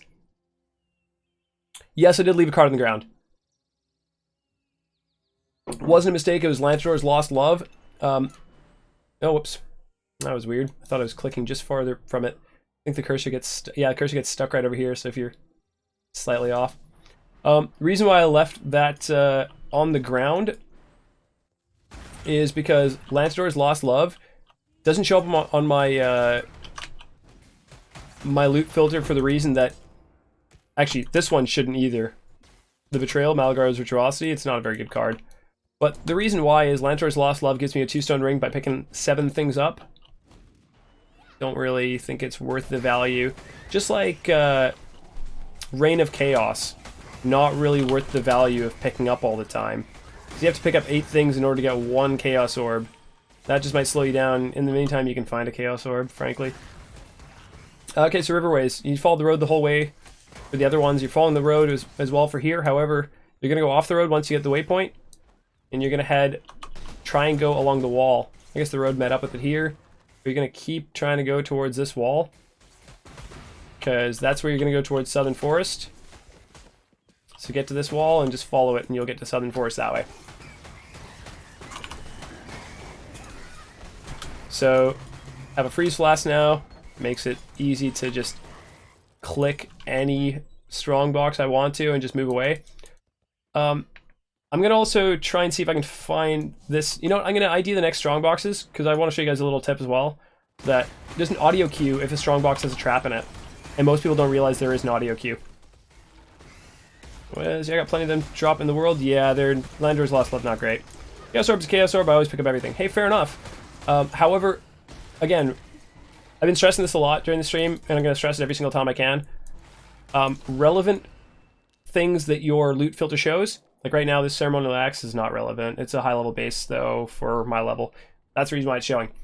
But the more you have relevant things showing on the ground, the less time you can waste looking at items. And if there's 3 seconds in between looking at every single item, you're eventually going to find that that's going to add up and change your run from 8 hours into 10 hours. And in those 2 extra hours, you likely would have been high enough level to find more items anyways that would have been more beneficial. In my opinion, at least. So I know a Chaos Orb is always a Chaos Orb. However, you pick up 8 of them and you get 1 Chaos Orb versus farming more and getting 2 Chaos Orbs. Just a theory. So for Southern Forest, bridges over and over. You want to actually head north as much as you possibly can and stick just to like this little ridge and wall. Because you're going to cross 3 bridges and then you're going to be on the main area where you were basically for Act 2. So here's the bridges. And now that we crossed 1, 2, 3, I guess that's a 4th one, but you know what I mean. 4 islands. Once you go to 3 islands, you just head along the coastline or along the wall, and it's a small area that'll just take you right to that waypoint. A gaming-related theory. This is my theory. What I will say next is my theory, and the next thing I shall say will be my theory. I'm hoping people get that reference. If not, shame on you. 12. Okay, so I just leveled the first time with my loot filter really high. I cut probably 12 hours and ended up with the same amount of currency. Yep. Sounds about right. The Brand King. His time has almost come. Also, don't believe Nessa's lies. Once you get in this area, usually if you go here, it just cuts off. Sometimes it heads up further and cuts off, but what you want to do is you want to go south. Or I guess this is north, technically. North of the screen. Let's see what Arky got. Let's see what the lucky mount. Use lightning damage, not so great. Reduce X damage from critical strikes. What? Reduce 50% extra damage from critical strikes is amazing. Is absolutely amazing.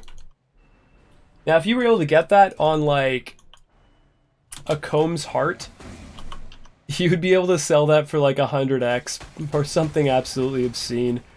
Just because there's... Yeah, that's how people die in hardcore now. It's from crits. So getting... Something that people have been stressing a lot. Indomitable, take 20% reduced extra damage from critical strikes, is such a good node in hardcore now. It's very highly overlooked. So over here, you want to head towards the eastern wall after going kind of north. Again, if there is a Valside area somewhere here, if there's a master, which there could be in some of this area, then it just messes up with the layout. Burial chambers, rarely all rares on hidden. Almost all uniques on hidden. You only see 6 sockets or higher to currency, making money like crazy. Intuitively feels wrong that you make more money by hiding, but it's actually true. You are absolutely right. The amount of time you spend picking up those things that may not be worth anything, you are taking time away from picking up the things that are worth something. Yes, to an extent, I agree that, so reduce should be additive, so 20% reduced plus 50% reduced should be 70% reduced. Yeah, but then you can get 100% reduced damage from critical strikes, making critical strikes hitting you invalid. Tough.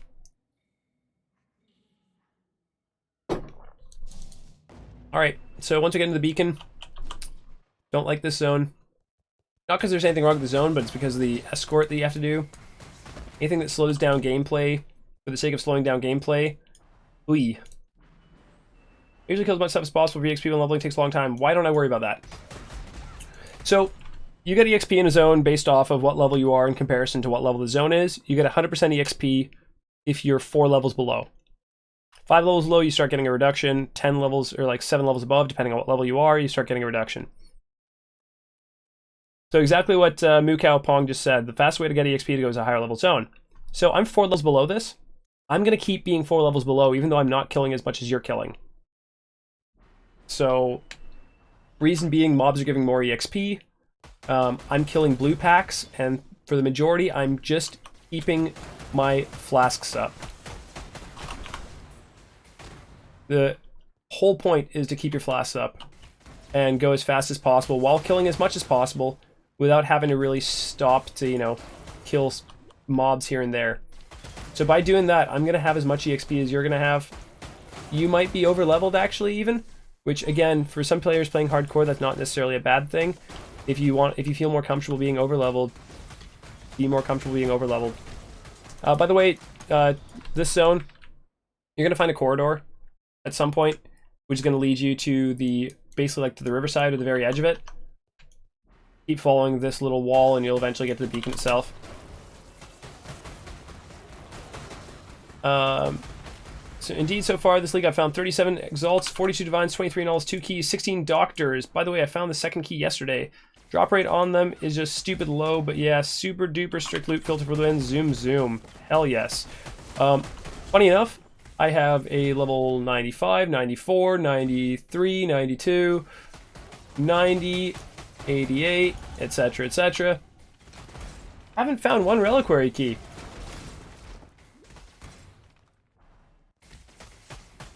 Exactly what Mukau Pong's saying right now.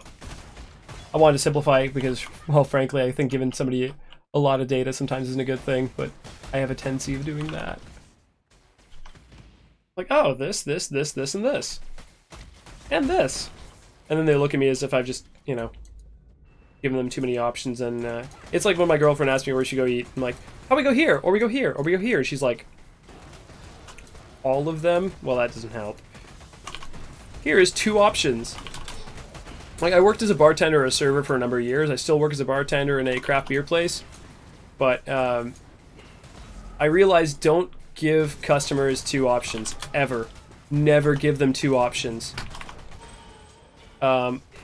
Reason why is because you'll always get the same thing. Like, I would like the super salad. I'm like, yeah, that sounds great. Fuck.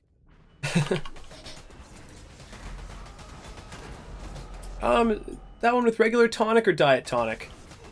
Yeah!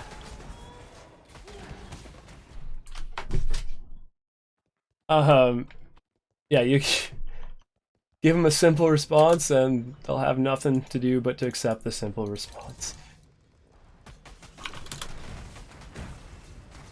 Yeah, it is pretty hard to get ahead of the level curve. Unless you're...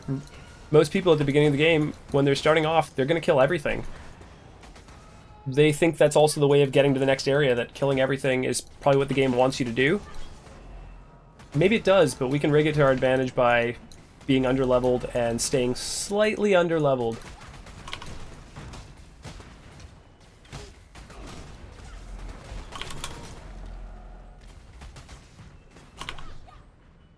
Yeah, again, so Mukapong brings up a good point, unless you're dead in Doom.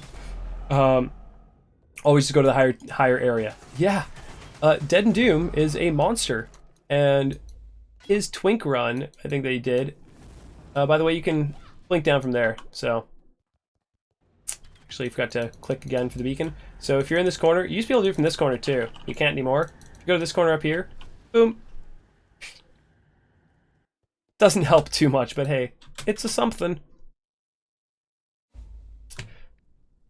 Needed this information months and months ago. Hey man, you're not the only one. Sorry, sorry we couldn't help you out months ago. Honestly, I was streaming months ago. I've been streaming for the past 6 months, but been inconsistent and haven't had this big of a following until Redditors graced me with their presence. And yeah. Anybody see my health spike there? That's because these mobs, those little guys, killed one of them.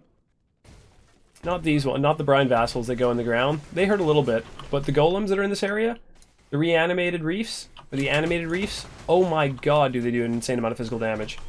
So, just a heads up, if you're in this area and you're playing like SSF hardcore, try not to stand near those guys. They hit so hard. It is absolutely insane. So this is usually the area where I'd start actually equipping a shield. Before then I wouldn't really bother, but here's where I would, because I've now amassed enough currency that I can probably relink something, like a shield that I'm going to use for a while, or a weapon that I'm going to use for a while. So what I do right now is, I would try to swap to something that's going to be a scepter. Use what's the queue for the traps? Strongbox. I'll give you the queue the second I find one of those strong boxes that have a an affix on it that's going to create a trap of some sort. It sounds like a gear turning. That's the best way I can choose to describe it. Sounds like a gear's turning. Yeah, oh my god, these guys spike your health so much. So this area is basically a giant circle until you get past that point. Until you get past the point of it being just that circular area. Let's go here. See how it kind of goes in a big circle? So you're either going to go up to the top right, and that's where it's going to start being, or you're going to go to the bottom right. Usually it's the diagonal way of Whalem, but I decided just to go that direction because it would cover both bases. Since you died one, you always jump away? Yeah. Creaky door, that's a good way of describing it. That is a very good way of describing it, Eggheimer.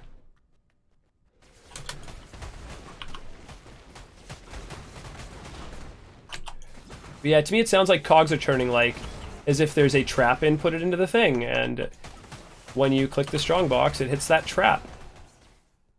Alright, so oh, see how much damage this guy does? And that was just a regular attack on the second one. Come on. Ouch. Real quick before Brine King, I'm gonna get stacks up of Val Blade Vortex, so that'll be good enough. I'll be able to get Val Blade Vortex during the fight. Hey man, like, stack decks. I've also been thinking about starting to stream my noobness, though I don't think a very high quality, or I don't think I have a very high quality stream, sadly. Do it. Why not? I mean, what's the worst that could happen? Right?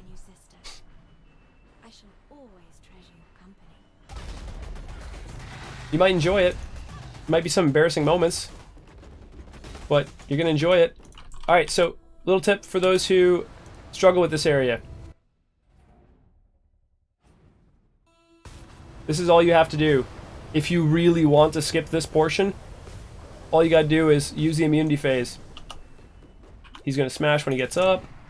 Actually, to cleave first, then he'll smash after. I'm just gonna dodge most of it. I have really low cold res, so if you're in hardcore and you have really low cold res like I do, you might just want to use the immunity phase.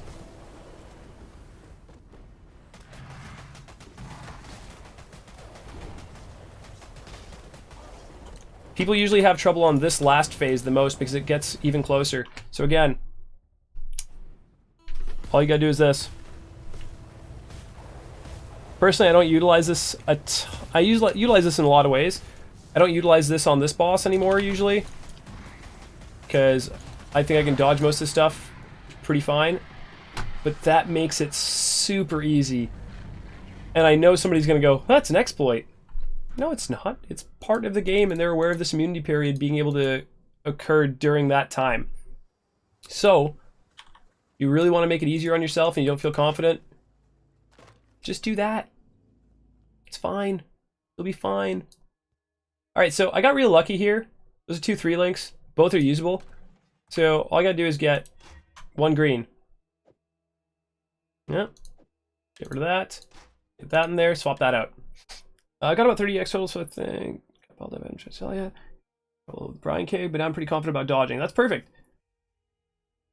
That's absolutely perfect. Yeah, if you feel confident dodging him, doge him well. Okay, so Herald Thunder can go here. I'm not really using Lightning Warp. I don't have to have it equipped. I can put that on there, actually. So, aha, we're in Act 7, right? We can equip the 6th link like we talked about. So I'm actually not going to use Arcane Surge anymore, even though I'm going to lose a little bit of mana that way.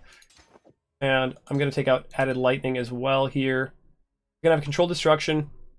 I'm going to have Fizz to Lightning. So I'm going to grab that in Act 6. And I'm going to have Increased Duration. The reason why I'm doing Increased Duration is because it'll help me when I'm moving around. It's just going to increase clear speed. And we're already behind on clear speed to an extent. So we're going to use that one. And then Physical Lightning. I know what that looks like. It's right there. But again, Control F and you can just find it that way. Real easy. Fizz Lightning, Control Destruction, Blade Vortex, and what's the last one that I wanted? Am I drawing a blank on what I want here? I mean, I guess I could do Efficacy, but there's got to be a better gem out there, and I'm just drawing a blank on which one it is. Oh yeah, I'd probably want to do later on. I want to use Ice Bite. So for now, let's do Arcane Surge. We can do Arcane Surge instead. Unless, Lucas, if you have another one, you go, no, use this. Trust me, my dude. Then I will trust. Sell that one. Sell these guys. Sell that one. Sell this guy. Bam. Spell Echo I would not use. Reason being is you can actually get 10 stacks very easily with faster casting or without faster casting, frankly. Spell Echo, on the other hand, less damage. So that's a 10%. So less is a more multiplier in that way. So you will do 90% of the damage instead.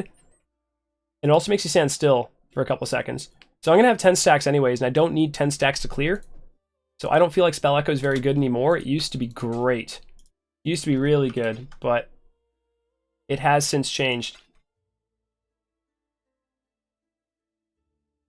Yeah, but you don't always need 10 stacks up. It's a more or less multiplier. That is correct, Mason. But Moo Cow Pong, I found Spell Echo is more reliable than faster casting, and 9 stacks is already more than 10% less damage. I agree. However, you're going to have 10 stacks up anyways. Especially if I'm using Arcane Surge, I'm going to have 10 stacks up because of the increased cast speed and the mana retention. So I feel like I don't have to worry about that. But again, personal opinion might not be the same opinion from everybody or for everybody. Is that fire and cold? Yeah, we're going to swap.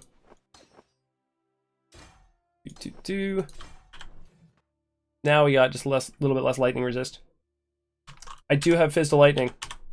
So Fizz Lightning, Control Destruction, Blade Vortex, Increased Duration, Arcane Surge is what I'm using currently. I feel like it's just going to make me a little bit faster than than otherwise. So, and give me 1 second. Ice Bite hypothermia, yeah, but right now, actually I could use hypothermia a little bit more. Ice Bite, I'm not using frenzy charges, and I should be using Blood Rage, which is going to be easier now that I have. Actually, I don't have this node yet, but now that I have those nodes, it'll be easier. Give me a second. I'll be right back, guys.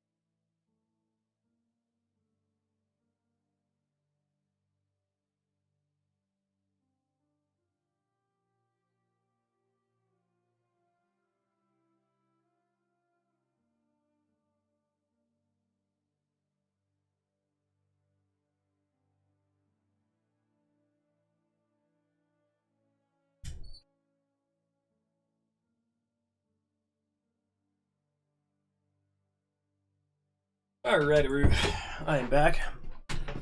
Also, Ace, I was realizing as well, I got 8 more chromes. I don't think I'm going to make this 2 green, 1 red. So no real point in trying to go for Ice Bite or Hypothermia right now. But alright, on to Act 7. So Act 7, right away, there's one quest that a lot of people skip. Most people who are racing actually don't skip this one because it gives you a utility flask. Oh, what am I doing? I got all the gems and stuff, or got the links ready for shield charge, and then didn't grab shield charge. So let's go here. Let's grab that. Sorry, went to the washroom and forgot about that. Whoopsies. Oh, so shield charge and fortify. So fortify, it's over there, or it was anyways.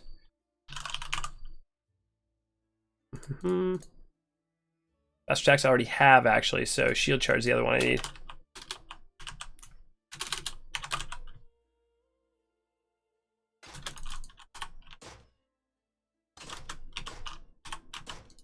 Alright, cool. So we got faster attack, shield charge, fortify now. Makes us a little bit more zoomy.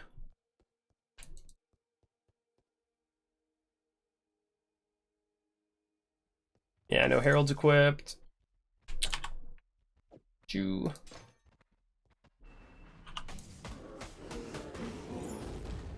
that supposed to go? Boom. Okay, so let's see if this, no, it doesn't have a trap in it. Yeah, it doesn't make the trap noise for Revives the Onslaught. I think it's only if there's an actual trap in the area. But, like, inside it. Val Orb. This is where we would Val another Blade Vortex, but already had it for so long. Also, shield charge you don't need to level up because it just increases the damage of it, and you're not going to be doing damage anyways from it.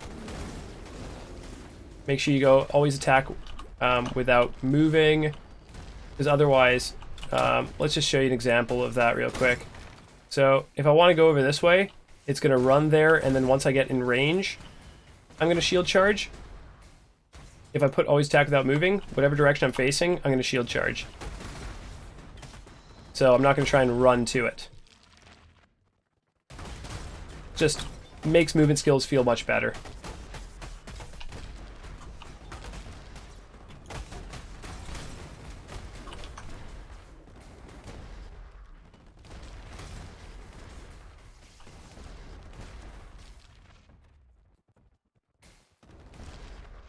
Alright, so it's a weird layout as far as where the runes go, where you can get the silver locket.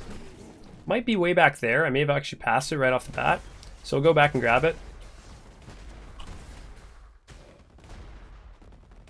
Yeah, I think we passed it right off the bat.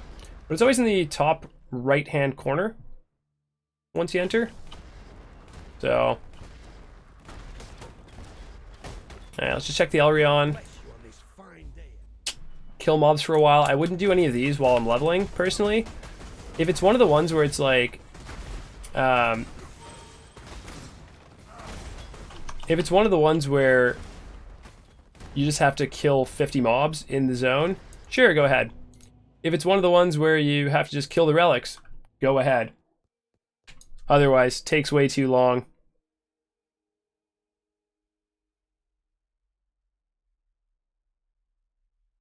Sorry.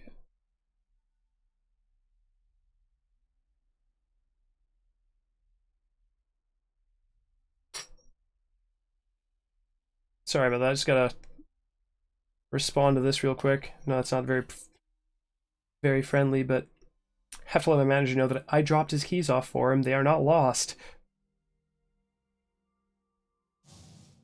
Bam. Now I can ignore him forever. I'm on staycation. Yeah, so the silver locket one, easy enough to do. Yeah, it's weird. It's in this corner. So that one just gives you a utility flask.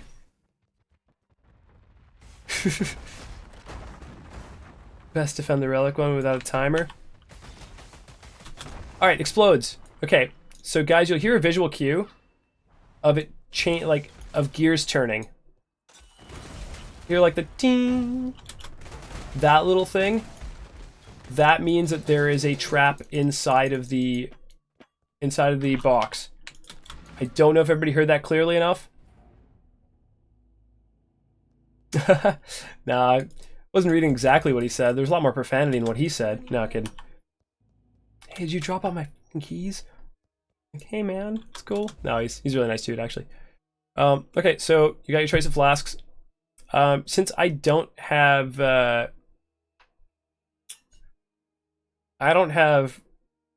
acrobatics yet, granite flask is probably my best option of the chunk.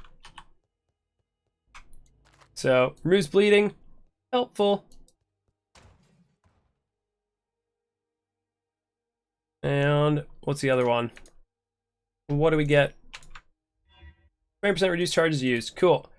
I don't think I'm gonna need this mana flask because I'm using Arcane Surge currently, so I might need it every so often on bosses. But I feel like having a bleed removal flask along with having less damage taken might actually make me go quicker. Also, what I plan on doing eventually is Curse on Hit Warlord's Mark, but I don't have the mana for it yet. Once I do the next act, like, see, I'm still retaining mana because of just having Arcane Surge and having the 5 extra mana regen I get from Alira. So I know the multiplier isn't really worth it, but helped me try to cap resists, and it's helped me with mana regen. So, Alira worth. What I was gonna say is, once I actually get Rule Lab done, we get the points where you actually reduce the amount of mana that's used by your heralds. Then you can actually equip your heralds with Curse on Hit. So I do Curse on Hit, Herald of Ice, Onslaught, and Herald of Thunder, Curse on Hit, Warlord's Mark. So Curse on Hit, Herald of Thunder, Herald of Ice, Onslaught, Warlord's Mark. Not in a 5-link, you can do them on 2 separate links. You can get rid of Onslaught if you feel like you don't need it. If you have one of the Abyss Jewels that gives you Onslaught, use that. Easier on your links that way. But, yeah. That'll make it so that you're regenning off of every single pack. It'll also make it so that you're going to have Onslaught and move a lot speedier every single, from pack to pack. Alright, so currently we're looking for the Trial of Ascendancy. We found it because we saw the book. Again, do most of the essences, because that's how long it takes to do them, and it gives you basically a free alchemy orb.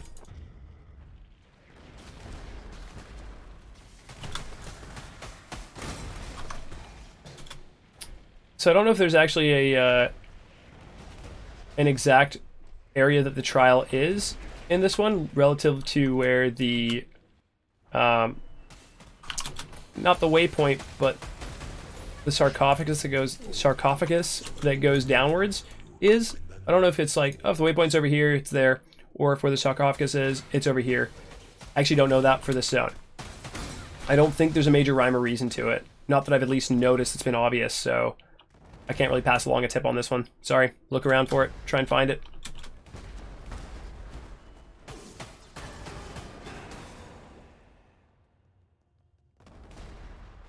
Mason says, oh, the irony, you do not need to read that aloud. Sorry. I had to do that. And then he corrected himself by saying aloud, star, or asterisk. Now I'm just teasing. Sorry, mate.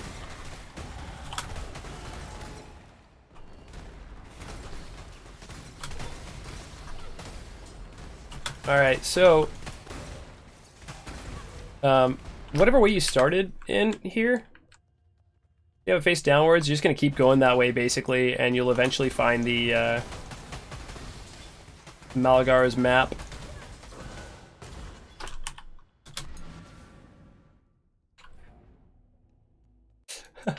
Oh, it's fine. No, I find it funny. Alright, back to Crossroads after we get that map. Gonna head north-ish, like northern towards the Crossroads.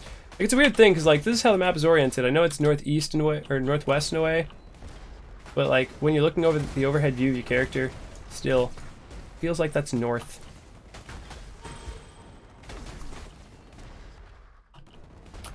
So Val side area. I usually start doing Val side areas, like actually doing them after like level 50, 55. Reason being, you can get corrupted 6 links and an SSF. That is huge. If you end up getting a 6 link that's the right colors, amazing. If you don't get a 6 link that's the right colors, it's still a divine. And there is a possibility of it. I know it's rare, but it's barely out of your way. And you'll get sacrifice fragments, which you'll utilize later for mapping, and just the full works. No, I hate this this one. He's very annoying. Stand still during bleed. Bam. 6 sockets at least.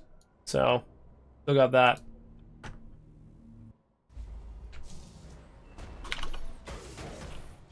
It may, like, legitimately, it does make you fall behind for a couple of seconds. But I think that 30 seconds personally is worth it if I'm looking for longevity in a league. If I'm legitimately racing and I just want to be the first person somewhere, or, you know, the first 30 people, then maybe it might not be worth it. But, again, if I'm just looking for, you know, I'm playing a league. Oh, nice, Remnant of Corruption. Yeah, this is what we look for basically every single time. Yes, you can. So, mirrored and additional sockets. Really good to Val those ones if they're an armored box, because you can possibly get a Valed 6-link mirrored as well, so you have 2 divine orbs from it.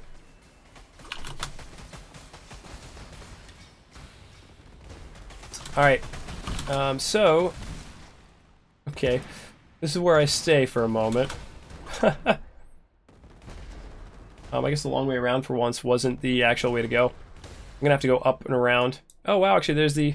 Never mind, I can actually see it on the minimap. That's my bad. Usually the shorter route is the one that leads to a dead end.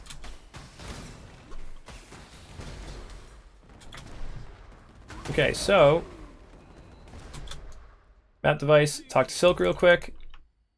Go and drop that in. First time you actually find a map device of any sort. Now it's just simply relegated to the Templar Laboratory and to your hideout, but before there was a different laboratory after you talked to Diala in Merciless. So you could actually go to maps before by just, you know, being in Act 7, I guess you could call it. Maybe, I guess it would be the equivalent of that. I guess it would be the equivalent of being like an act in the 10th act, seeing as you had to do, you know, 4 times 3. But, yeah. So, basically, to find Malachai, you're gonna have to cross a couple of bridges.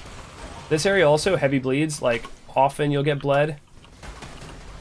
So, I mean, I was fine there. I just tossed my bleed flask on when I went to that pack, because first off, I was gonna get damage from him anyway, so granite was nice. But yeah, anyways, heavy bleeds in this area. You have to cross a couple of bridges. It's kind of like Marshes, the map, the T2 map. But eventually you're going to find him across a couple of different bridges. You'll start recognizing the layouts of where the bridges might be in those areas. Again, try and get 10 stacks up. Which, as I mentioned, I get 10 stacks up and hold them up pretty easily without spell echo.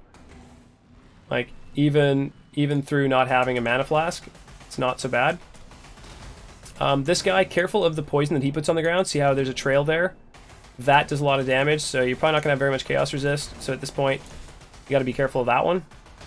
Otherwise, Fetalitis does like... That was weird also. He went into the hole and then hit me.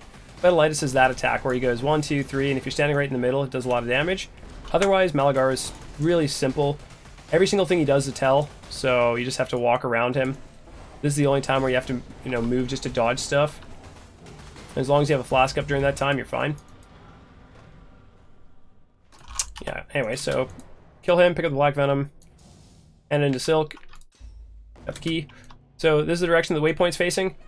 We will take this direction, and that will get us to Sins 2. So whichever side the waypoint's on is where Sins 2 is. I've said that so many times so far in the last 24 hours, but hey, we'll say it again because I'm sure there's more people tuning in every so often.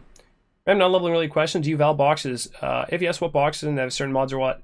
Armorer's boxes, I will val if they have extra sockets, and if they have mirrored, very much.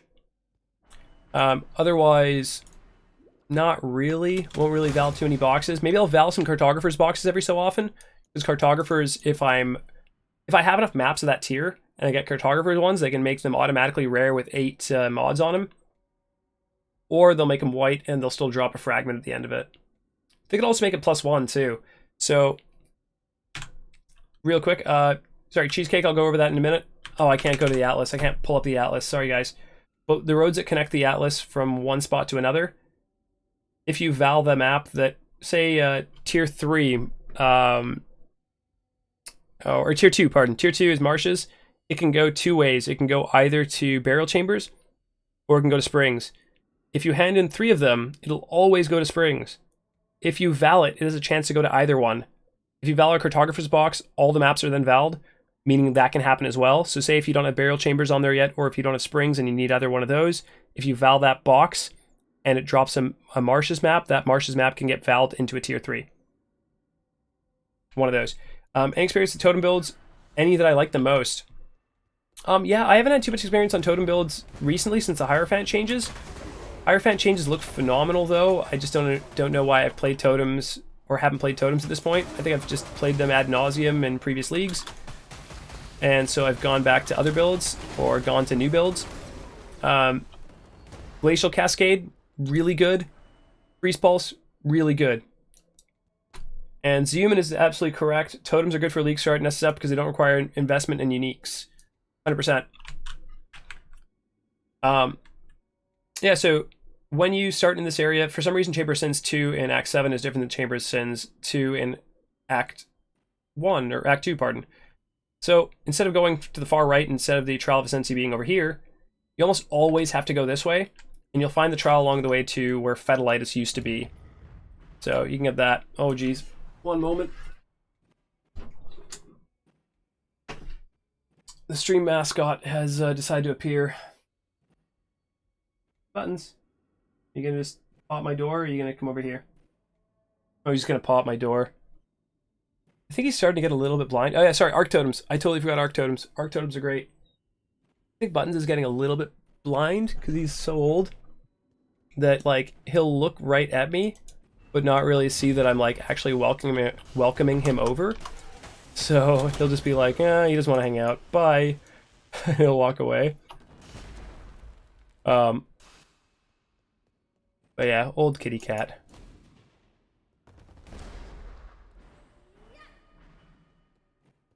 I'm gonna do this Trial of Ascensi real quick, and then you know what? Give me 2 seconds.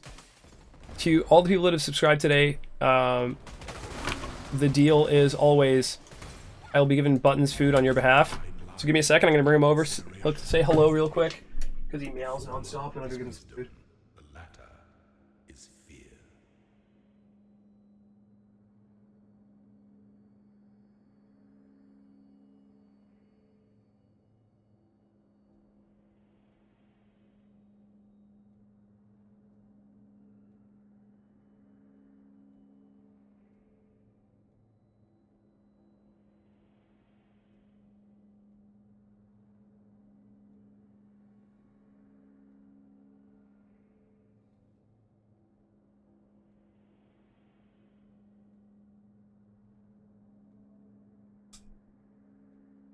Okay. So we'll get back to PoE in a second. Again, he's gotta be 100 something. Yeah, he's pretty old. So again, for those of you who have not met him, this is Buttons. He'll just keep meowing. He'll just legitimately keep meowing. If I stop petting him for a second, he'll start meowing. If I keep petting him, he'll keep meowing. Like, he is just very, very old and very, very meowy. Yeah, seriously, 24? That's amazing. I hope that Buttons lives till that long. I hope. Okay, I'm gonna go give him some food. Again, Cheesecake, who donated $30. Thank you so much. You're getting, you're in on the Buttons getting food. Stacked with the okay Buttons. I will pet you. I swear. You know what? I'm gonna put you down for a second. I can't pet you while I'm doing this. Stacks for giving 5 subs away. Again, food on you. Vieva, and we had Mefessor. Not sure if I missed any. If I did, I'm so sorry, but I'll be right back.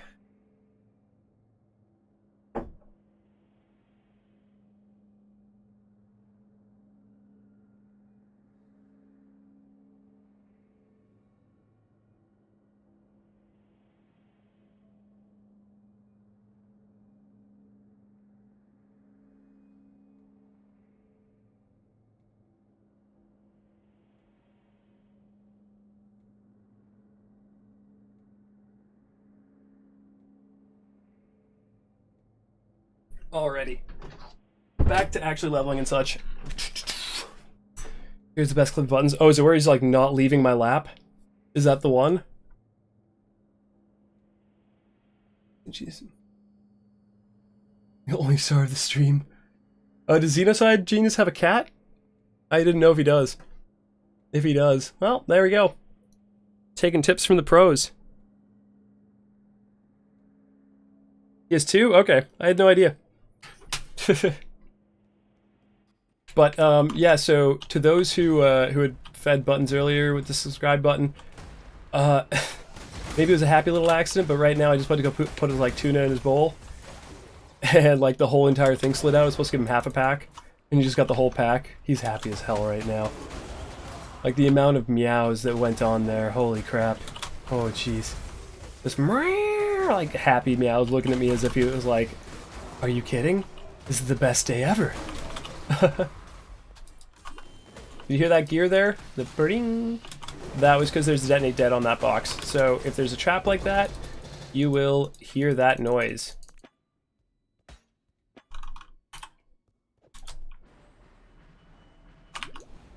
Yeah, this stream is going to go up. I'm going to pop it on YouTube. Unfortunately, it's going to be in its entirety at first. If I get time tonight to edit it, I will, but I leave first thing in the morning for vacation. Yeah, Kantasuka TV, again, there's a lot of people who are in your same situation that did not know that there's a sound. So, again, that's why I'm going over a lot of these things during this. I'm going to miss a lot. Again, I'm so sorry, guys. I didn't have enough time to prepare for this properly to have, you know, like, notes with me. Like, when I'm leveling, I'll sometimes have little notes with me to give me quick reminders of what I need to do in certain situations. And at certain points of the game. I didn't have any with me today because this blew up yesterday and I had 2 assignments due today. Dinner with the girlfriend and her family. Little Ugly Polo. Appreciate the follow, thank you. But I had, yeah, just other obligations that I had to do, so I couldn't actually prepare a script or anything like that. So, sorry, hashtag... Or sorry, not sorry, you know? Life does happen, and I try to put this together as quick as possible. Damage over time, spell damage, multiplier with lightning skills, damn. None of these. D's. Yeah, I probably wouldn't even use that for now. So yeah, next time, so I'm going away for about 2 weeks, and once I come back from vacation, I will very likely be trying to put together a script for another video, like a proper one, just to kind of condense it even more. But I'm going to try and cut out a lot of the stuff in order to make it more streamlined to help you guys out.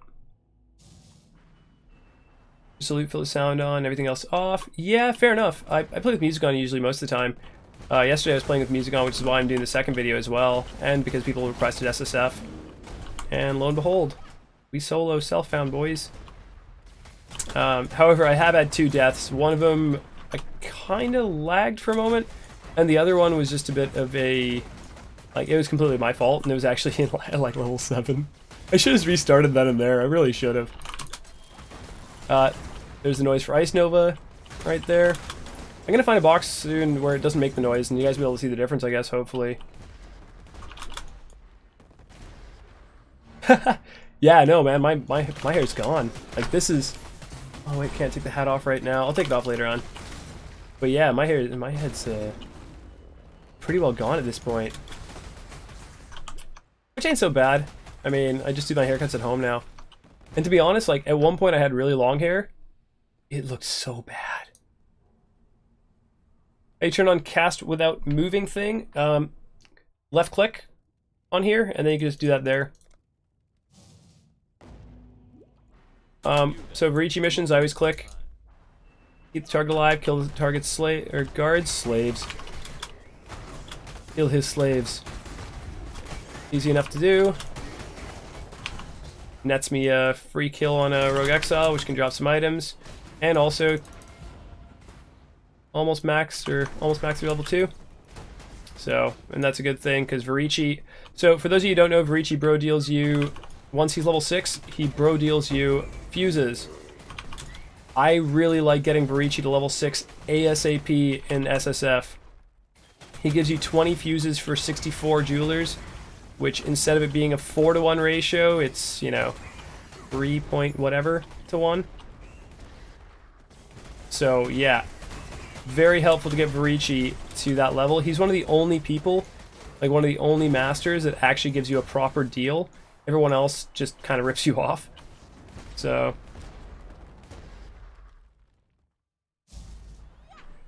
yeah, Acid is the POB guy. I guess keep saying it. Put it like in the side, but yeah, if anybody has requests for POB stuff, I can assist as well, but Acid is quite good at those, and he enjoys it. He likes numbers. Groost, really easy until he does that. That throw is the only difficult thing that he does. He also bleeds you, so try not to get bled.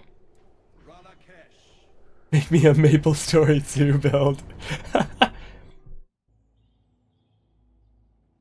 Yeah, sure. So masters, once they're level 6, they can give you currency in exchange for other currency, and they usually have a pretty bad rate. The only one that really has a good rate, there's 2 of them. So I think it's Katarina. She trades you 96 chance orbs. Sorry, she trades you 30 scours in exchange for 96 chance orbs. That one's okay. And then Varici, he gives you the actual only real deal. What he does, he gives you 20 fuses for 64 jewelry orbs. That's a better ratio than you'll get from any of the other merchants. And again, for those of you who don't know, if you want to just move this all the way to the left, right click it in the list there. Boom, it's all the way to the left. How much you delve stuff at SSF restart? Never. None whatsoever. I do not bother delving early. There's a catch-up mechanic in delve. It's not great, the catch-up mechanic, but I keep leveling and it'll end up being at like monster level 64, 63, somewhere around there.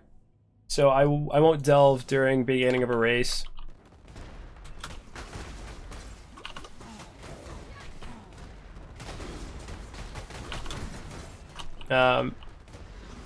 Yeah, I mean, yeah, the league mechanics are all well and nice, and you do want to engage them because that's fun, but you can still level without the league mechanics, and if you can level up all the way to you know, after killing Kitava without touching any of the league mechanics, well, then the league mechanics you can just add in whenever you feel like you're in a spot where you, like, RNG slapped you in the face. You haven't received some of the stuff that you thought you would, or you like naturally should have.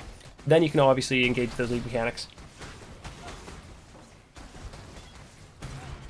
Oh, I didn't think that was that much currency, but yeah, you're going to get stuff along the way, and you only require the bare minimum to level, really. I know, again, a lot of people, it comes down to a comfort thing. Also, in this zone, Just zoom out. Sometimes it can be down here, which is kind of an annoying trait, but Dread think it's going to be down there. So I'm going to come back to the zone after I get Kishara's Star and get the waypoint. Yeah, the Elrond one's okay, but personally I value alterations because that's what I use half the time to craft stuff or beginning craft stuff. They're useful for flasks, they're useful for if you have a Shaper's item that requires one specific affix that you then want to regal to see if you get something decent after. They're just... alterations, I feel like, are one of the most used currencies and one of the most sought after. Which is why I think there's a bigger disparity these days than people really realize between the Chaos Recipe and just selling stuff to merchants. Chaos Recipe's good, don't get me wrong, it'll help you get some chaos and help you get it up and around in the league. But Delving will give you way more chaos than the Chaos Recipe will, and the Chaos Recipe will give you alterations. Oh, interesting. It wasn't actually this way. It's going to be in the interior? I never see it there. It's always against the wall. Huh. The more you know.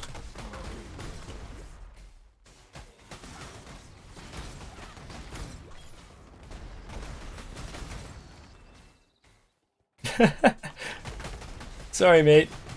Again, the Elrond one's not bad. It's not terrible. I just have a preference for having those alterations as well. Yeah, even if there's a currency connected right there, I just... while leveling... So, reason being is... my fun in the game comes from racing at the beginning of the league. So if there's the beginning of the league, I'll, you know, race hard and try and be top 20 for the first bit. With Delve League, I was rank 30, 31 I think, when I stopped playing, but that's because I leveled up on the first day, then found Impulses that night, and restarted. And when I restarted, I got to position 30 the next afternoon, like the next evening, I think. So, yeah. Iron Circlet? No, I don't need that.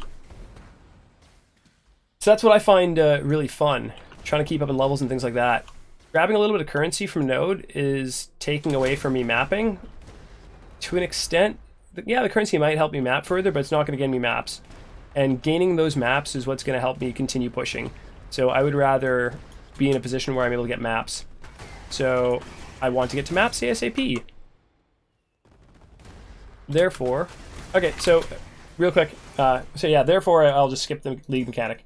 So this is a regular strongbox. Remember those gears turning? No sound whatsoever when we open that strongbox. So if it had a trap, you'd hear a sound. If it doesn't have a trap, you would hear no sound. Somebody was asking earlier about Grookthul, how they don't do him while leveling. I agree. I don't usually do him while leveling. However, this is one of the occurrences where I will. Just because this build is really powerful. It can kill bosses, no problem.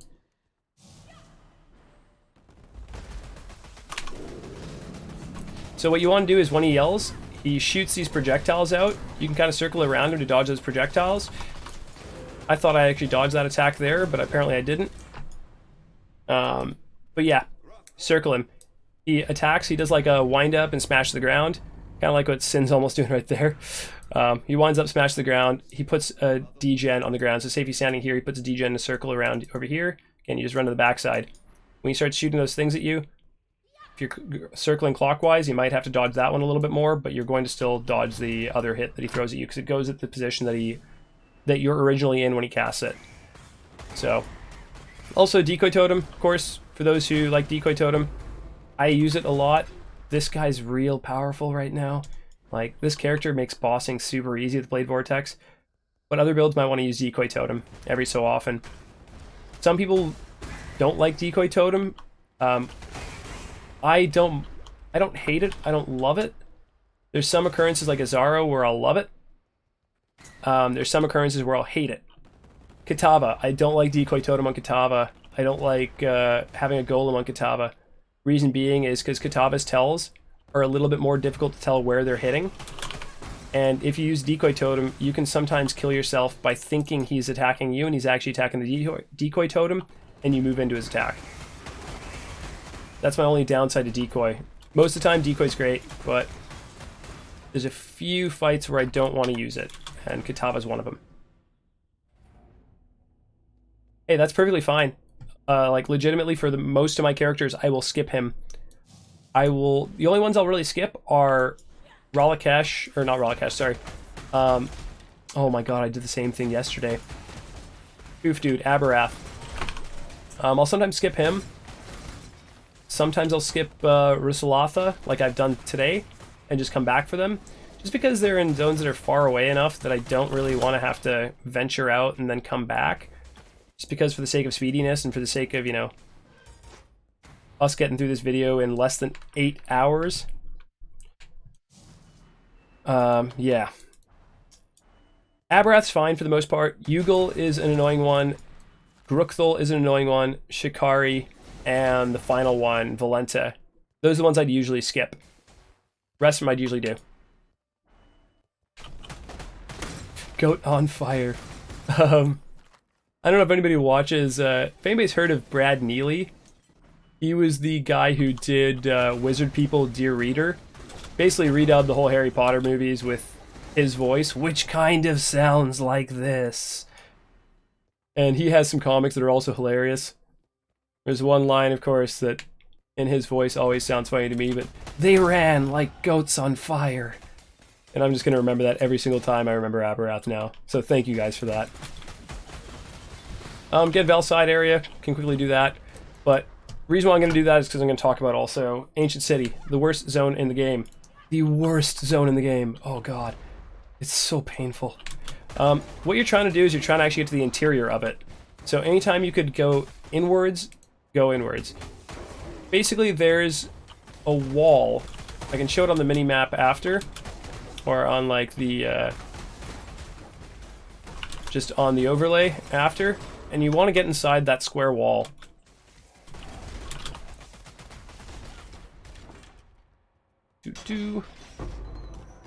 Nothing good. I'd probably take Valreeve though if I was actually leveling it. Run straight line west from Waypoint. Ancient City? Waypoint's on the inside though, so you have to go inside to get the waypoint, don't you? So where is it? Okay. So there's these two walls. See that these walls here? They kind of have this briars covering them. You want to get to the inside basically of those areas. West from where you enter the zone? I haven't noticed that, personally. Give it a second. We'll see if this is correct or not.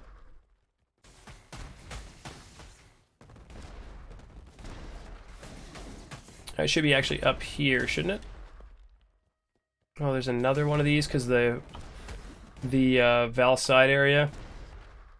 Okay, so we actually have to get right in there, I think. Really? If you can link the Reddit post, that would be awesome, because I'd love to hear it, just in case I've been doing this wrong. But usually my effective way is just to try and get on the interior of these types of walls.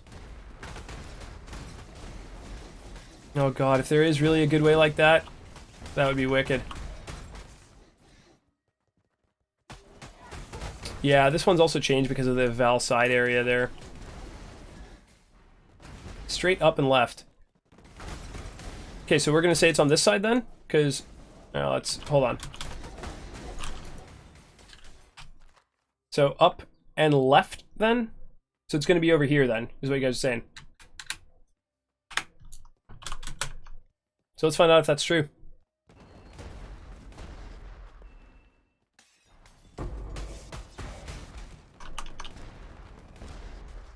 That guy was still on fire.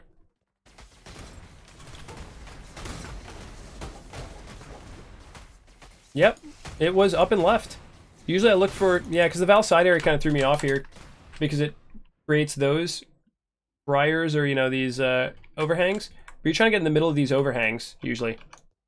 3 horizontal walls, and the zone is always after the third one. Oh man, if you can find that Reddit post that gives an infographic on it, I will be so grateful.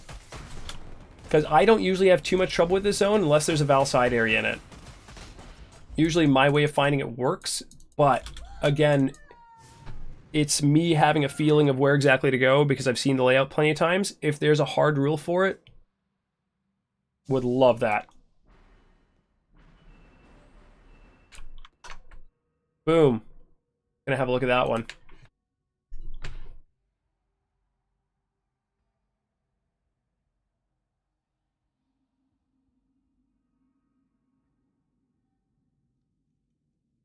Okay, so it's not always up and to the left. It's always... So going... Oh, actually, he has to go to the right for one of them to get around it. So it is basically going to the interiors of the walls.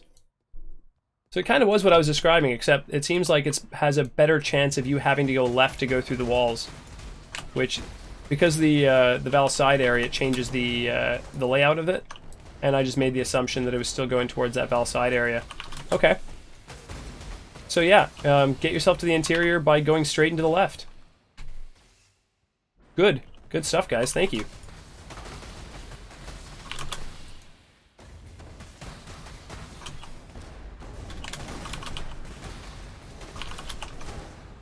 Check that after, even. We can try again, just see that way we have a shot that we can kind of visually show people for the next time, instead of me fumbling around for a little while and going, oh, there it is.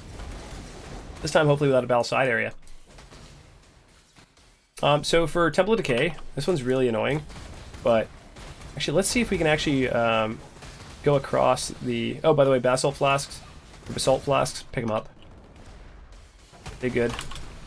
Any utility flasks, try and pick those up all along the way.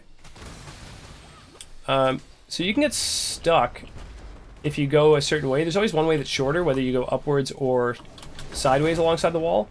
But sometimes you can get stuck because these things are broken. Like the bridge is broken down, which you can go across with Lightning Warp. You can go across with Blink Arrow, but you can't go across with Leap Slime, if I remember correctly. Maybe you can go across it now with New Flame Dash, because it's increased its range, but we're going to try and find that out by going there. Flame Dash works now? Cool.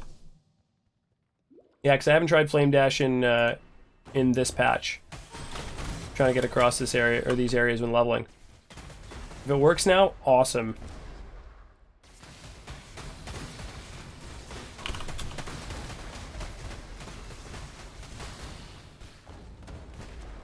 Yes, it does. Beauty. Yeah, new iteration of Flame Dash is much better. So now for this zone, you basically want to go to the opposite almost of where you started. Like, started in the bottom right, we're going to try and go to the top left. And now we're not hampered if we're just using Flame Dash, which is nice.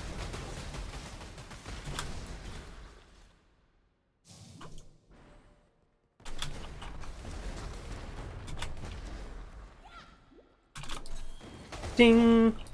Ice Nova? Yeah. So yeah, again, that's the little sound.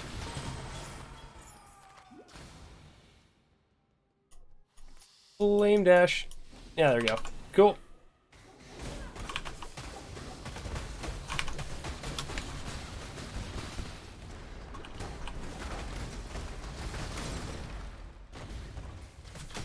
Another reason why I really like Blade Vortex is because when you have your Quicksilver up, you're actually still killing, which is kind of neat. A lot of builds you don't have Quicksilver up while you're killing, because, you know, you push Quicksilver and then you have to stand still.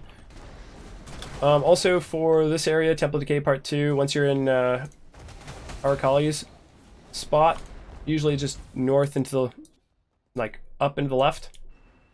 I'm like a bubble away from leveling, so let's quickly just level before we fight Arcali.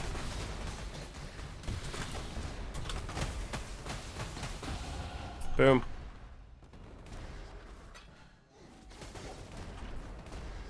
So Arcali can be a pain in the ass for some builds. It's going to be really easy for ours, though. Basically, the reason being is because we can stand on top of her. When she starts firing, all you gotta do is just move out of the way. Like, she'll give you a tell of when she's firing. Like, she'll pull her head back a little bit and just swap to the other side of her. There we go. Pulls her head back a little bit, swap to the other side. Swap to the other side. Once the beam happens, swap to the other side. She's gonna be really easy, the amount of damage that... I don't remember it working, previously, but there could have just been a precision spot that it could have worked for. Especially when she does that one, by the way. Like, yeah, make sure you know, dodge that. I should have shown that when she does her other beams, the ones that like converge on the spot that you're standing in, if you're standing on top of her, they start converging, but they never actually get to her. If you're standing here, they'll never actually get to your spot as well. So you can just keep standing in this plane, or, you know, going down this way, or whatever it is. Again, Blade Vortex for bossing and leveling does an insane amount of damage. So all you gotta do is get 10 stacks up first, and since we're using Arcane Surge, and we took a Lyra, we don't have any mana trouble whatsoever with getting 10 stacks up. So, yeah, it's really bossing made easy. So Blade Vortex, there's kind of a trade-off, right? You're not gonna clear as fast as some other builds are gonna clear until you're really, like, you know, you get impulses and things like that. But while you're leveling up, you have to keep your stacks up. It's gonna take a little bit longer. You may lose out on some of that, but you're gaining the ground back off boss killing. Hands down.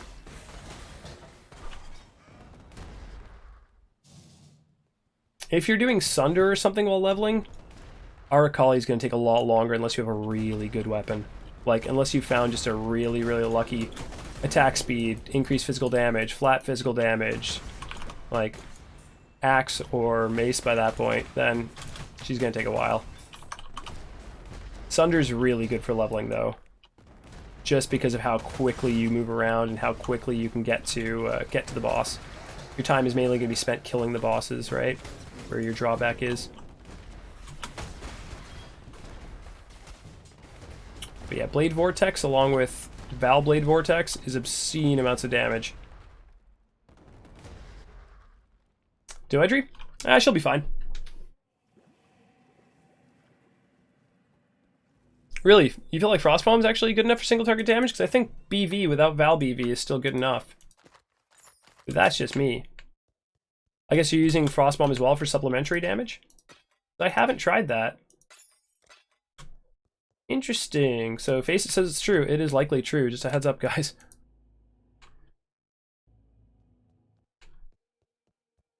And no, that was not sarcasm. If anybody was like, why are you being sarcastic? No, like, legitimately, if Face It says it's true, it's likely true. So. Alright. So, these two. Now we should be... Yeah, pretty much capped on resists there.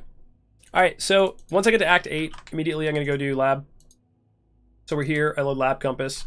Dimension. Lab Compass. Great. Killed me so many times, then I watched a random stream and discovered the valve. Yeah, so when you actually... Sorry, when you use the valve, you actually buffer. So use the valve sparingly, but use it every single time you get to a point where the effluent stacks are high enough that you just go, okay, I'm uncomfortable. So let's just use the valve. Because there's like a 5-second grace period between using the valve, everything going away, and then her getting buffed and her going into the next phase. Oh, right. I'm an idiot. We were supposed to go back and do prison when I was doing prison. I said I would, and I didn't. Sorry that I lied to you all. But, sorry. Prison, there we are.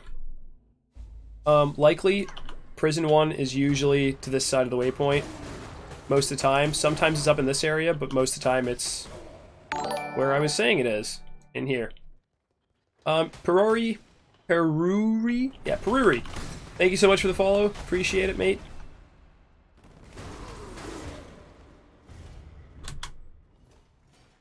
And that's going to go up.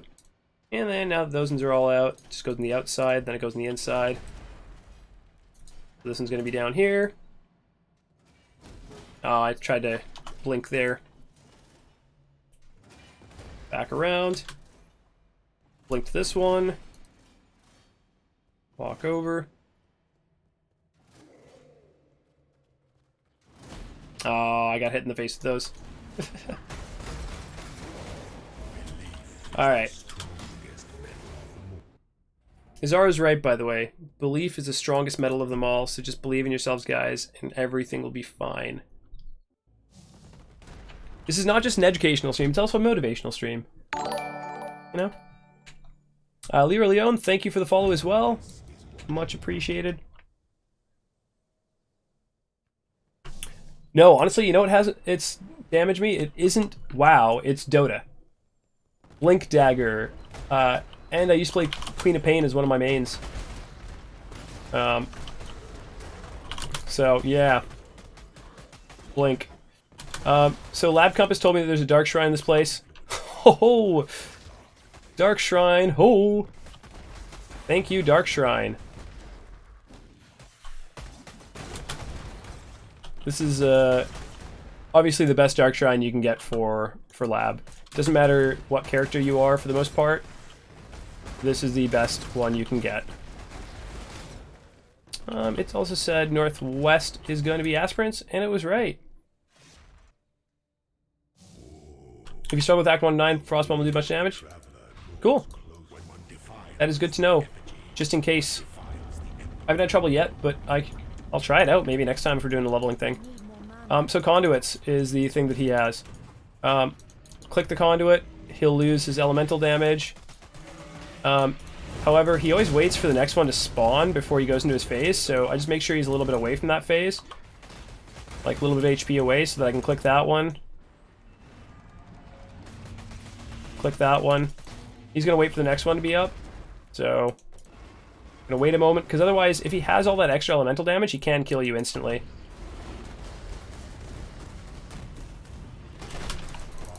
Oh, I thought I clicked that one. Thought I got it in time. Yeah, he's just got extra lightning damage. I got max lightning resist. Oh, that's the one resist I don't have max of.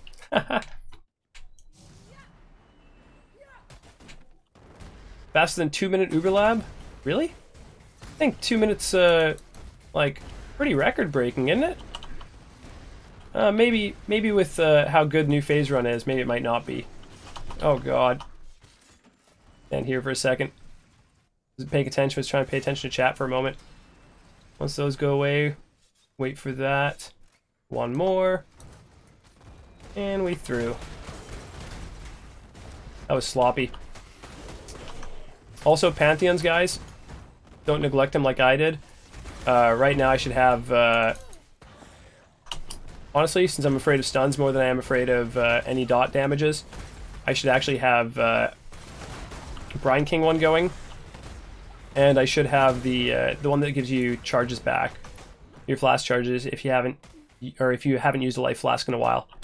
That one's important because on bosses, if you use all your life flasks, you might have some scenarios where you're not using a life flask in between. Say if you use, one life flask, wait like 10-15 seconds, and you have to use another life flask on the boss. By that point, you've gotten another charge back nearly from the Pantheon, so it's helpful. Also helpful in lab. 1 minute 42 seconds. That is insane. I did lab running for 1 league. I think I did in Bestiary League. Really profitable. I don't know how profitable is comparison to things how they are now. Like fossil farming, likely more currency generated from fossil farming, and by likely I mean 100% more generated from fossil farming from instead of Uber Lab. Like you'll get way more from fossils than you will Uber Lab. But before Uber Lab was so profitable. Really, really great. Like, I think I made 15 exalts in the first, like, few days. And I was not playing Bestiary, like, I was playing it well enough, but, it was a consistent way of gaining currency. Actually, I got more than 15 exalts. What am I talking about? I was at, like, 30 exalts in, like, 3 days, almost. I think I had Uber Lab unlocked, like, the very first night. Like, about 12, 14 hours in. Because people in Trade League were giving away, giving away labs, right? Or, like, trials, pardon.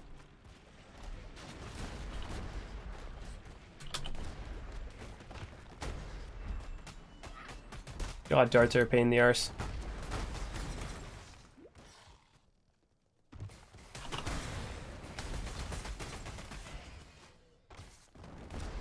Okay, so I need to go to state walkways apparently, so west exit, so that means I gotta keep going this way. Yeah, agreed. With all the helm enchants that they keep adding, there's less profitable things, and now there's a delve fossil that gives you a helm enchant as well, but that gives you an enchant. Takes away from Uber Lab furthermore. However, if you do get lucky and get in like your first few Uber Labs, you get one of the map chests. That is amazing. Because that'll start you off on getting so much currency just from having maps. From having high-level maps, you'll make way more. So, this isn't the way for the Dark Shrine. Actually, I don't really need the Dark Shrine anyways. 40 is really did a 1 minute 47 seconds run. Then he beat it by 5 seconds 2 days later with 1 minute 42 seconds. That is absolutely amazing.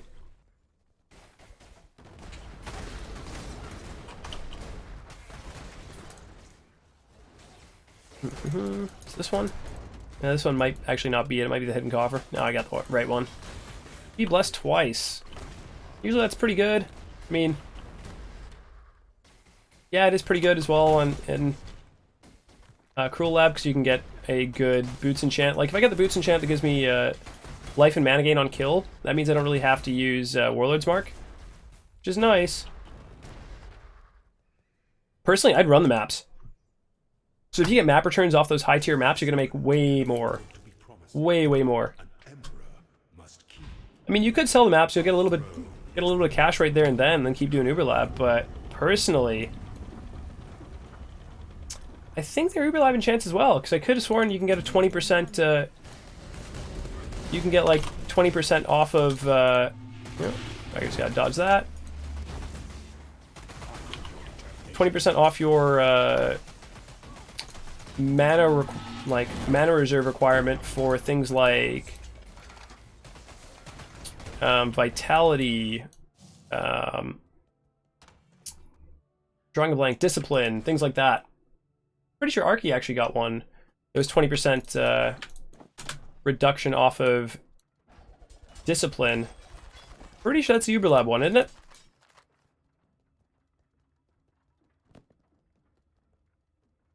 Could be mistaken though. Again, I haven't been paying attention to certain fossils like that. Alright, let's do that. We still got... Oh, we don't have life possibly on that. We have anything that has movement speed and potential for life. That one does. Even though it's only 15%. Increased critical chance.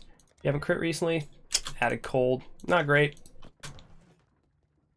Now then, we're doing too much for me. Yeah, Eternal Labyrinth is 20% reduced. Perfect. Yeah, he got a 20% reduction one, so that means yes, you can. Farewell.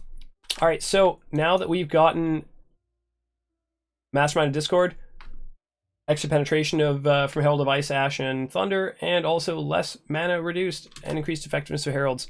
So good. Now what we can do actually is you can run Herald of Ice, Onslaught. Yeah, we can try to run it on here. Oh, come on. Onslaught. First on hit. Yeah, we won't be able to actually do that one properly, but...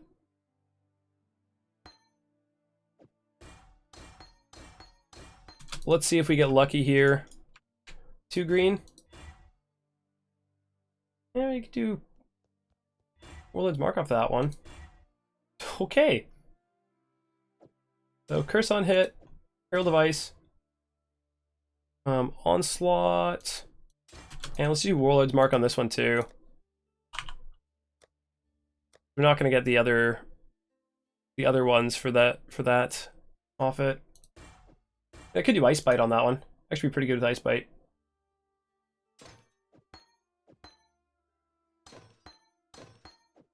We got a couple more chromes. Try and get this one 2 blue. Alright. I mean, I could just do that. Warlord's Mark. Oh man. Got lucky but unlucky on that one, I guess.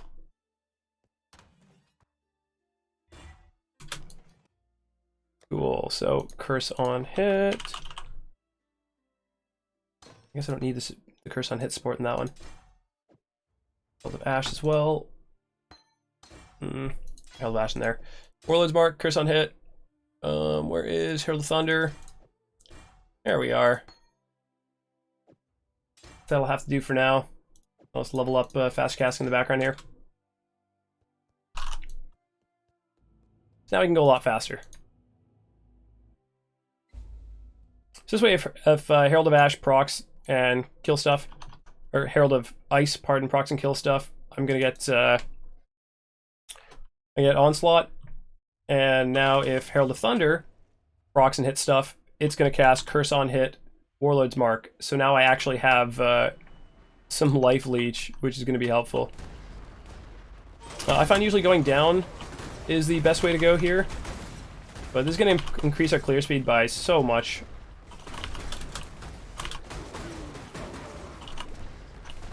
Just having Onslaught is huge. So again, I would highly recommend, like, don't do what I did, and mule over an Onslaught for the beginning.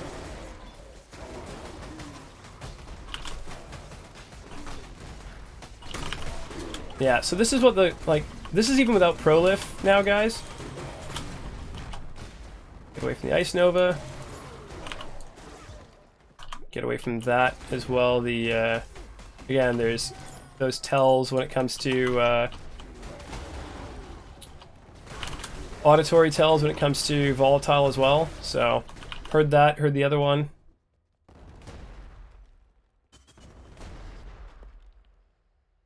I would say mule. I would suggest muling Onslaught and Decoy Totem right off the bat.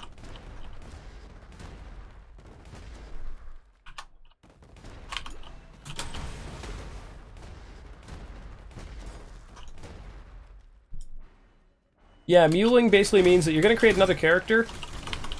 I would suggest Duelist for this purpose. You're going to create a Duelist. You're going to get to... You're going to just go kill Hail Rake in Tattle Island. So I'm going to go over here and do this side area.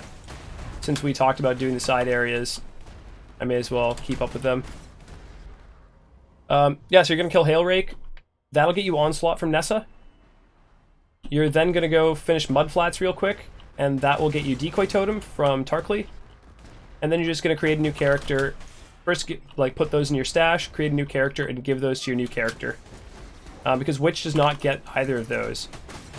And they're pretty important when leveling. I would take out a Link and use... Like, I would legitimately use Onslaught above almost anything else, because it'll just help you move faster and get to the next pack faster. You'd proc Onslaught, and then you'd move on to the next one. Proc Onslaught, move on to the next one.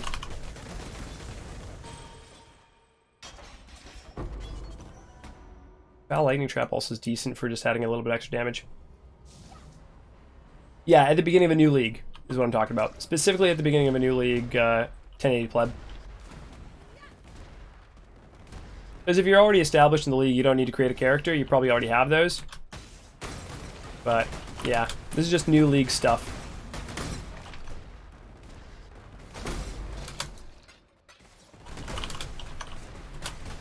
Alright, this is where we speed up, I guess, guys, because, like, this is already 5 hours in, so we should be already in Blood Aqueducts and then some.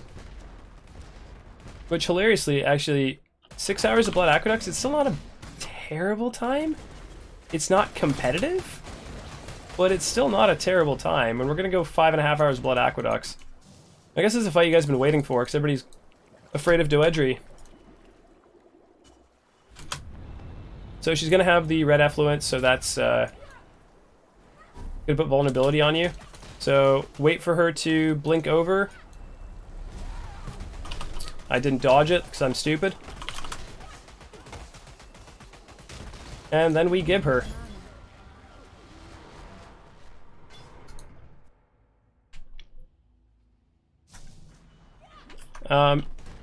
So some people really say you should go...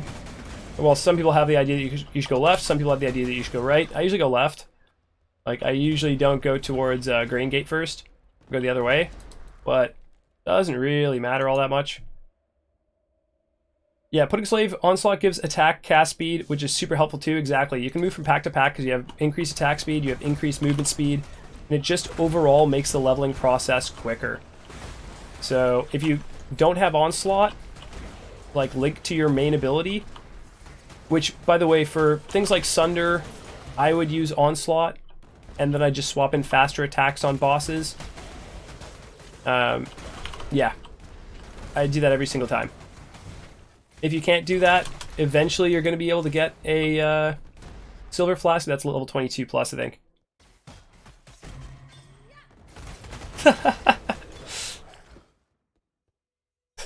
Want to kill Uber Elder. Okay, so this zone, Quay, is what everybody calls it. That's pronounced Key, by the way. Q-U-A-Y is called Key. The more you know. There's always going to be an area where you go downwards to get to where the Ankh is. It's going to be like one screen away, so you have to look out for it. It's a little bit annoying, but just look out for it. When you head back along the main path, to get to where Tolman is, there's going to be basically the option of going upwards or downwards. MC Vex, thank you so much for the follow. Appreciate it. There's going to be the option of... oh, where were you, Curse on Hit Sport, when I had to pay money for it? And... Ross. So there's an option where you can go upwards or downwards. Going downwards almost always goes to the Ankh. Going upwards goes towards where the Grand Gate is. If you're unsure, set up a TP, go one way, and worst case scenario is, if it's Green Gate, you just use the waypoint and head back to your TP.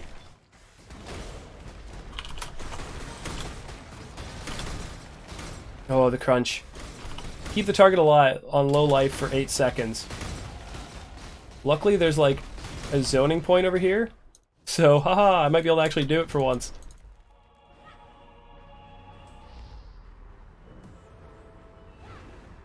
Also, there's a couple other versions as well. Like, I think this one's not overlooked. Rotund, thank you so much for the follow as well. I think this one's overlooked to an extent. A decent Uber Elder killer is still Scion. Like, the Overleech from Slayer, plus another thing, and going Blade Flurry. Still really good. Stat sticks are so strong that you really don't have to worry about it too much. But yes, Champion has the capability with Blade Flurry as well to delete Uber Elder. Don the Crown is running that build. Is expensive, obviously. He's put a lot of currency into it. He's put a lot of time and effort into it. But real easy. Also, if you want to do it with minimal investment on softcore, honestly, I know this isn't minimal investment, but as minimal investment as it is for a boss killer or killing, you know, the endgame content. Ellie hit, Scion, Slayer with Pathfinder. Super good.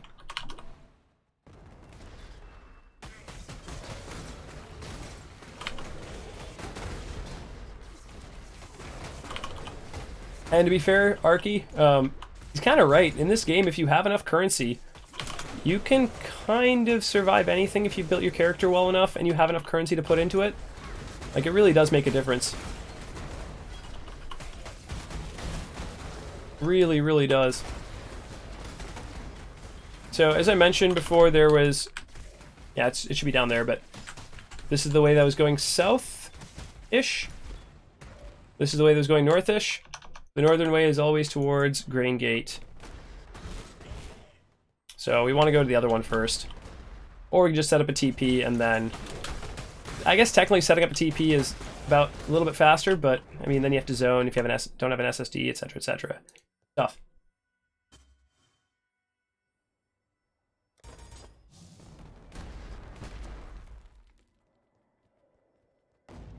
So, Grain Gate, real easy way to navigate through here.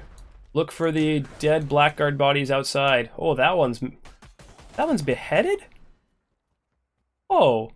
Okay, is that just his hood and that's his head? Anyways. Bible Trump, oh god. Thank you so much for the follow. Appreciate it.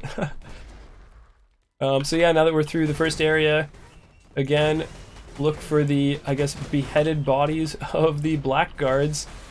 That's what they're called. No racism involved, I swear. Dead body. Go up through here. After the second one, you fight the Legionnaires, the Gemling Legionnaires, whatever they are. Kill them real quick. And Val Blade Vortex deletion. This is so strong for leveling. Find the other body.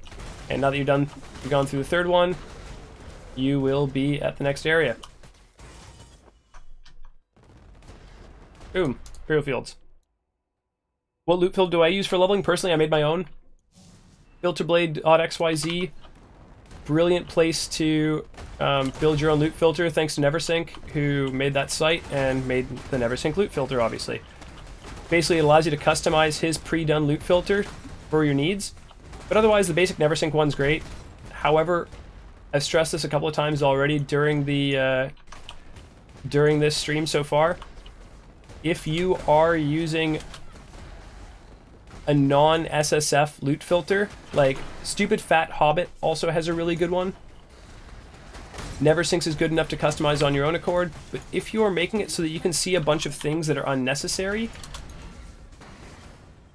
then the stricter the filter, the faster you go. For the most part. It's not quite the stricter, but if you reduce the amount of clutter that's on your screen of things that you don't really want to see, that aren't relevant to, you know, your character, you're going to go faster because you have less stuff to sift through. So at the end of the day, no matter what it is, if you have relevant information being presented to you, you're intrinsically going to go faster because you don't have to sift through that irrelevant information, if that all makes sense. Personally, I use a regular one that I just kind of adjust it to my own needs, right? So that's what I do personally. Still can't shake this because of the lightning res. Still can't do it. So sad. There you No lightning res on there. I don't need it. Bam. And surprisingly, I actually don't need that. Usually that for leveling would be good. Started Harbinger and I'm still learning new tricks.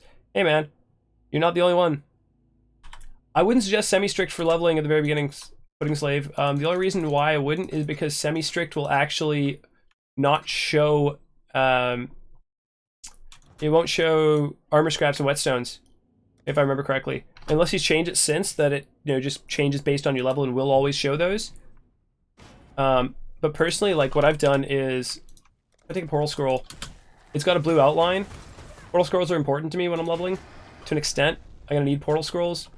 I don't want it to just blend in with the rest of the clutter.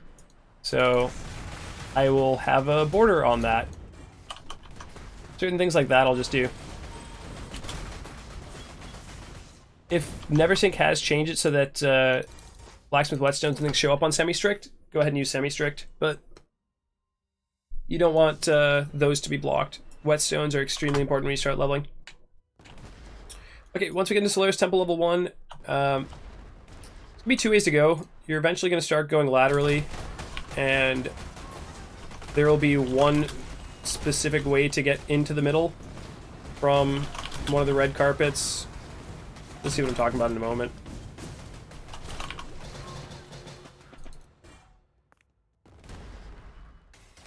Scraps do not? Yeah, I wouldn't start with semi then, because scraps are important too. Again, these are your ways of getting wisdom scrolls off the bat. So, what I was talking about is going to come up in a moment here. See, if I kept going down this way, that would send me over to the other entrance to the area.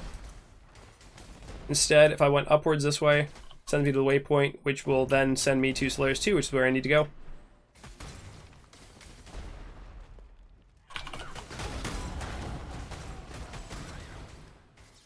Yeah, Neversinks. So Mason was basically saying that he switched to Neversinks and he never looked back after that because that would how great the ease of use on Filterblade is, and I fully 100% agree. Very much so. Oh, thank you, sick one. Hi, my fry. Really appreciate it, man. You sleep well, man? You were up quite late. Quite late. What were you guys playing? I wasn't sure what game you guys were on. I thought it was Ring of Elysium? Is that what it was?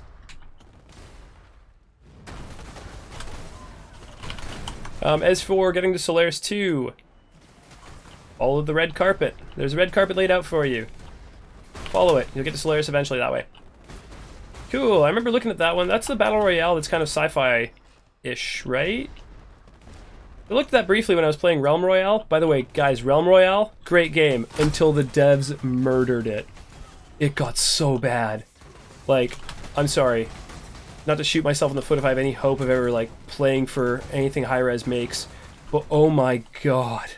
I have never seen a game be killed so brutally by their own developers. Or, I shouldn't say their developers, sorry. I should say by their CEO, who decided he's smarter than the developers.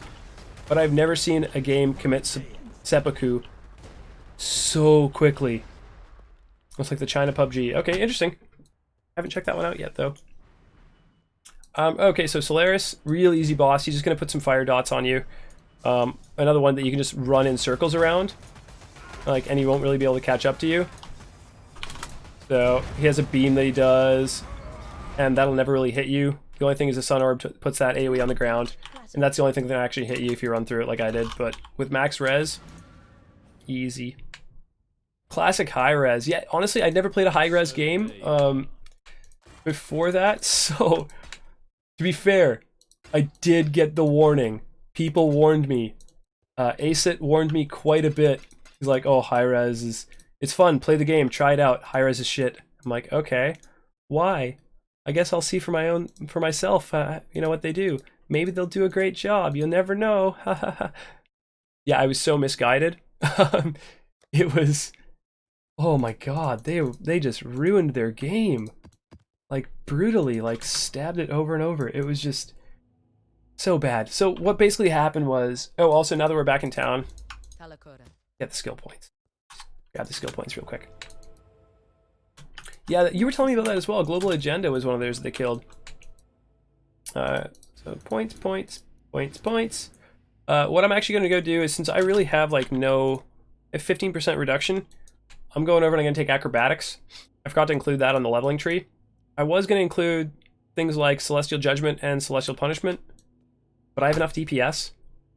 So when people ask for leveling trees, yeah, they work to a certain extent, but if you get a little bit lucky, how I did, lucky-ish, get a 5-link, makes it easier. Also, that's the reason why I decided to use Arcane Surge and increased duration, because I have enough damage as is.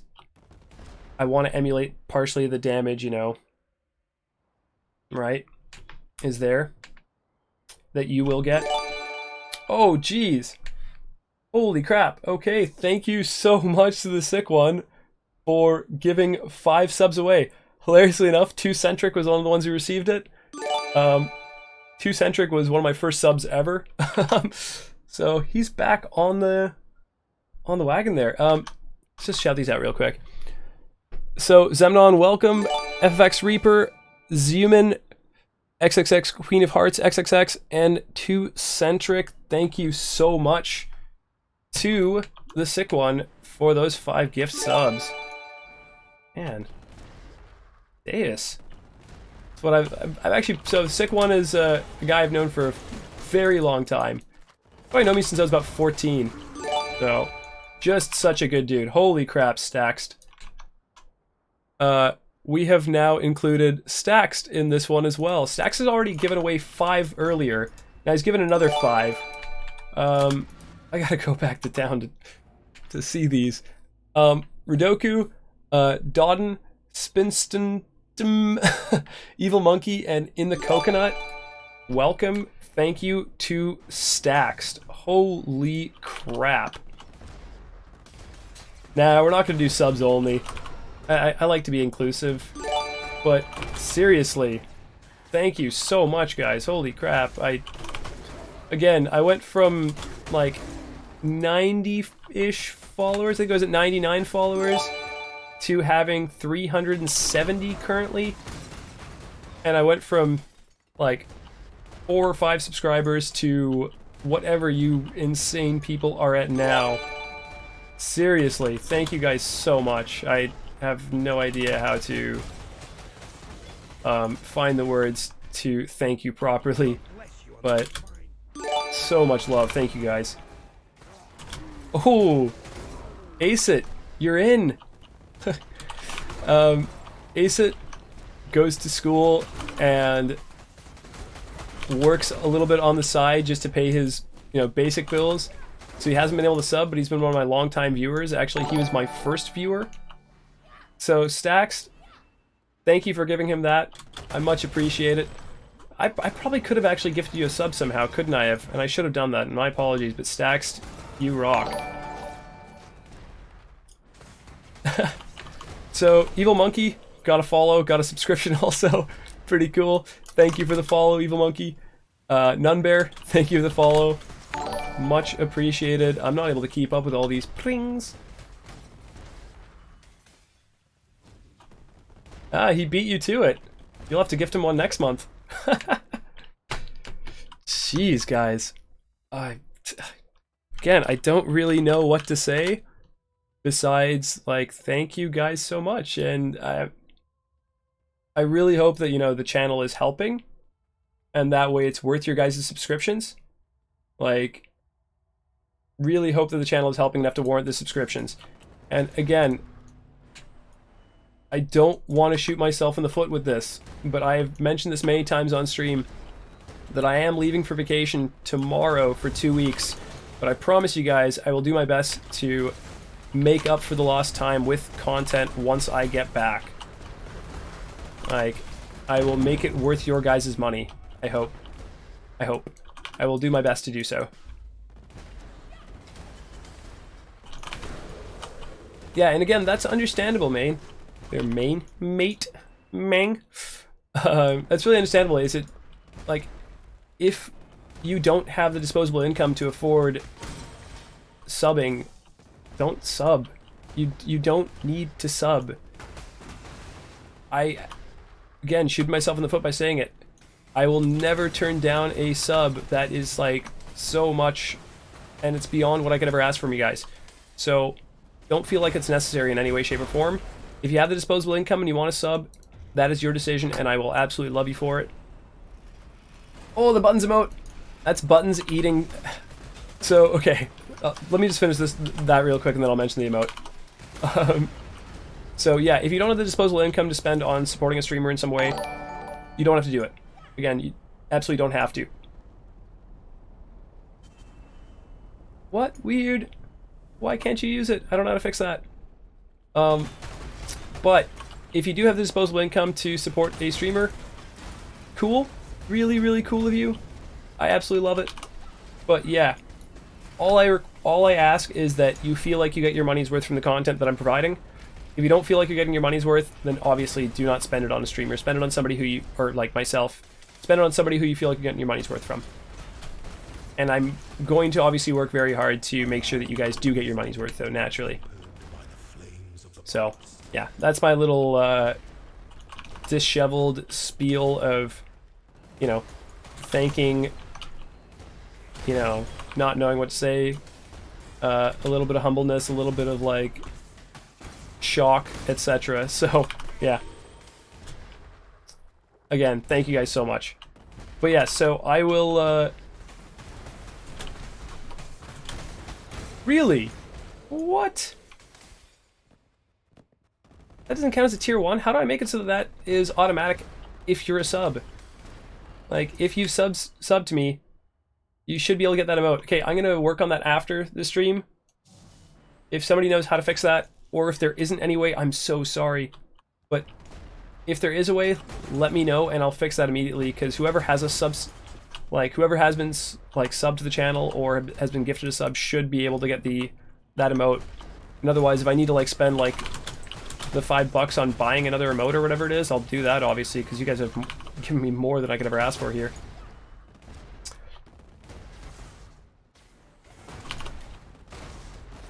Relog fixed it? Okay, cool. Whew.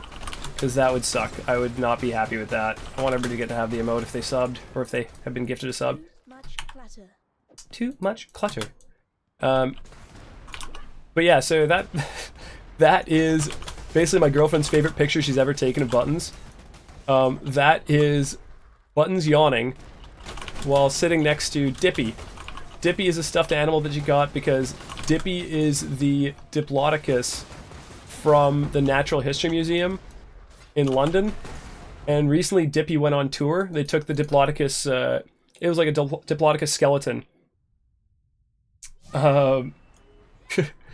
So the Diplodocus skeleton was taken on tour because they now instead have a blue whale to represent the Natural History Museum. So, known as Dippy and the Whale, I guess.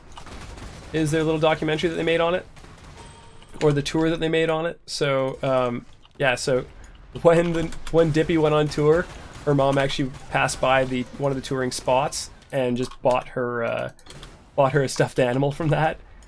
Keep in mind, she's like 24 when she got this stuffed animal. She was like, "Oh my god, I'm so excited! A Diplodocus, so cool!"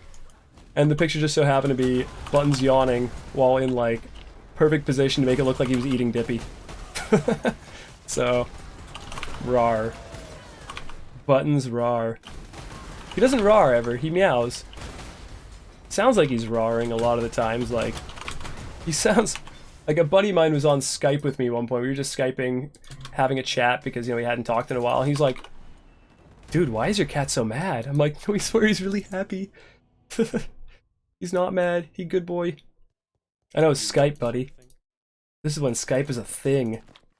AKA when my friends thought Skype was a thing and still somehow do. Oh, why you have no movement speed, Boots? Why you no movement speed?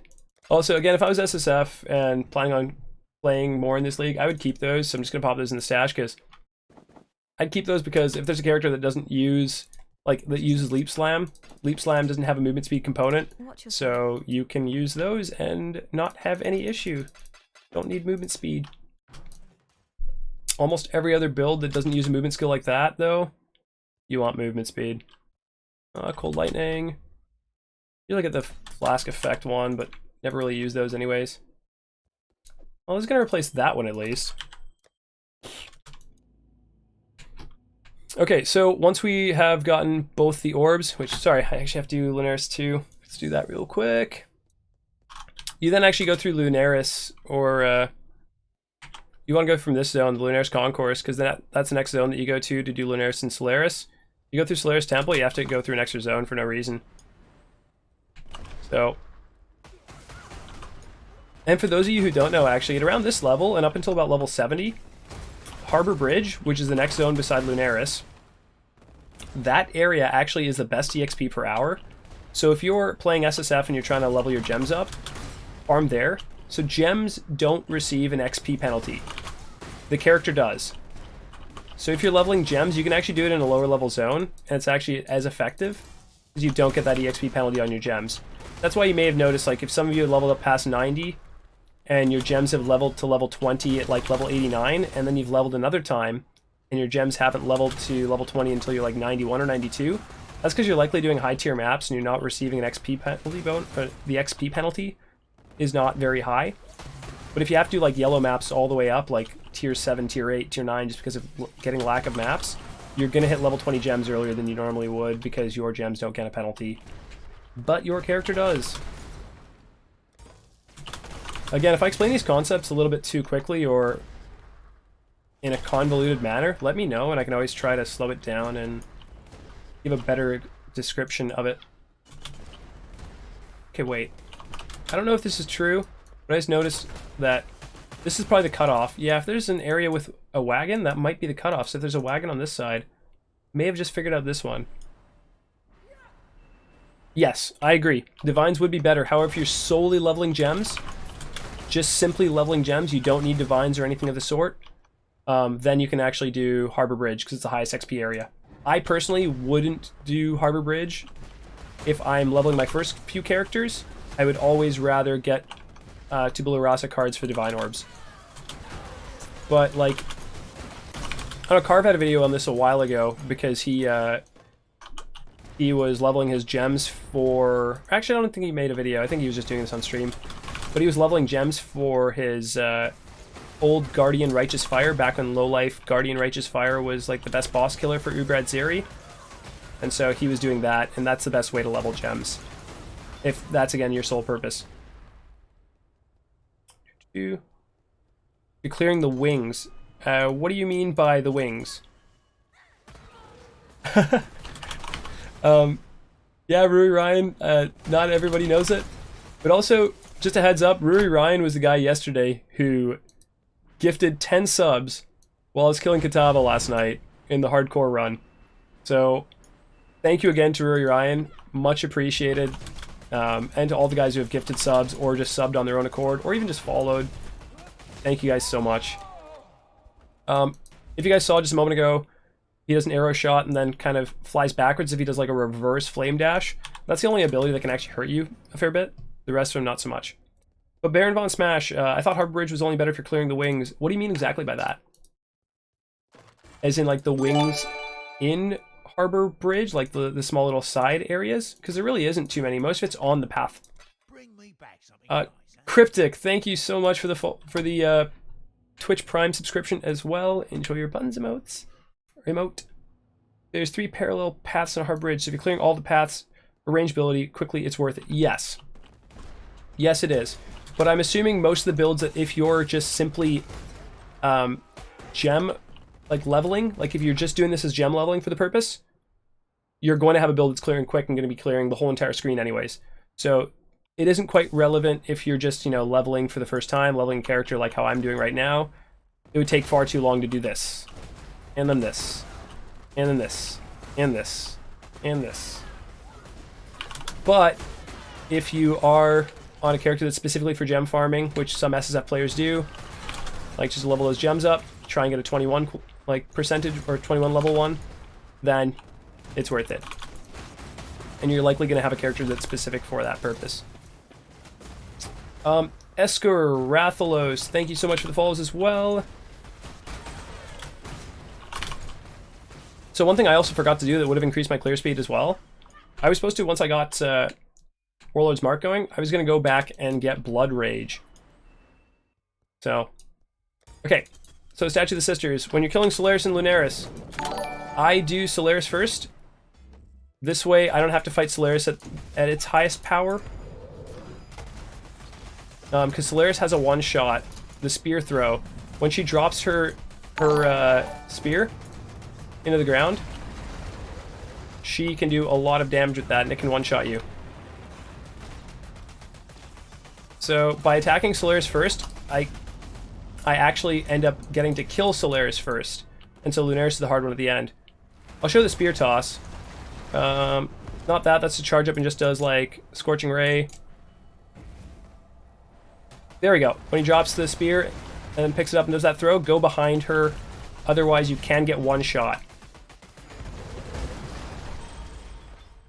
And easy peasy. That's the only real ability that hurts a lot. Unless when Lunaris drops the rocks, if you run under those, yeah, okay, that's going to hurt you quite a lot too. But that's only if you run under them, like if you're running in the direction and multiple ones fall on your head. Then yeah, you're going to have a bad time. Okay. I haven't gotten a good pair of gloves, but we're going to have to... Green? Yeah, green. I'd rather spend the currency right now rather than just waiting and not having Blood Rage, because Blood Rage is super fast. This specific character forward and playing BB or lower Aqueduct's better. 100%. I agree. But again, if you're simply leveling gems, you're not going to not have a character for that, right? You are going to have a character specifically for leveling gems. It's going to go as quick as it possibly can, clear the whole entire screen.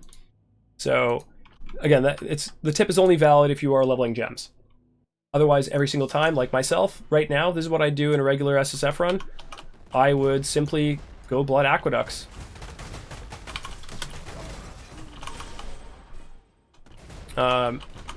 So the reason why I use Frenzy Charges, increase attack speed, cast speed, and damage. Also, each one of the wings here in Blood Aqueducts has blue mobs. I should mention that when these Stygian Queens put that ground effect, that causes Detonate Dead to occur. The effect is not that noticeable, unfortunately. Like, it's killed many players in hardcore, but yeah, it is very, very strong and very painful. So just be careful of that. Sweet, Stacks. Yeah, let me know what you're leveling up and if there's any other tips I can provide in the meantime.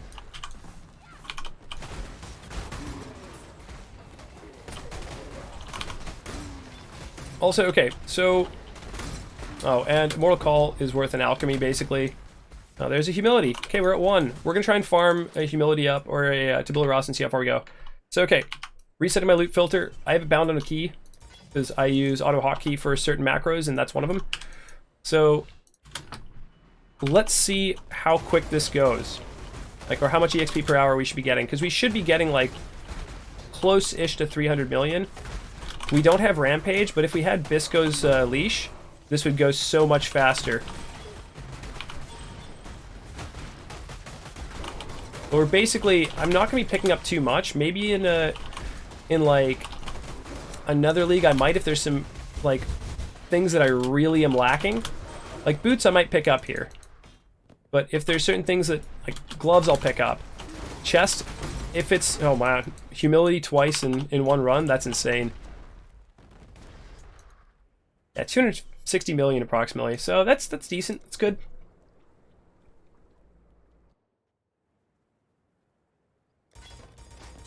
Yeah, but what level are you now in Burial Chamber? Yeah, level 98. Okay, well, yeah. There's a difference there. If you were, you know, doing Burial Chambers on a new character, like a character that was in its, like, 70s, you can get 300 million an hour in Burial Chambers easily. Like, say if you're doing a Wind Ripper Deadeye in Burial Chambers, you are going to clear that so quickly and get so much EXP an hour. So again, this is with no prolif, so this is why this build is so strong. Even no prolif, we're still able to clear, like, at this speed pretty easily. Once this, my Blade Vortex should be close to leveling again. Oh no, it just did level. Enlighten, oh my god. What is this? What is this SSF run, guys? Detonate mines too? What? Okay. Why do I never get this, like, in an actual league start? One of the reasons not to make a mine character in hardcore is just because of detonate mines. I hope that becomes readily available, like, for a lot of characters.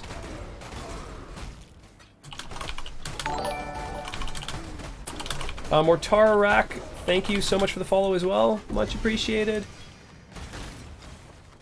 So I don't pick up wands. I should actually remove them from my loot filter, because if you have a wand, you can't shield charge. Don't really know why they made that a thing. I mean, you still have a shield, right?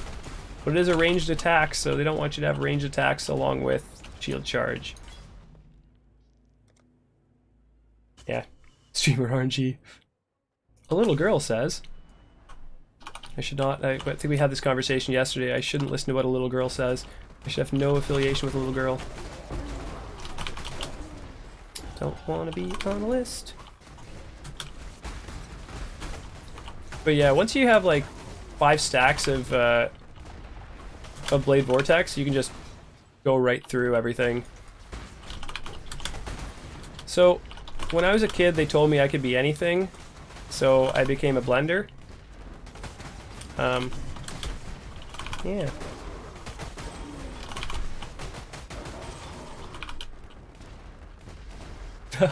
It is legitimately Dawnarchy. Every time I like actually get good stuff, it's because of Dawnarchy. It's really funny. Regal.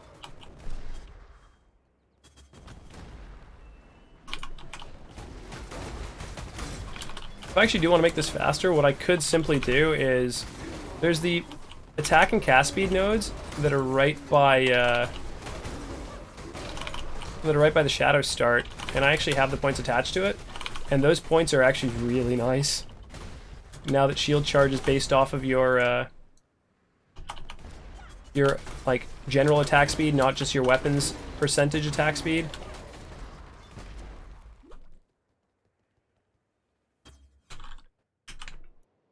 So yeah, I'll grab these points here.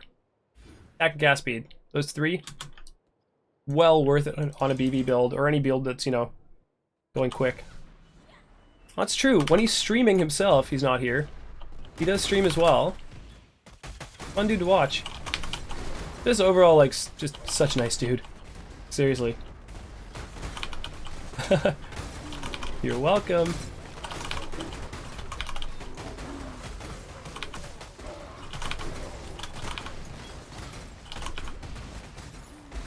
And then again, Val BV helps so much for while you're actually trying to clear fast, because you can just throw it out if you miss some mobs.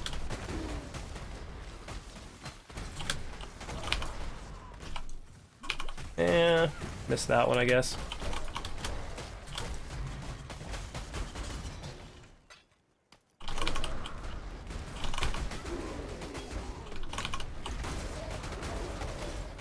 This build makes me want to reinstall. Dude, Val BV, or like Blade Vortex Elementalist is one of my favorite builds ever. Blade Vortex was originally my favorite build, and then they made it in, like, this Elementalist version. Like, what? You haven't even seen anything. When you have the unique Sadist Garb in Pulses, your whole entire screen just blows up. I'll give you guys a view in a moment, because I have a level 92 with Impulses in SSF Hardcore. I'll give you a quick, like, just a quick showing of what the build looks like at Endgame, for those of you who haven't seen it. Those are really good. Too much clutter. Those boots are really, really good. They have movement speed, they have life, they have 2 resists. Oh, I'm not creating a hideout, no. Stop, that's not what I wanted.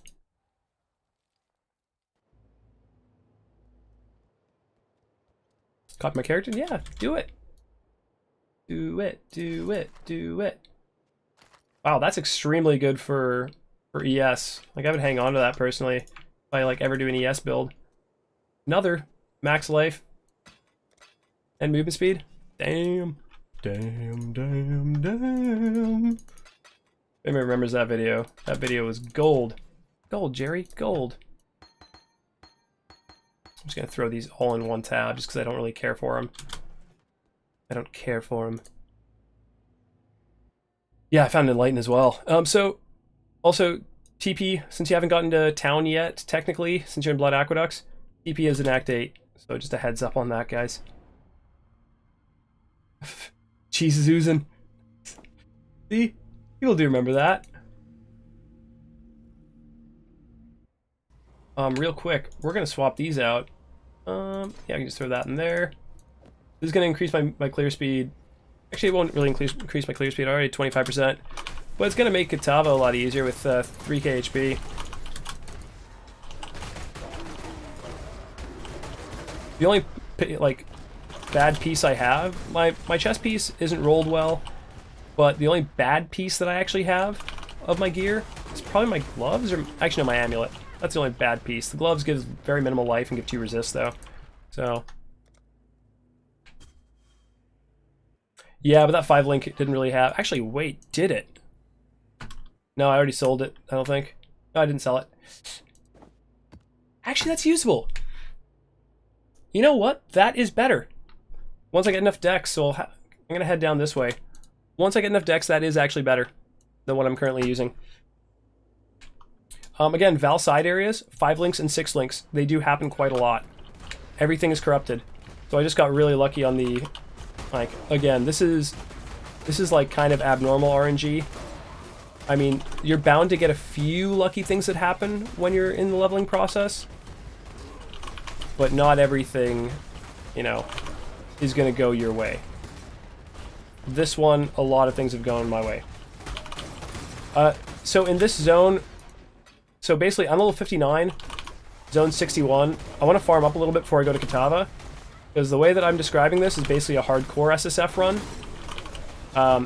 If this is softcore, I just continue on and probably go towards Katava, but I also want a Tabula Rasa. Tabula Rasa 6 link is, yeah, the most damage you can get. 6 link gives you the biggest DPS increase, like all above everything, right? So getting that 6 link is super important. So humility cards drop here. Gotten 2 so far. 9 of those give you a Tabula Rasa. In hardcore SSF at the beginning of a league, I would just continue farming this until I get a Tabula, which is usually closer to level 70. Like between 68 and 70 is usually when I'll get one. If I have no cards by like 69, 68, I'll abandon that idea, but usually I'll keep farming it. Yeah, the Val side areas are so juicy since incursion and never skip them while leveling, even if Val haste on day 1 is huge. It can be, yeah. Like again, finding Val Blade Vortex. Super good. Finding in this 5 link, super good. I did hear a currency drop. Could have been behind me. Using, yeah. One time took you level 75? Christ. Yeah, it's happened to me before. I've gotten to 74, I think, with that Tabula, and I wanted to kill myself at that point. Just, so much blood aqueducts. Oh god, the blood's everywhere. I was hoping the Valblade Vortex would go behind me.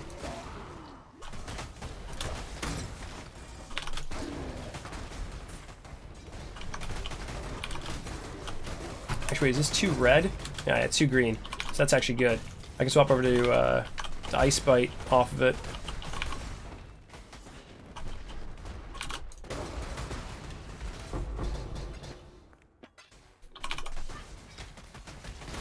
So, like, personally, this is the pace I'd usually be going at, guys. Like, I know we've been talking a lot and just discussing while we're doing this. But, you know, I had people pop in here earlier and going, wait, you're only this far at this time? Yeah, I was. But this is what it should usually look like. Like, not really stopping too much to pick up all that much. Maybe if I really, really needed some chaos early, thinking that I'd be able to get a Tabula by buying it, I'd be doing the chaos recipe. But since I'm at the very beginning of this idea, if this is like a beginning league, then, you know, I would simply just push and push and push, just pick up currency and div cards. Would you say from Bible Racing, even a trade league? Yeah, I would.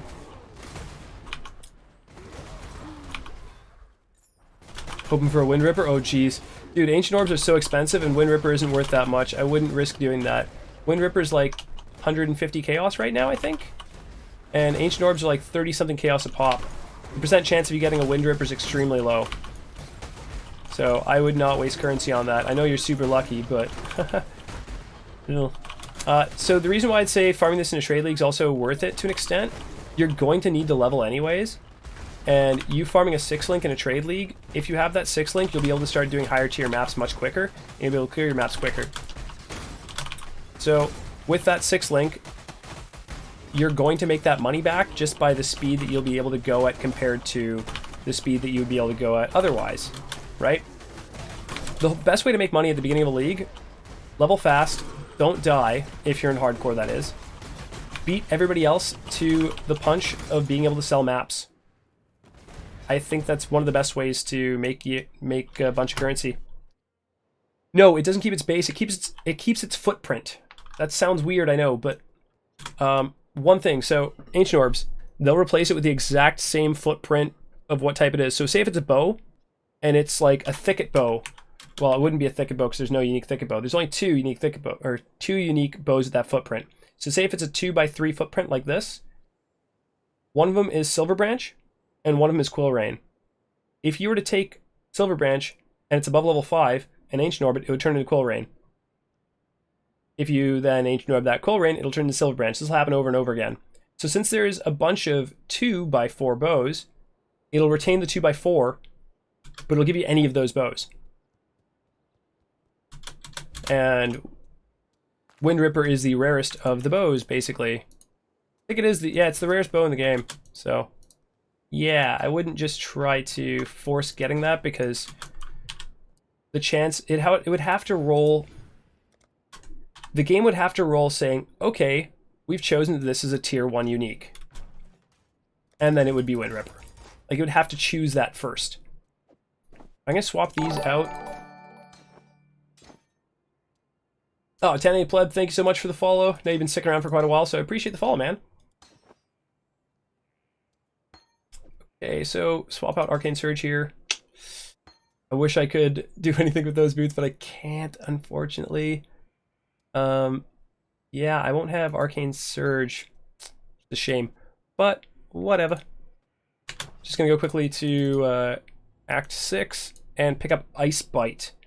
Because even with 3 Frenzy Charges, with 4 it's gonna be even better.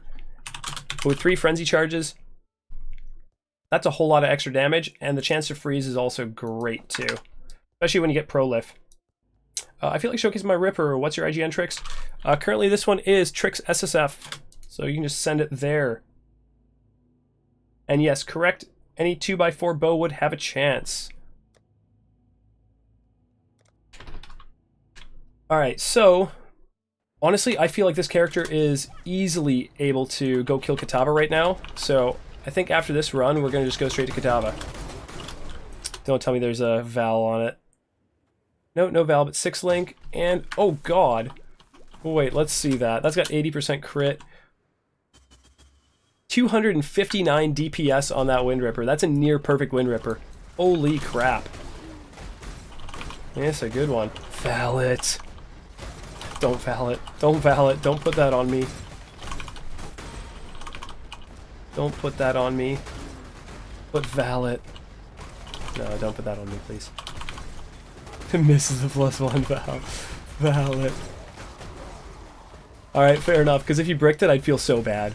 I would actually feel bad for that one. Oh, our first map, Graveyard.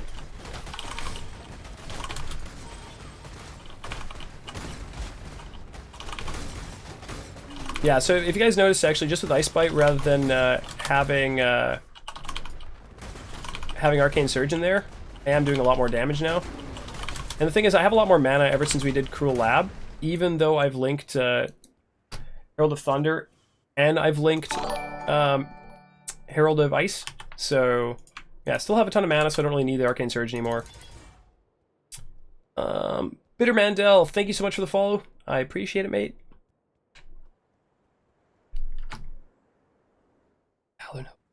Got the Ellie Pen corruption on Poet's Pen last night.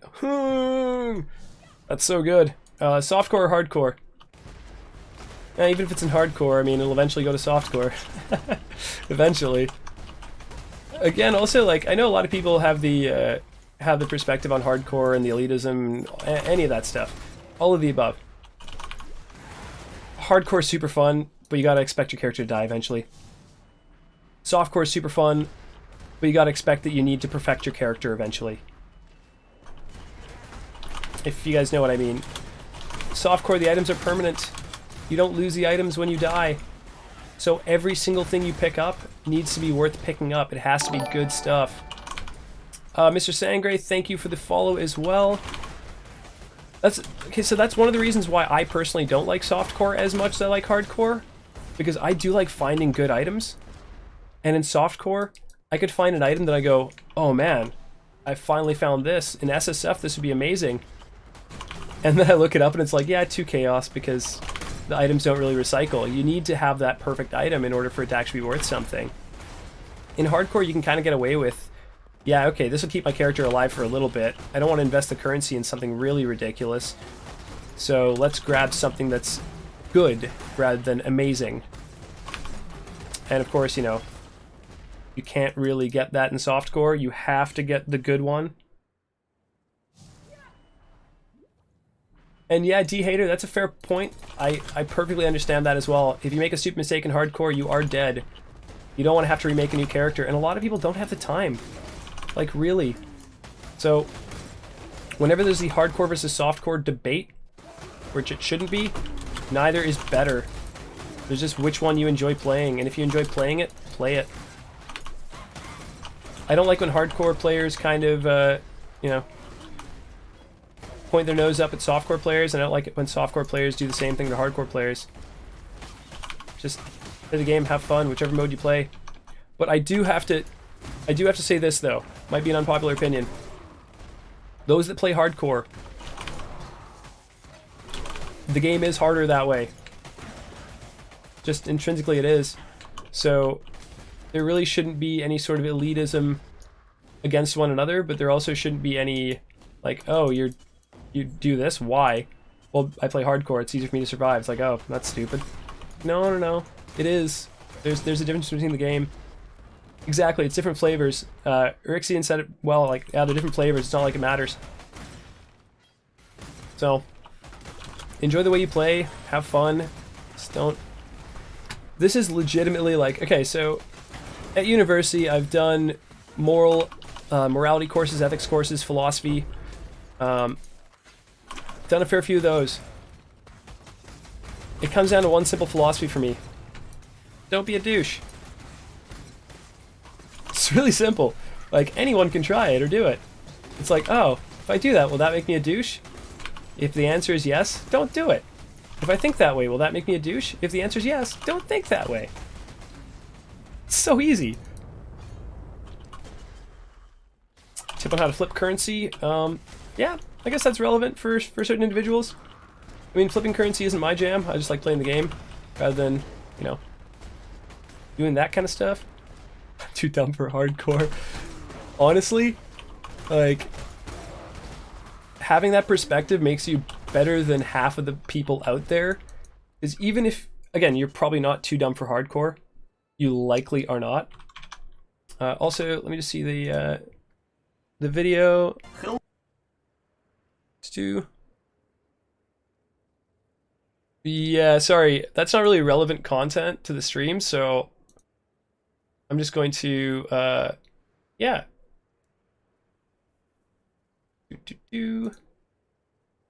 Actually, real quick, since I'm doing this, Arky, do you just want to remove that link real quick? That isn't really exactly relevant to the stream. Some guy who just made a random video and decided to post it. Probably going around posting it in everybody's channels. I am going to change this back to being able to only post if you're permitted by the mods, so... Otherwise, if Arky doesn't have a moment to do that, I can just do it in a second.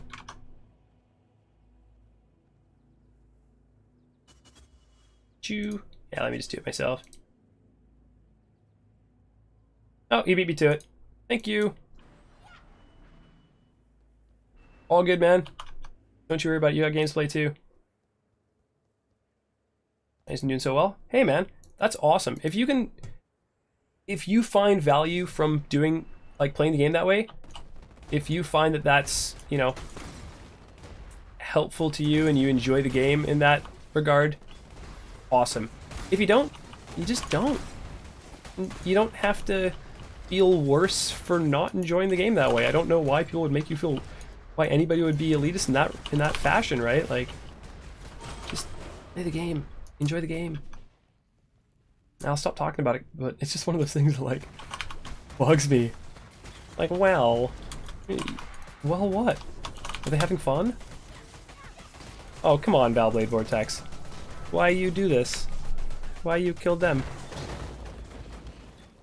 Okay. PoE is so massive, archaic, and complex. Honestly, can't imagine how someone started playing the game today and jumping into hardcore. I started playing the game in hardcore mode 5 years ago. I wouldn't recommend it now. I wouldn't recommend jumping into the game and playing hardcore right off the bat in this game now. There's so many leagues that you have missed out on. There's so many mechanics that you've missed out on. Having to relearn all of them would just frustrate an individual and make them not play the game. You'd lose player retention. So in my opinion, don't start hardcore. You might get frustrated, you might leave. If you're a sadist, okay, go ahead, play hardcore if you're a sadist. That one sucks. But, you know, go ahead and do it. But again, you don't need to just because other people do it.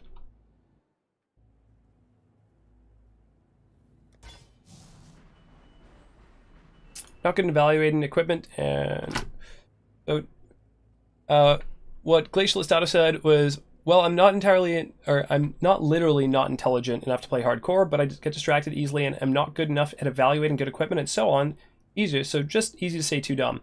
No, I understood entirely what you meant by saying that. That's exactly what I thought you meant. I don't think you're unintelligible in any way. I just think that more people should have that attitude and that acceptance. Like, yeah, I'm just too dumb for it. Somebody goes, oh, well, I have nothing left to say. I can't insult you. Like, there's no point, right? Like, at that point, like, just going, yeah, whatever. You do you. You know, I think that's a good attitude to have, because it's not being ignorant, but it's also not pandering to an individual who wants to have a conversation about it. It's dismissive enough to, it's dismissive in the right way, if you know what I mean. I started to see when there's only 3 acts. Could easily also have been hardcore since I had to reroll at Chamber of Sins. I totally messed up my build and did 0 damage, being squishy as fuck. Another idea. So this is how it is: play softcore until you hit a wall in the game and it's just boring for you. Then roll hardcore, and you'll revive that long lost PoE feeling. I would 100% agree. Unless you're one of the people like me who would go, well, I want to try that in hardcore because I feel like I'm throwing my character at this thing and I'm doing it, but I have to throw my character at it. What if I develop my character so that I don't have to throw it at it every time? You can do that in softcore too, but for me, if there's an intrinsic value in the game or an intrinsic mode in the game that forces me to be more cautious, I will be more cautious. So, yeah, but yeah, hardcore's fun. I played softcore this league for a while. Softcore's fun. I don't know. I just don't, I don't see all the arguments. I do hate the one thing I do hate, though, is when people go, oh yeah, you'll just log out anyways in hardcore. Like, oh yeah, nice logout macro. What's the point of playing the game if you're just going to log out every time? There's a certain amount of skill required to recognize that you need to leave the situation. Havoc put it in a really good way when he was like, okay, you're walking down the street. You're walking across the street. There's a car coming at you. Don't you get out of the way? Yes. Yes, you do. And there's a button in the game that allows you, there's a function that allows you to get out of the way. And this is how the game was developed. Developed around that aspect. Developed around the idea that recognizing a threat and not being one-shot by that threat is, you know, part of learning the game. So yeah, I'd get out of the way of that car. I'd push that logout macro and save my character. It's like, oh, you're not man moding it. Yeah, but there's hardcore doesn't necessarily mean you have to man mode everything. It also involves the know-how to avoid man moding and dying. So again, a risk versus reward calculation that you need to make. Anyways, that's my hardcore's already man mode. It is to an extent, but some people don't feel that it is because of the idea that you can log out. Okay, I should be talking about, I should really be talking about these layouts. Okay, first off, quarry. Everyone probably heard about quarry farming this league because there's a ring around the waypoint where for some reason things spawn. So Varici spawned here. He's a master. He can randomly spawn in the zone. It spawned there. That shrine randomly spawns in this square. This area, nothing spawned here, but this is also part of the area where things can randomly just spawn. Nope, we ain't keeping him alive. We're killing him. There's a sulfite that can just randomly spawn. Oh, I shouldn't even bother grabbing that. Oh no, now I have sulfite. I cheated.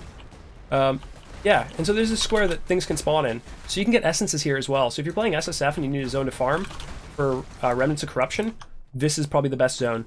This little square around. Just a heads up. So quarry, once we get in here, we go east of the waypoint. East of the waypoint is going to be, it's actually the shrine. It's a different layout, so it's going to be over here where the refinery is. But I feel confident enough in the character, so we're just going to do shrine as well. We're going to get this point. Hey, Basic, how's it going, man? Yeah, stream kind of blew up in the last 24 hours. I decided to do a tutorial yesterday, or I shouldn't say tutorial, but I decided to do a stream that was geared towards helping people get a little bit quicker in Path of Exile. And, you know, just how to do a better job in the leveling process of the game. And it seemed to have blown up a little bit. Yesterday I got quite a lot of followers, quite a lot of love from the community, which absolutely blew my mind. And so today I also am doing another stream which is kind of focused on the same idea, except this time in solo self-found hardcore. So rather than having like gear beforehand, just doing it from the very beginning, from scratch. Okay, so this boss, tornadoes, real annoying. That tornado hits like a truck. She charges up and does that dash forward. That's one of her attacks. Her other attacks don't hit that hard unless she does her that strike. So that 3 combo attack. Just like any fighting game. Move out of the way. She goes invis for a little while, then she has to hit you to come out of invis. That's the annoying phase. Dodge the tornadoes, dodge that charge up strike, and dodge her 3 attacks. So, do it. Mr. Charger 8, thanks so much for the follow. Hey, Fungal, how's it going? And no delving. Could be me, maybe. No delving on this character. Basically, the whole idea is this is a fresh league start. So if we don't know what the league mechanic is, we're not going to bother utilizing it. So this is kind of meant to be more generic. It is still in Delve SSF, but that's simply because, well, I don't have any characters in Delve SSF, so did it on there. So this layout, there's always 2 ways to go. Let's zoom out. Okay, so you always start over here. Waypoint's always in the middle. If you go east and there's a shrine, which more than likely, it's almost always the refineries over here. If the shrine's there, refineries to the north, always. Otherwise, if the refinery is there, the shrine is always to the west. yes, you do get BB Witch. You get a level 12 once you enter Merveil's area. I got really lucky in the sense I found a Val Blade Vortex. Where is it? It's up here. I found Val BB by doing one of the side areas. No, you get it level 12. So, you get it while leveling. I did mention this earlier, but I'll mention it again. The only thing I would start off by muling on a witch is I would mule Onslaught. So I'd start Duelist. I'd grab Onslaught from killing Hailrake, and I would grab Decoy Totem from going inside the... Oh, having to get this one. Okay, cool. This one's in here. But I'd also grab Decoy Totem from doing Mudflats. As for the reason why it could be me, maybe, the reason being is, first off, I'll get my levels anyways. Level 62, this area is level 64, and this is one level higher than this content that I'm doing. I'm going to get my levels anyways and keep up with them. I don't need delves to be able to keep up in levels. So, that's one big thing. And second off, again, this is a generic league start to the sense of I don't want to interact with the league mechanic because the league mechanic can change every single time. Like every new league. So, otherwise, I don't want this to be a delve-specific one. I don't want the next one, whatever it is, to be a whatever league-specific one, etc., etc.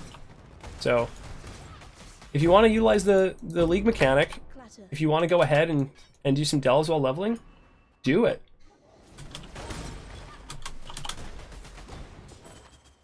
Do Act 3 at least, if you do Siosa quest, yes, so yeah, you can get other things in Act 3 anyways if you do Siosa. Hey, I'm doing Stormburst, Castman Channeling, Ball, Lightning, Staff, Crit, Elementalist, and Delve, but I'm using Arc to level, and I'm level 35, and it's 100 times stronger than Stormburst. Kind of discouraging you to try my build. Yeah, there is a lot of abilities in the game that are just better. Like, unfortunately, right now, there are skills that are better. They've made a lot of adjustments in recent leagues. Like in the last 2 leagues, they've actually done a really good job of creating more build diversity because, to be honest, the build diversity was starting to diminish, especially when, you know, top of the ladder. Good example, in Hardcore SSF this league, the top guy was Crying. He plays traps usually. He felt mines are better this league, and he won the race with mines. Others in the top of the ladder were this build, Blade Vortex Elementalist. There was people who were doing Elemental Hit, Sunder, etc., etc. Yeah, Ellie Hit. Oh my god. It used to be so terrible. Now it's so good. Okay, so this boss, real quick, when he smashes the ground, he doesn't actually do damage, but he creates an earthquake, and that'll go off. Every so often, he'll have a charge up phase. Get away from him. He's charging up, and they'll do a PBAOE that does lightning damage. Other than that, he has the other smash, which causes a lightning damage version of Earthquake. So there's all of his abilities. Simple. He hits the ground. Don't think, oh, I dodged it, because the attacks come in a couple of seconds later. The actual damaging one. So, yeah. He doesn't do that much damage. Again, if you're capped resist at this point, it's real easy. Yes. And for the most part, you can cap your resists off just by, again, Alira. People always ask Bandit-related questions. Alira, good. Do Alira for the most part.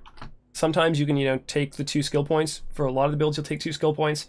But if you're leveling your first character, Alira is $15 all res, along with 5 mana regen, is almost good with every single character. Elemental Power Siphon, pardon, and I just couldn't get the DPS with it while leveling, so I switched to Magma Orb starting in Act 6. Either way, I don't think those 2 abilities are great, but one's going to be better than the other.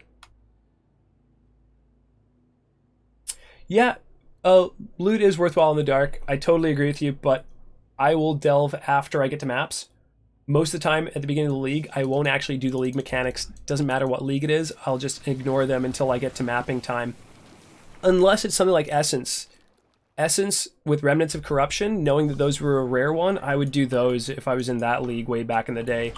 So, I did a full park map, got a bit of currency, clicked the portal for Elder Guardian, got DC'd, all my map portals are gone, my inventory is missing, everything I got from the map. Oh man, sorry, that's a rollback.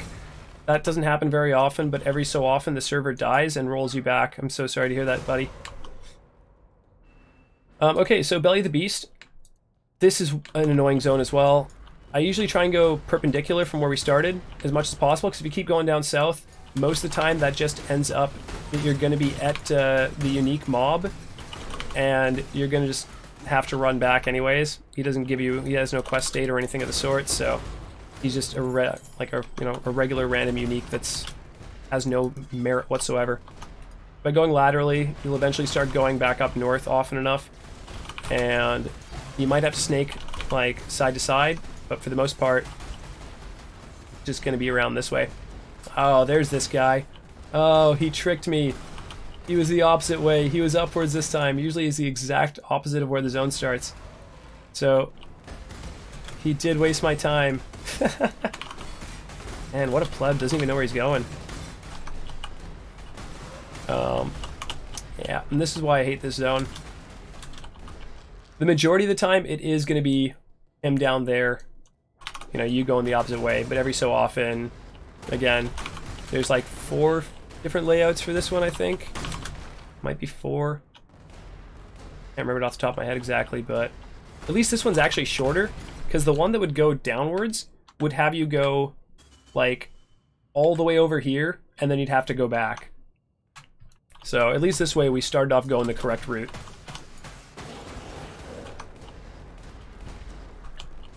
And I know I'm going to get this question asked after a few. Somebody's going to ask it. The way I'm sustaining mana is through Curse on Hit, Herald of Thunder with Warlord's Mark. So, easy way for me to stay with mana and not have to use mana flasks.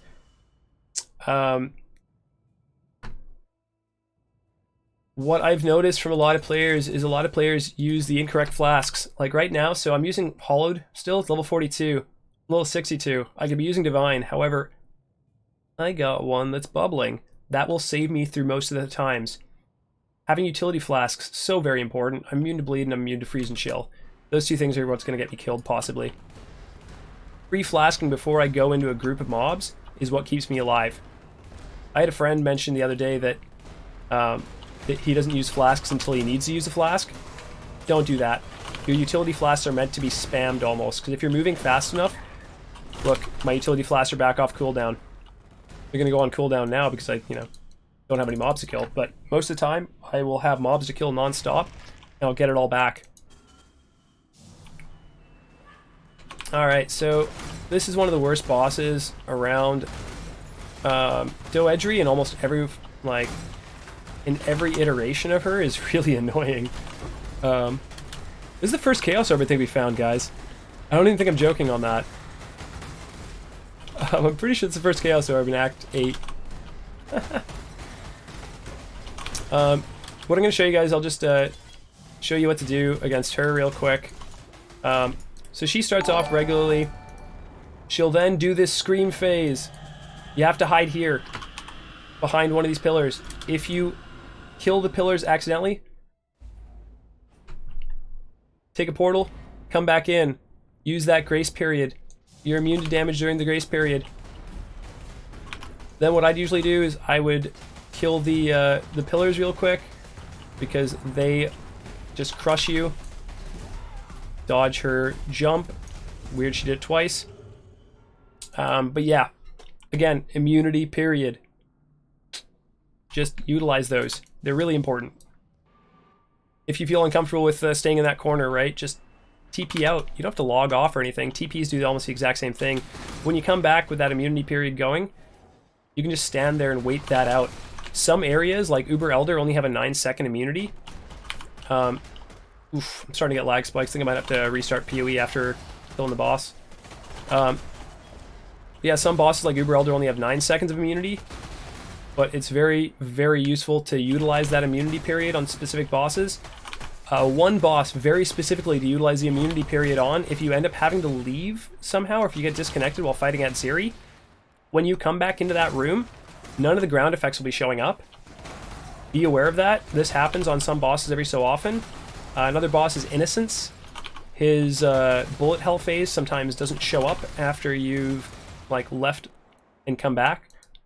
So utilize that immunity period to just stand there, because you won't see the ground effects, but you might still get hit by him if you decide to move. And by might, I mean you will.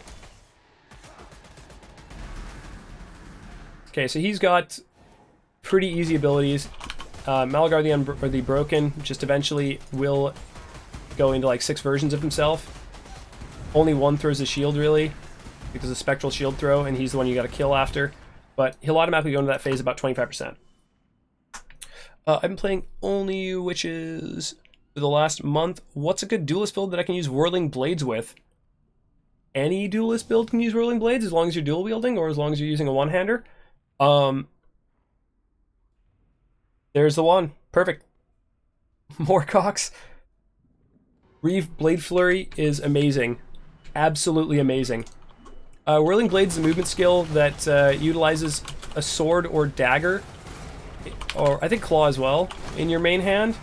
And it's just, if you have a lot of movement speed, it's faster than Leap Slam, but it doesn't traverse terrain up or downwards. But yeah, there's tons of people using Reeve and Blade Flurry. One that's doing Reeve actually right now in softcore is Demigod King. So Demi's doing that one. Nice dude, gave me a host yesterday, which really kicked things off, which really appreciate from him. Okay, let's just talk about this real quick after I'll talk about the build.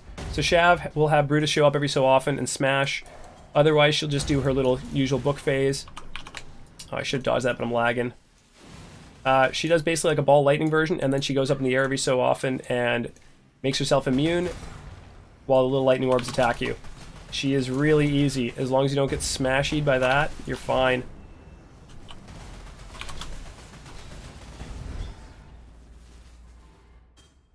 Dual Strike can be insane too. I think single target damage is better on Blade Flurry though, because you can actually transition to kill almost any boss in the game. Let's read Blade Flurry like cast when channeling. No, it's not a cast when channeling. It similarly looks like a channeling for Reeve, but Blade Flurry is a channel, but you don't use cast when channeling or anything like that. Okay, so for this guy, the Depraved Trinity, fight starts once you walk into the middle. She doesn't have an immunity phase. There's no immunity phase there. Also, throw a red orb. That'll stack effluence on you when you stand there. That'll cause vulnerability, basically, or like Deodri's regular effluent stuff. Really easy. Like, we'll put the Malagaro chaos damage on the ground. We'll put Shav's stuff on the ground.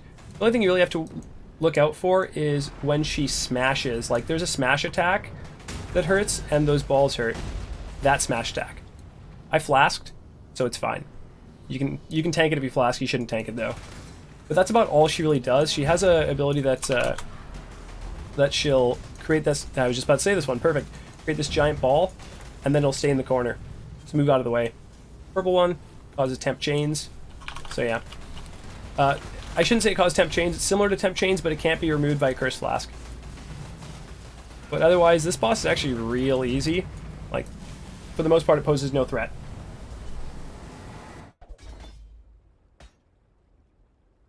Alright, we in Act 10 now. So this has actually been fairly slow-ish. We're still only at 6 hours. 6 hours and 18 minutes. That's actually not terrible for a league start. We've had 2 deaths. To be honest, neither of those should have happened. Ooh. Ooh. Wait, that 10% chance to shock? Oh my god. That's a really, really good one, Arky. Like, that's a really good roll on everything. Sell that one for a lot. Because every elemental hit build will use that.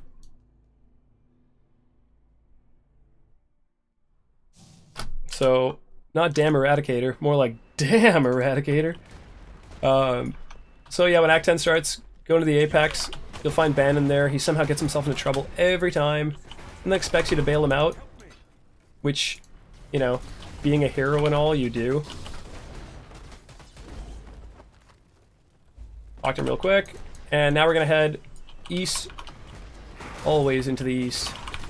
That's a D2 reference. Yeah, so for this, like for Cathedral Rooftop, it can be kind of annoying, this one, but all you need to know is that every time the way to get out is going to be on this side. It's going to be on the far northern side, I guess. So that side's always going to take you over to to the ruined square, or the ravaged square. So, keep going along this right-hand side. You can go through the middle, but eventually you'll have to go to the right-hand side. Scaffolding, you'll have to go along. Yeah, true. I should reload it. Thank you for the reminder. I'll do that right after I get to the waypoint up here. So it's always on the right-hand side. If you go left-hand side, you're just going to have to come back and go here.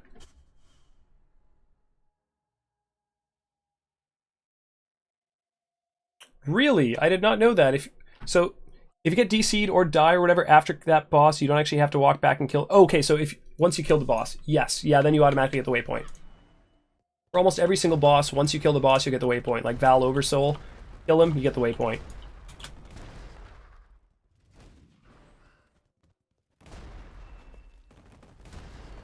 I do like the attention to detail of the Kitava footprints. That's pretty cool. All these footprints on the ground, for those of you who may have not noticed them. So, we can't actually cross this one with the new Flame Dash. It's not doable. Oh man. We can do it with Lightning Warp. So, now we know. Ronan224 and Mr. Charger 8. Sorry, I didn't see those. Thank you so much for the follows, guys. Much appreciated. So, where's Lightning Warp? There we are. So that's why I carry Lightning Warp, just for the trick in Combs area and the trick here. So, Lightning Warp across. Ew. Helps you skip a lot of stuff. You don't have to go all the way to the right and then come back, go up, go to the left. It's just little things to help you skip things. So, we don't usually do Ossuary. If it's a new start, we will do it, because that's where the last Trial of Ascendancy is. So, bam. Let's quickly do this.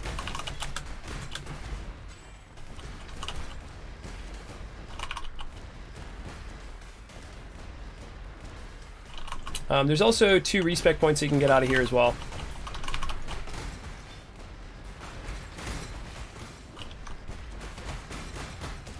So this is the same tile set as Mausoleum. It looks like it ends up going up here this way. Nope, this is just where it goes across. Rixian, thank you for the follow, man. I know you've been here for a while, been in chat, so thanks for the follow. Hope you are enjoying it. Yeah, I do 27 maps. That's what's gonna happen. I always forget by the time I get to somewhere, because I'm always just thinking of the next step of what I need to do, and it's never restart the game. For some reason. Trial, then I promise. If I lie again, I don't know. I don't know what the consequence should be for me lying. Trial might be on that side then. Pulling this guy just to get my flash charges back. Let's throw that out there. Go, kill my pretty. Alright, so last trial. This one's one of the dart ones. The dart ones are some of the worst. You can just time this real easy. Also, if you are using a shield, you can actually, or if you're dual wielding, you can actually block the darts. It's kind of neat. Time it now. There we go. Boom. Haha, I didn't lie. Alright, restarting PoE real quick. Have to wear a dress on stream. Oh my. Ooh.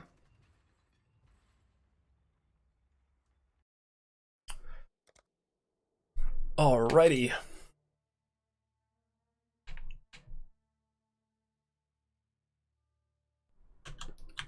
Okay, so honestly, getting the Conflux is, yeah, it's pretty good actually. I'll quickly do Merce Lab, I guess.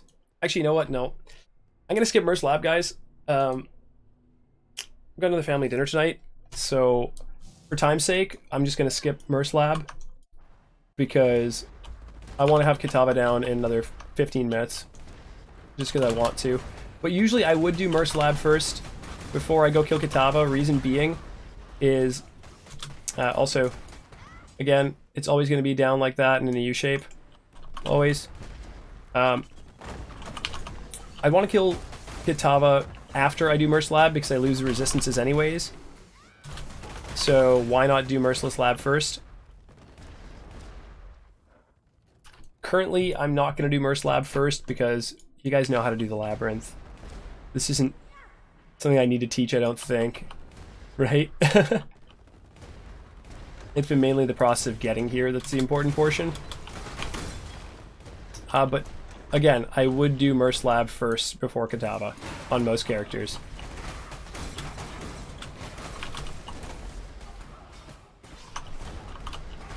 Thank you, tutorials, for randomly showing back up. Alright, this is much better. No longer lagging. Okay, relatively quickly. I mean, also considering 6.5 hours is not too bad. That would still put you in like top 50 probably in SSF hardcore. So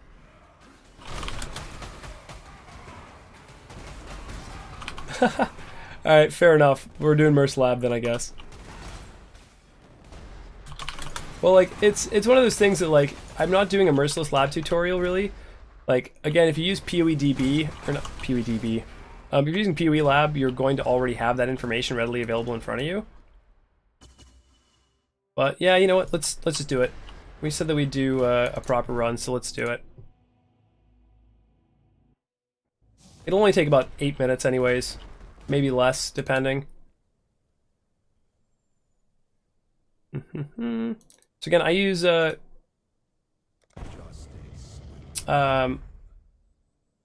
out to guilds, shout out to PoE Lab Guild. Yeah, those guys are great. You guys do PoE Lab, like shoot size small, wicked. But I use Lab Compass.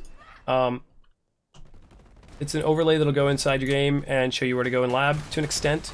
Like, it won't be like, go left here. It'll be like, this room has these possibilities. The rooms are always staple of kind of where they are in relation to one another, so. This one has a golden key in it, so anytime you have a golden key inside of an estate manor where the golden key's in the same zone, it's almost always going to be in this area. It's always going to be on the western side.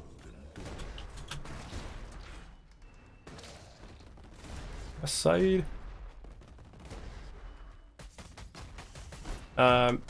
So for this one, we're gonna go north. Or we're gonna take the right hand golden door. Orb chance again. Orb chance. Gold, Jerry, gold. Or when you get into maps. So.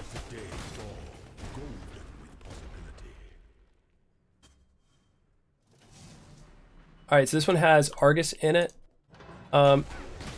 Really good to... Decoy Totem's really good when killing Argus. Otherwise he can one-shot you. So when he enrages like this, run away from him, drop your Decoy Totem. Since we don't have Decoy Totem, since we haven't bothered with it, we can just run away from him. And now that he's not enraged, we're going to try and give him real quick. Although, unfortunately, my Val Blade Vortex decided to go the other way. He's enraged again, run away from him. Try and get some flash charges back up, which isn't unfortunately happening. Oh my. See, that's why. That's why you don't fight him when enraged. Oh man. Ignore that last few minutes. Because, again, since I'm pressed for time, I would not have done that. But hey, we did it. Lol. Again, I should have just treated it like it was hardcore like I said I would do. But, yeah, there's just Merciless Lab. I'm not doing Uber Lab anywhere near yet. Oh god. Uber Lab would take you, would legit make it so that you'd be like level 90 to get it if you're getting all the trials by yourself in SSF. Yeah, again, use a Decoy Totem, make sure your flasks are up, because he was enraged there and he can basically do what he did, two-shot you real quick, just smack smack. Which, to be fair though, I honestly thought wouldn't be a problem because I did have evasion up there. Like I had my Stibnite flask up, and also I'm acrobatics. Yeah, Argus is in Merciless Lab. He starts in Merciless. But like having Stibnite up and having acrobatics up, that legitimately shouldn't have happened. But again, I shouldn't have been doing that. Like that's a mistake that I made to an extent purposefully. Not purposefully to die, but I kind of wanted to show like this is how much damage he might be able to do, because I thought, whatever, he's only going to hit me once, if anything. But, anyways. That was just silly of me, so apologize. 2-shot? Yeah, tanky boy. 3k HP is actually pretty good. Pretty good at this point.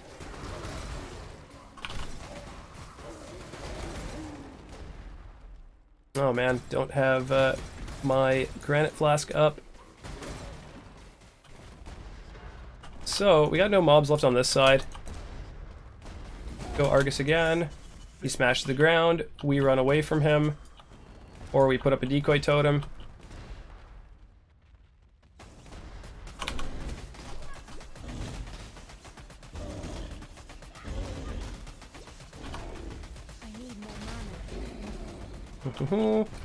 Run away. Run away. So I got Stib Knight up again. God, most of the time I wouldn't actually bother with Argus. Yeah, especially because he's run me out of flasks here. Choo. So what you can do also is you run out of flasks. Exit. You run around 3.1k life. That's a lot at this point. Yeah, I guess. But you're just MFing burial chambers, right? So doing pretty easy content in that regard. But yeah. Kill stuff. Because like, honestly at this point I'd usually not waste time on Argus. But I did want to go over how you kill Argus, and this isn't exactly a great example of it. Yeah, I died to Argus while trying to kind of show what damage he does to an extent. I'm like, yeah, this is what he... Oh, I wasn't supposed to die to him.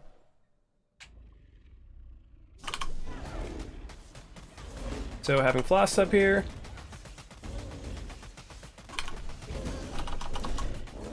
Not making that same mistake again. Gonna have all my flasks up during that time. Again, that's why instant flask... Oh god. See, that's one of the bugs. If it clips you, you can get hit by it and then start bleeding out. Not a fun bug. Not that any bugs are fun. But that one is... yeah, if you're moving and you basically just get clipped by the edge of it, it just doesn't stick you. It's better to get stuck in there than it is to, you know, run out and just take all the bleed damage because you've already clicked an area.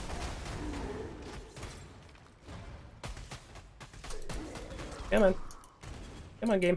There we go. Alright, so Merch Lab. This is idols. You can let those charge up. They take 30 seconds, they charge up, and they give you an extra key. Once they've charged,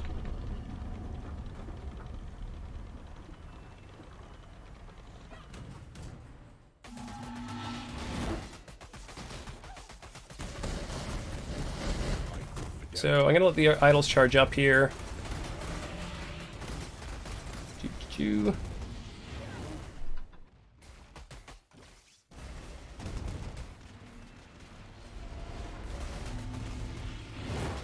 Alright, so now idols have all charged up. Use all my flasks, tank it for a moment, finish off with Blade Vortex.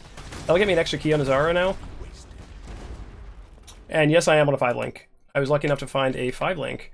Doing this slightly under leveled though, like I would try and just push to like level 70 close to, in order to have a Tabula Rasa by this point, by farming Blood Aqueducts. But I feel like the character's powerful enough and it just doesn't have any issues right now, so I feel like Katava's going to be simple.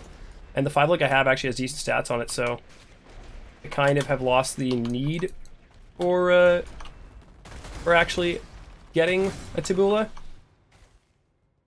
So, and to be fair, I found 2 5-links so far, one from Valside area, one from just leveling. So, capabilities of getting a 5-link these days is a lot higher because of these Valside areas, everything being Valed. Like, everything having a Val Orb done on it that comes from that. Or everything being corrupted, I guess that's the best way of putting it. Yeah, Stib Knight plus Enfeeble, but I did have my Stib Knight up, and he actually hit me through the Stib Knight, which is really funny. Through Stib Knight and through Acrobatics. Which shouldn't happen, but... And again, I'm using Herald of Thunder along with Warlord's Mark, so Enfeeble isn't what I'd be using right now. But later on, I would have a cast when damage taken setup with Enfeeble on it as well, just because there's those occurrences where I would get hit and want to have Enfeeble for a moment.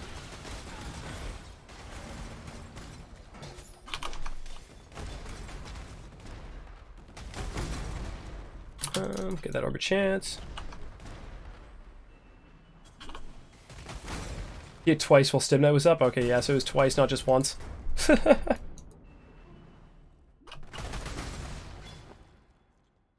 Man, be blessed twice. Alrighty. Hashtag just evasion things. Yeah, pretty much. So usually in lab, you will get a shrine as one of your first Dark Shrine effects. Didn't get one. Unfortunate. Because there's a couple of good shrines that would make things a lot easier. Also, there's a reason why dump tabs exist. So when you're like trying to go fast, you can just kind of clear out your inventory, then sort it out later.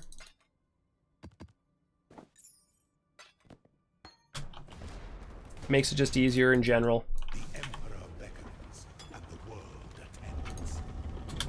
Cool. Portals. This is really easy as Zaro.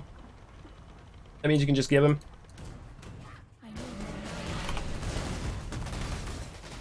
Dodge the backslash. There we go. Make sure we keep our fortify up as much as possible. Oh god, yeah, acceleration Dark Shrine while wearing the Gull. Holy crap, is that ever nice?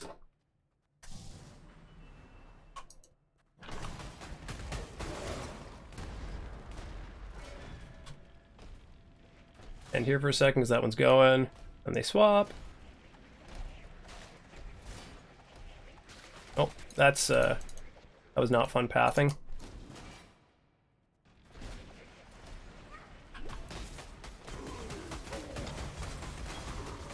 Alright, get my Quicksilver charges back up.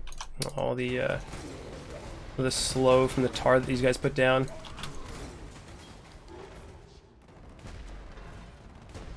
There you go, domain crossing. That's apparently what we should be doing next. Yeah.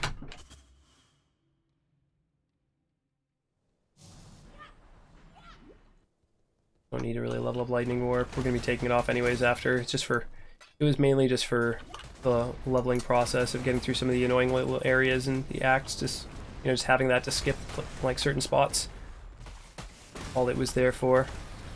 We will not ever be using Lightning Warp, really, when we're playing Blade Vortex, because we get duration nodes.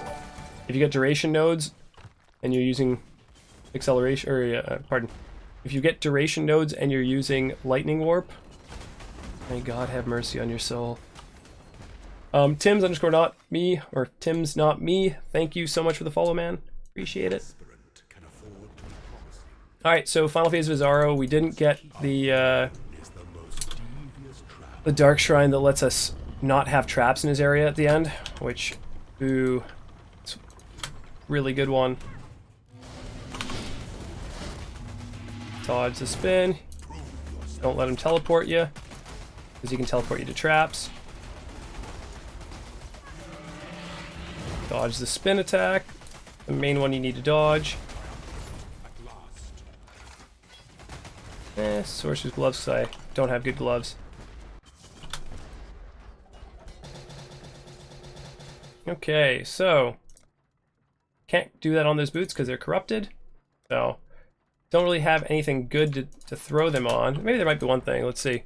What do I got in this little tab?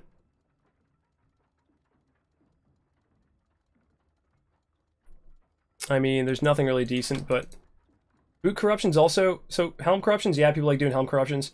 But boot corruptions are actually better in the end, because there's a higher chance of you getting something that's decent, so I'll usually do them in SSF.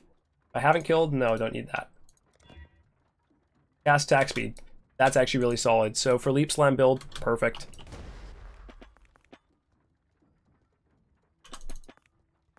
MF character ready for leveling? Honestly, try Fossil Farmer. More EX or more currency for less less input. Less fun though. So. Alrighty, so we now get that because we're gonna try and go towards Beacon of Ruin. Beacon of Ruin is necessary once you have impulses. So once you have an impulses, Beacon of Ruin is humana. Don't ever give. Okay, so that would have been okay to use, but too late now. All right, so Interesting time. Lani also, after the Bandit reward, gives us one of these choice of flasks. Usually quartz, especially if you're delving, quartz is nice. I think we're going to have delve next league, at least in my opinion. I don't think they're going to get rid of it, and we will have incursion as well. But I don't think they're going to put that much effort into delve and get rid of it because it's a really, really good league. It's a really good mechanic to keep in the game for later leagues. So again, we're going to want to just go to this like west, go north a little bit, and eventually we'll find a staircase that leads upwards after a corridor. There we go, here's a little corridor. Staircase leading upwards. Now after we're on this side, we'll go south. If you feel like you haven't got enough EXP, every single one of these staircase areas in the corner will have a blue pack. So you can go ahead and kill the blue pack if you want.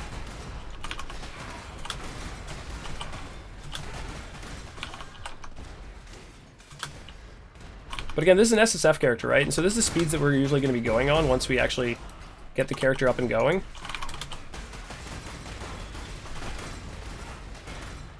And yeah, Blade Vortex, so good.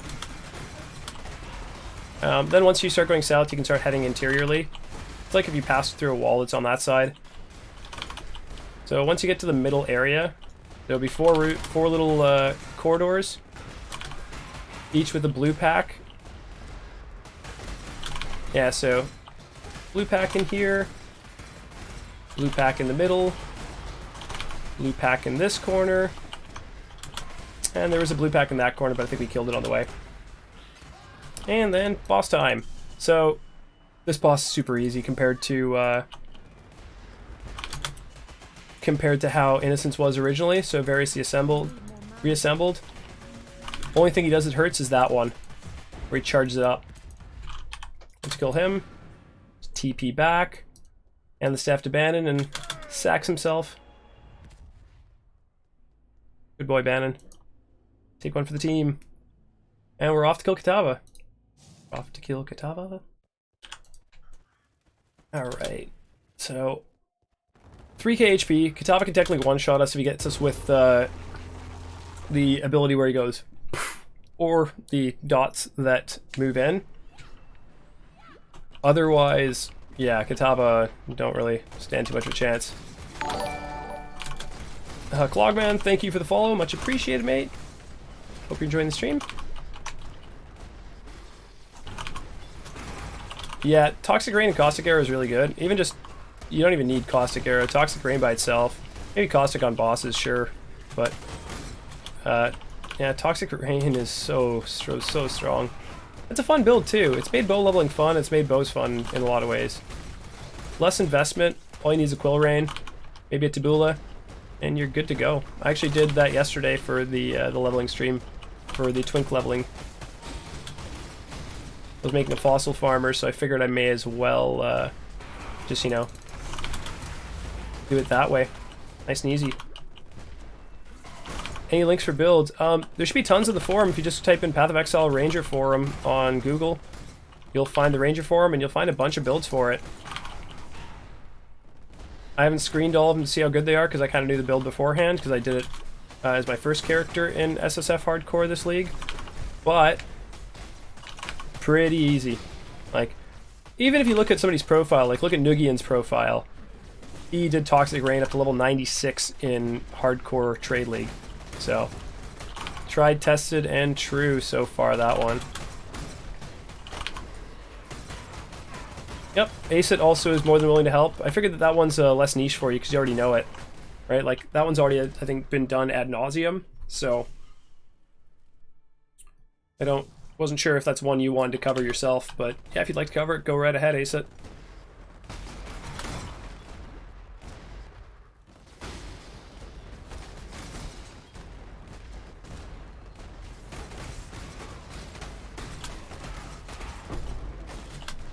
The Wrath. So that card also drops in like Belfry, and I forgot which other area it drops in as well, but 10 Chaos Orbs when you hand that in. He's a good card.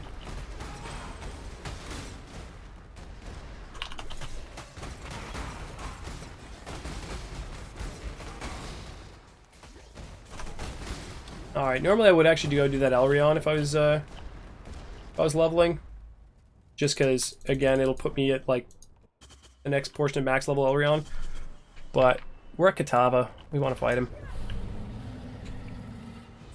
Yeah, a lot of people say that, but there comes the blast that can one-shot you. A lot of people say the leveling process is boring, but, I mean, with Twink Gear, again, you can do the leveling process relatively quickly. So... Alright, so I don't want to stand in the fire, because I only have a hollowed flask. It's not really regenerating me enough.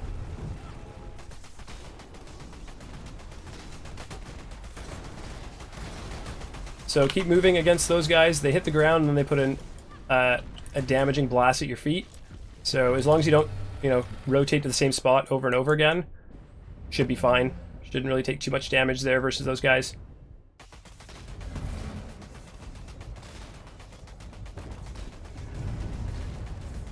We're just staying out of the range of the of his little blast there. Gonna try and put the blast on my head. Oh, we're in the next phase again. He's gonna let go of Sin or Innocence, whichever one he has, and then he's gonna do his reach into the ground, do his big blast. He also summons 2 ads always during that time, so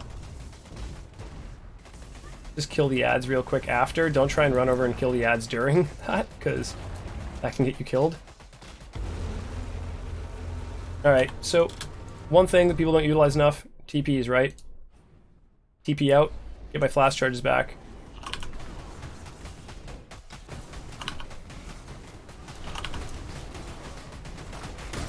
Make sure we keep Fortify up at all times. Fortify important on living. Unfortunately, it takes so long. He goes and grabs one of them in the meantime, so it's hard to keep your flash or your charges up. But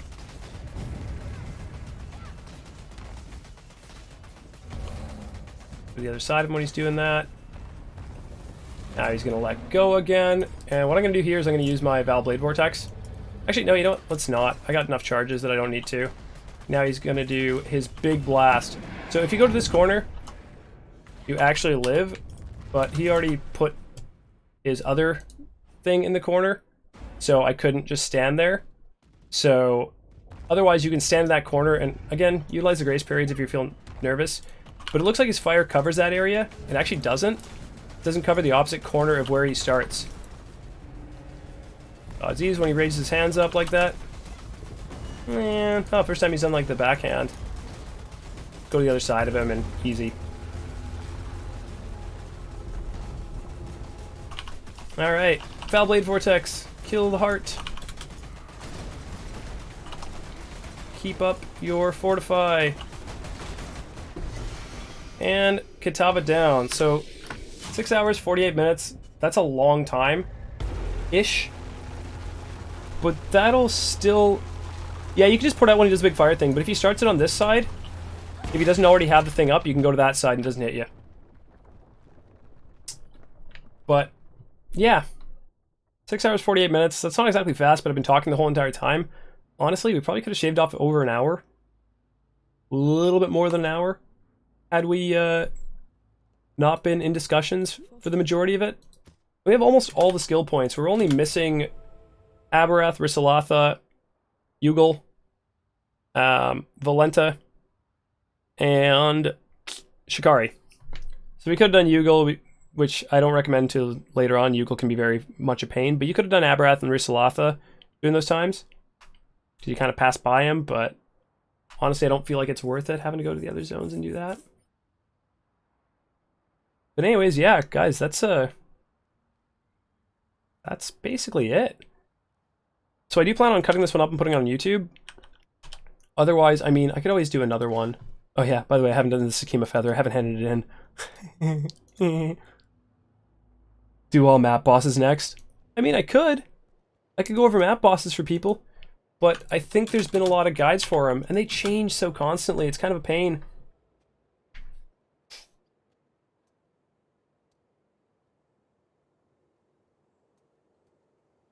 What did you do? What did you do, Centric? Oh, give me 1 second, guys. I think we're doing dinner.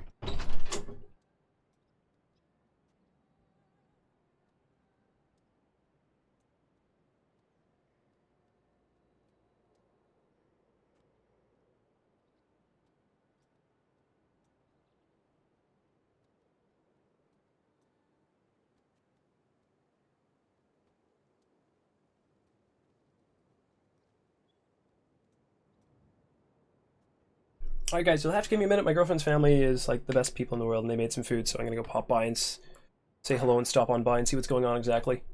I will be right back.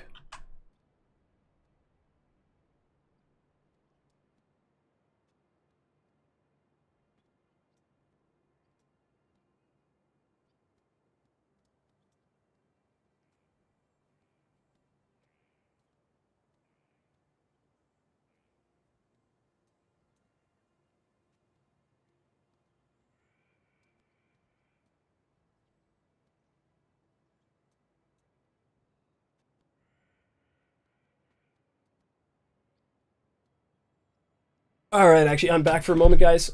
So yeah, the whole point was actually to just do this whole run and showcase that. So I guess mission accomplished here for the stream. So it's been 7.5 hours nearly that the stream's been going, so remove Jeopardy theme. So I am going to cut the stream off right now. I might stream a little bit more later on tonight. I probably won't though.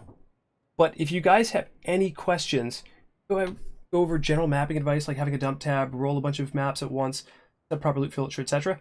That's stuff that I want to do in the future. So I'm going to start making a list of things that I need to do. One thing I would like to do is set up a proper loot filter for people.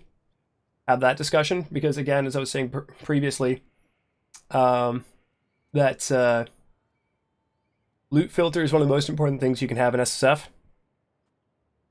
Just helps get rid of the clutter. Mephisaur, thank you so much. Yeah, that's basically what I'm going to be doing. I got to go pack. I'm leaving for 2 weeks. I'm going to be back in town, or back actually in Canada for about 2 months after that. So I'll be streaming probably on the 22nd of October. Maybe the 20, actually, probably the 22nd in the evening. I might be jet lagged to hell and back, but I'll probably set my computer up and do a stream in the evening then, or 23rd. But again, guys, honestly, thank you so much for all the follows. Thank you for all the subscribers, or all the subscriptions. Thank you to the guys who gifted all those subscriptions. Like, holy crap. Staxed and Sick One, you guys are absolutely unreal. Cheesecake for the donation. Yeah.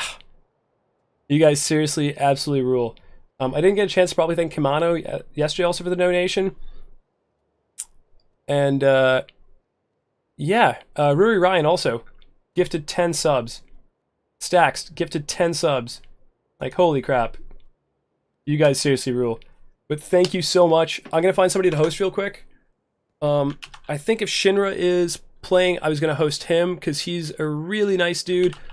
And I spoke to him earlier and told him if he's streaming, I will pop by. And yeah, you know what? Shinra is streaming right now.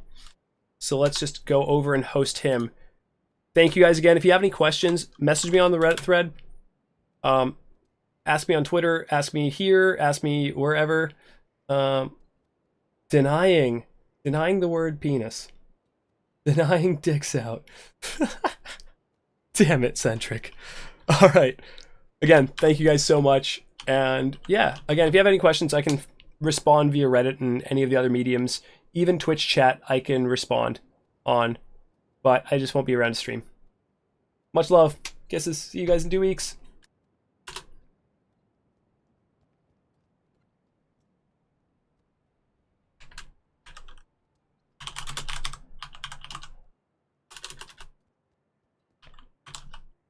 Oh, whoops.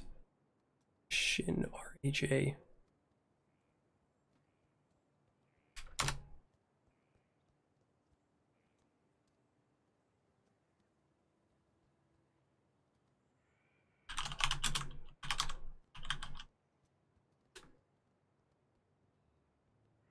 Yeah, you don't actually gonna raid Shinra. Let's do that. That's better.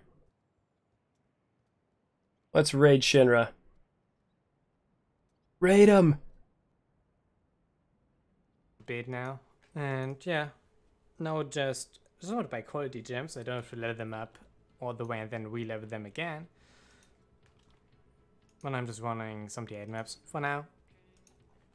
Oh, even with the raid. Fancy. How you doing, man? One player, yeah, that's the main 70 PS on the 5 with 3x gear. Oh boy. Champions.